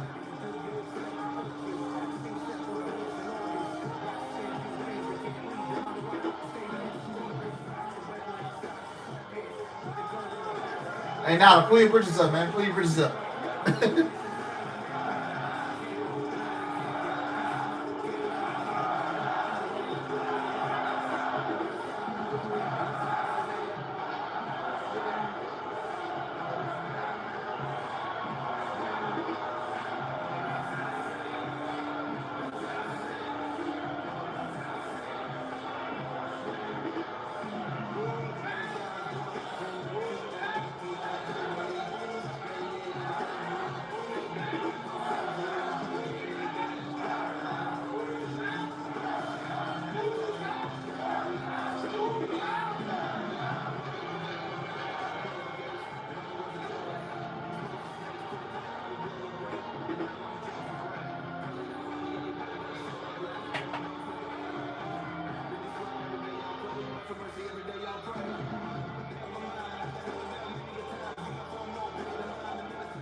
Heyman still laying on the ring.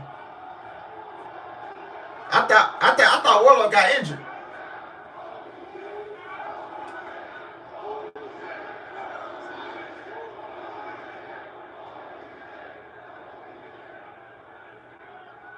You guys remember Heyman and Swerve? Yeah.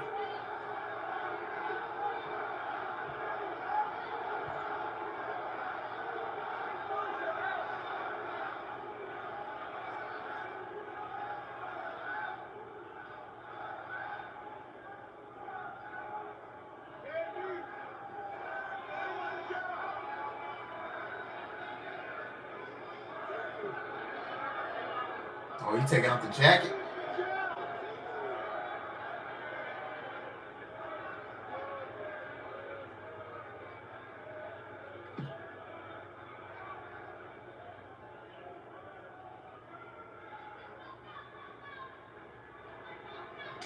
Oh, shit. Ooh. There he getting jumped. They jump his ass. Samoa Joe's first reign as AEW Men's World Champion has returned. And he has immediately put the newly crowned champion on notice. That is some weak ass shit. How you gonna have like a 7? Okay, so he's coming for Samoa Joe. Swerve ended Joe's first reign as champion.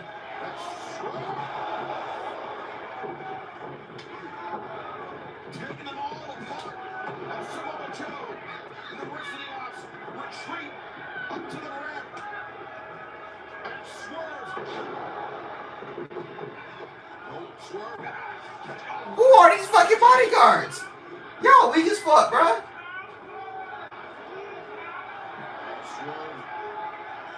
A dangerous, dangerous man.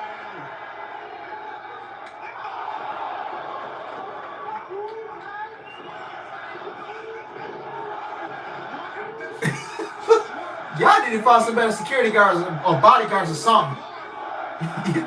Y'all weak as fuck, man.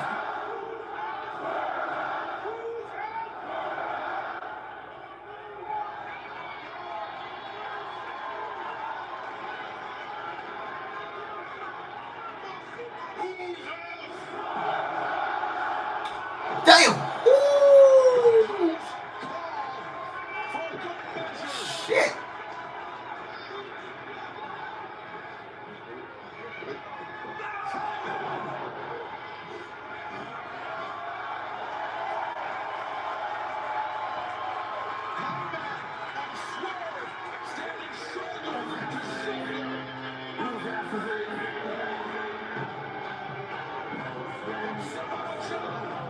Once again, reigns supreme. He stands atop all elite wrestling as the men's world champion.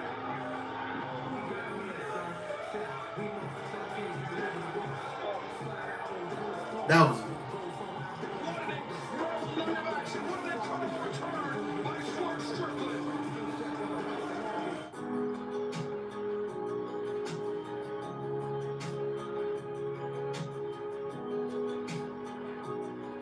yeah, Swerve changes music.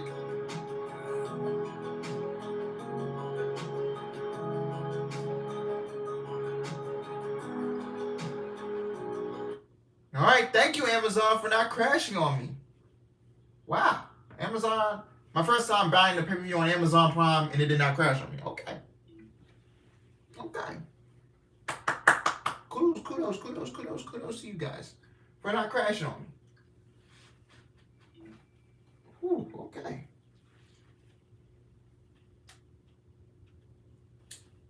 So, Full Gear is over. And better without losing.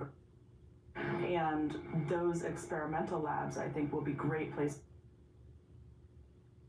Coach, new stadium next season. Almost like a whole brand new beginning.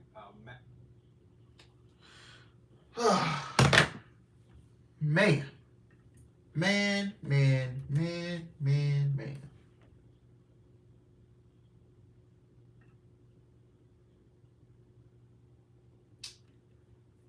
Full Gear, man. I feel like this show.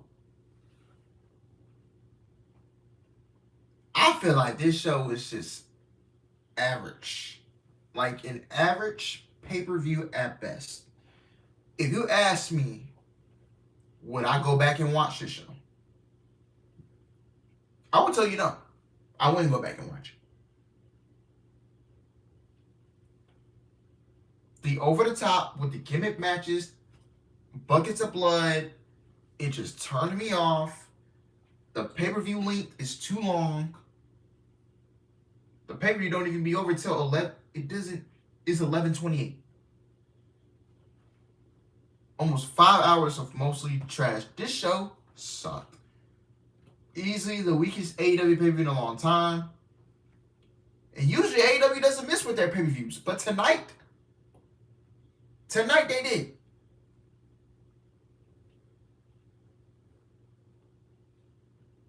All Out, All In. All In was good. I was there. I'll admit I enjoyed All In. Would I go back and watch All In? Yes.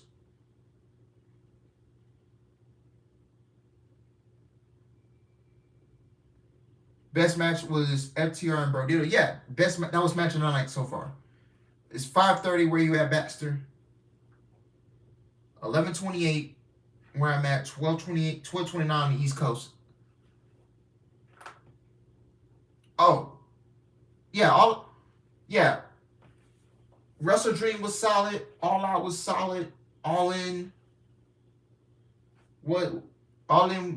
to me personally, Double or Nothing is still the best show of the year. Either Double or Nothing or All Out All In is like the best show of the year for me. I went to both of those shows. And both of those shows were fun. The last time Full Gear was good was 2022. You got a valid point.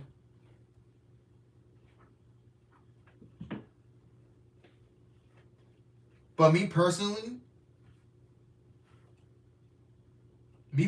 man, Full Gear is the weakest. Out of the big pay-per-views that they do, Full Gear is the weakest. I'll admit, Full Gear is the weakest they do every year.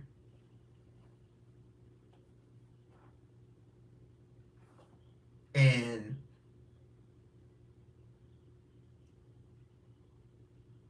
you know, it's just the show. Would I go back and watch the show? I would just have to tell you no. I wouldn't go back and watch it.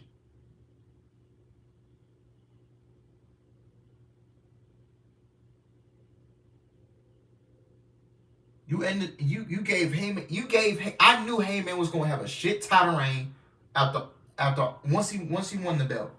I knew he was going to have. I was in the moment. I was excited because I was at the show in person.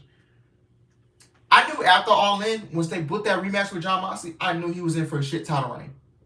I knew he was in for a shit title reign, bro. Because let's be real. TK, Tony Khan, I don't think he wanted to put that title on him. He wanted Darby. And let me tell you something. Tony Khan wanted Darby as the world champion. But Darby was going to Mount Everest. And he wasn't going to be on at the TV tapings and be available for the match All In. Even though he still showed up like during the match. Tony Khan really wanted Darby Allin as the world champion.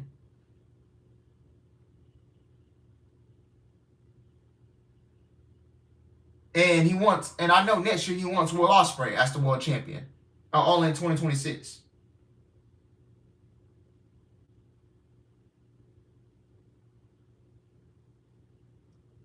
So, in reality,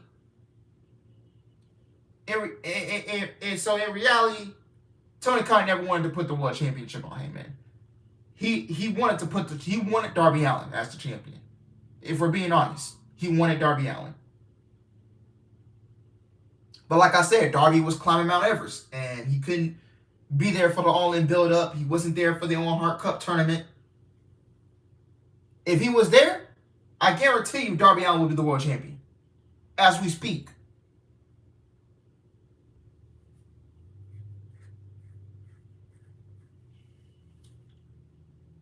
Yeah, you can just tell by the booking that Tony he didn't want to put the title on him. He didn't. He saw the online fan criticism because we didn't like the Death Rider storyline. We didn't like where it's going. So he was forced to take the title off Moxley and put it on Heyman. And Moxley and they made an agreement, okay, fuck it, put the title on Heyman, get the belt off of me. Send the crowd home happy in Arlington. Which I can appreciate that for doing that. Because I think if Moxley would retain that All In, it wouldn't have been a good look either. Because I had a gut feeling Moxley was going to retain at that show. Like a 25-50% feeling. It might happen.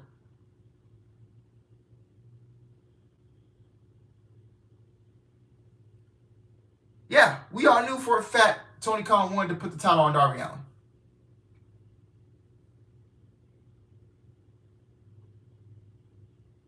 And will Darby Allin be an AEW World Champion sometime in the future? I can see it. Who knows? Exactly. He knew he had to get the title off of Moxley.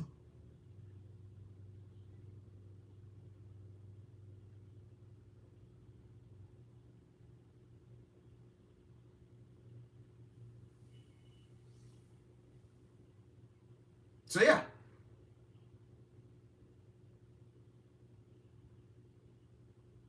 And you know, like, it's just, you don't have to kill yourself every time to get an ooh and ah from the crowd, bro. Like, it's just, everything was just so over the top. You don't need to have guys bleeding in every match. Like, it feel like tonight I was watching a GCW pay-per-view.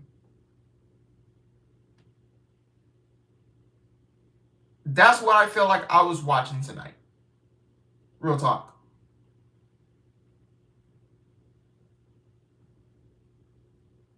And that's not good. And I'm going to the show Wednesday. So I hope the show is good on Wednesday. I'll give you guys some in-person footage.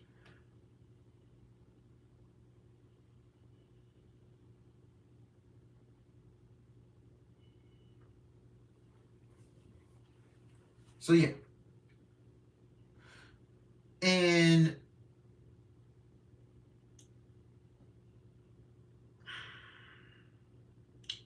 I would have given that main event to Chris Statlander and Mercedes.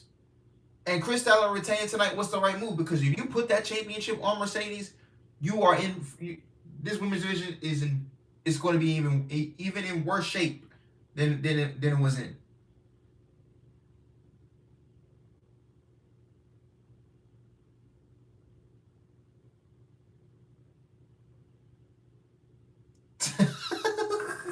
Tonight, it felt like I was watching a Nick Gage versus Jon Moxley match for the GCW World Championship.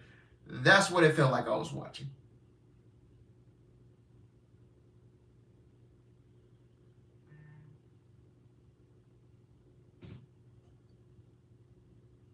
It is honestly the truth. That's what I felt like I was watching tonight.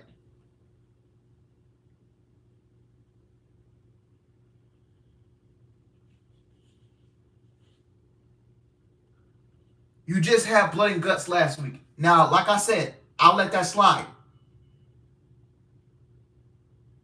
I'll let that slide because you were in War Games. Fine, go out, fuck each other up. But you had Josh Alexander bleeding in a six-man trios tag. You had him bleeding. Kyle Fletcher, Mark Briscoe spilling out buckets of blood. Jon Moxley, Kyle O'Reilly, Heyman, Samoa Joe. It seems like every match, half of that show, somebody was bleeding buckets of blood.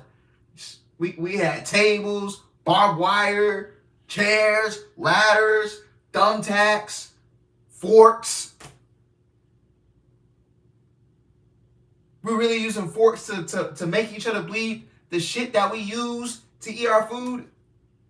I don't even think I can look at forks the same way after tonight.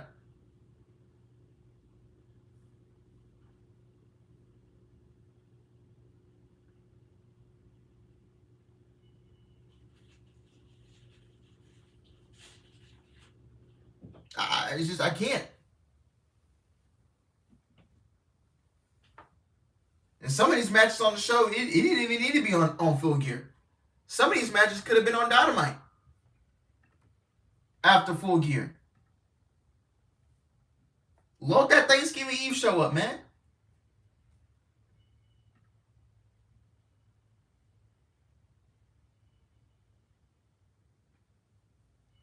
Stop dragging out this Death Rider story. The story we should be telling right now is Jon Moxley getting kicked out of the Death Riders. That's the story we should be telling right now. Is Jon Moxley getting his ass kicked out of the Death Riders. Stop dragging this Death Rider story out. Stop. It's over. You told the story long enough. Now it's time to go into the final chapters, which is kicking Jon Moxley out. The 4-way tag team match with the women. You didn't need that. I get it. You want to showcase your women. But we could have gone about this a different way. If you took away 2 matches off this card, you could have did the 2 semifinal matches tonight. Why do you need a stipulation for a semifinal match in a women's tag team tournament? Why do you need a stipulation for that? Why? So what? I can go see Mina Shirakawa Don't get and as much as I love that woman to death, you want me to go see Mina Shirakawa, Toni Storm. So let me take. Let's bet. So do you want to take the over or the under that Toni Storm, Mina Shirakawa, Megan Bayne, or Maria Shafir is gonna bleed in their next match? Whatever stipulation given match they do, they're gonna bleed in it. I'm taking the over. They're going to bleed in that match. Guarantee it. So great. Let's go and spill buckets of blood in a tournament match. A women's tag team tournament match. Let's go ahead and spill buckets of blood. Crazy shit, man. Crazy shit. FTR Brodito match of the night for the tag team championships. That's great tag team wrestling. Title change. Cool. It looks like Christian Cage and Adam Copeland are going to be built up to beat FTR for the tag team titles. But man, Brodito had a very fun reign. I enjoy them as a tag team. So we'll see what happens there. The AEW National Championship. Why are you going out and introducing another championship? Do you know how many championships you got, bro? You got the AEW World Championship. You got the AEW Tag Team titles. You got the AEW Trios titles, which we don't need, if we're being honest. We don't need Trios championships. So that's 3 titles you got. You got the AEW Continental Championship. You have the AEW TNT Championship. You have 3 women's championships. So that's 8 championships. You have now you have the AEW National Championship. I believe that's 9 championships in AEW. You get a title, you get a championship, you get a championship, you get a belt, you get a belt, you get a belt. Everybody gets a championship. You do not need an AEW National Championship. What is this, the NCAA? Because the NCAA, they call it the National Championship. So, you think this is college football? College basketball? Calling themselves a national champion in pro wrestling? What is this, the NCAA? This is not college. This is AEW. You do not need another championship. And I kind of figured Ricochet was going to win. But this is another match you did not need on this show. You did not need a national championship. Come on now. What are we, in college? Hell no. Kyle O'Reilly defeated John Moxley in a no-holds-barred match. Buckets of blood. This is buckets of blood spewing, forks, chains. What is the point of having this? And John Moxley lost this match. If we're not telling the story of John Moxley being kicked out by the Death Riders, if this is not the end of the Death Riders, what are we doing? How about we start, yes, Brendan, how about we start hiring a writing team instead of adding more championships? This could have been a submission match or something like that. This did not need to be a no-holds-barred.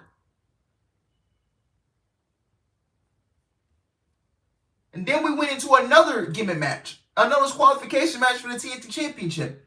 Mark Briscoe, Kyle Fletcher, bled buckets. Screwdrivers, thumbtacks, tables, chairs, ladders.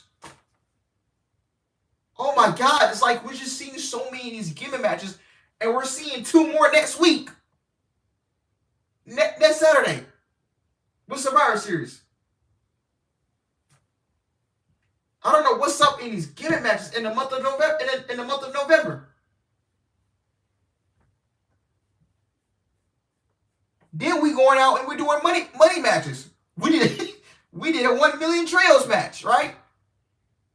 We see it every week on Collision. A $200,000 tag team match, a $400,000 tag team match, $500,000. Dude, why is every week we're getting a money gimmick match where we're putting money on the line? What are these guys doing with the money? $1 million. Shit, I wish I had $1 million.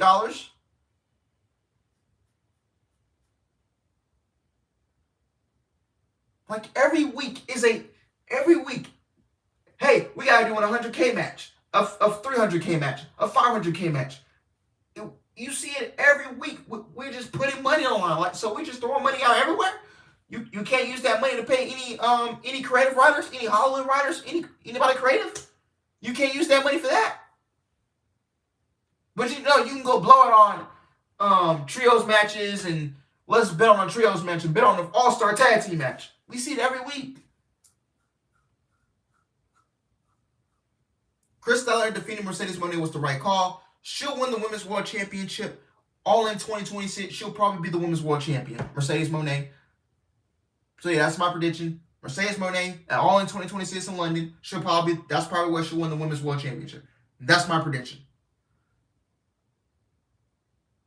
Win the Owen Hart Cup back-to-back years, and winning the World Championship at All in 2026 in London, where you first made an AEW appearance, but you didn't really make a full-time appearance till like what, March of 2020. What you came in? She came in 2024. Yeah.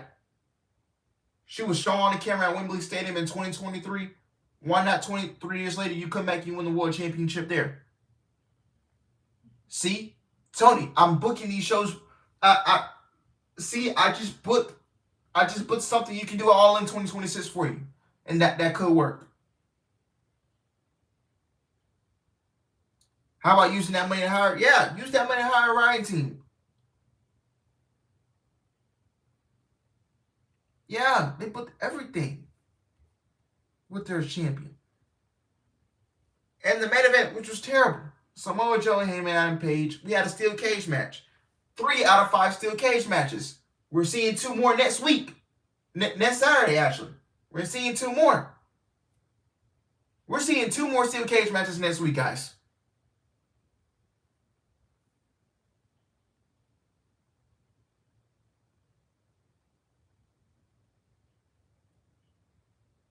I just feel like everything, I don't know, man.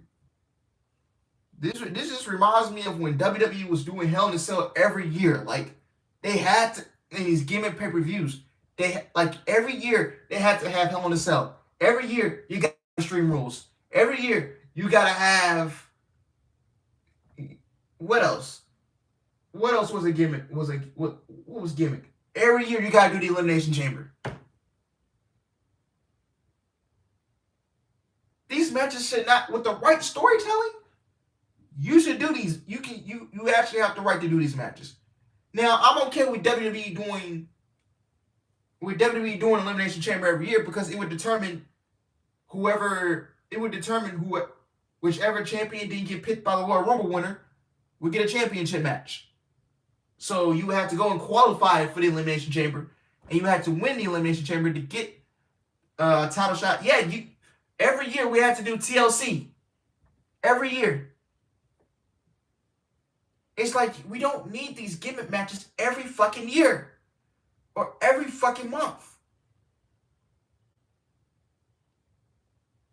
And I feel like AEW is just starting to turn into WWE with all these gimmick matches. We don't need a steel cage match every week. We don't need a hardcore match every week. We don't need a 500K match every week. We don't.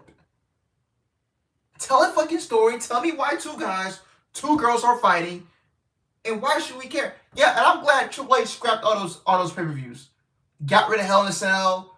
I don't think we've seen a Hell in a Cell match since CM Punk and Drew McIntyre at Bad Blood last year. I don't think we seen a Hell in a Cell match at all this year. No, we haven't.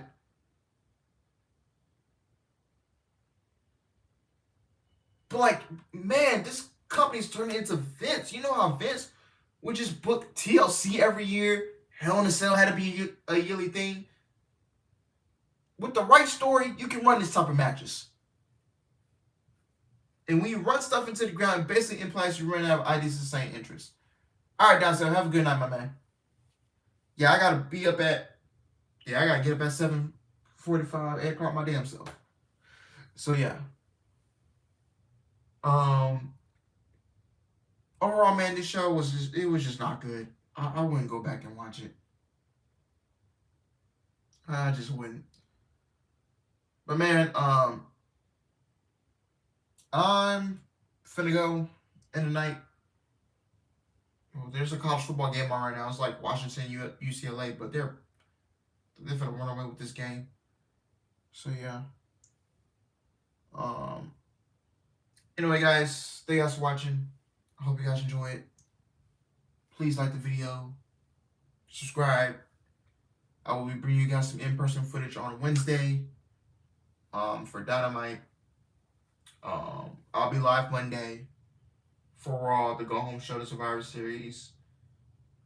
And I'll be live next Saturday for War Games. Yeah, for War Games.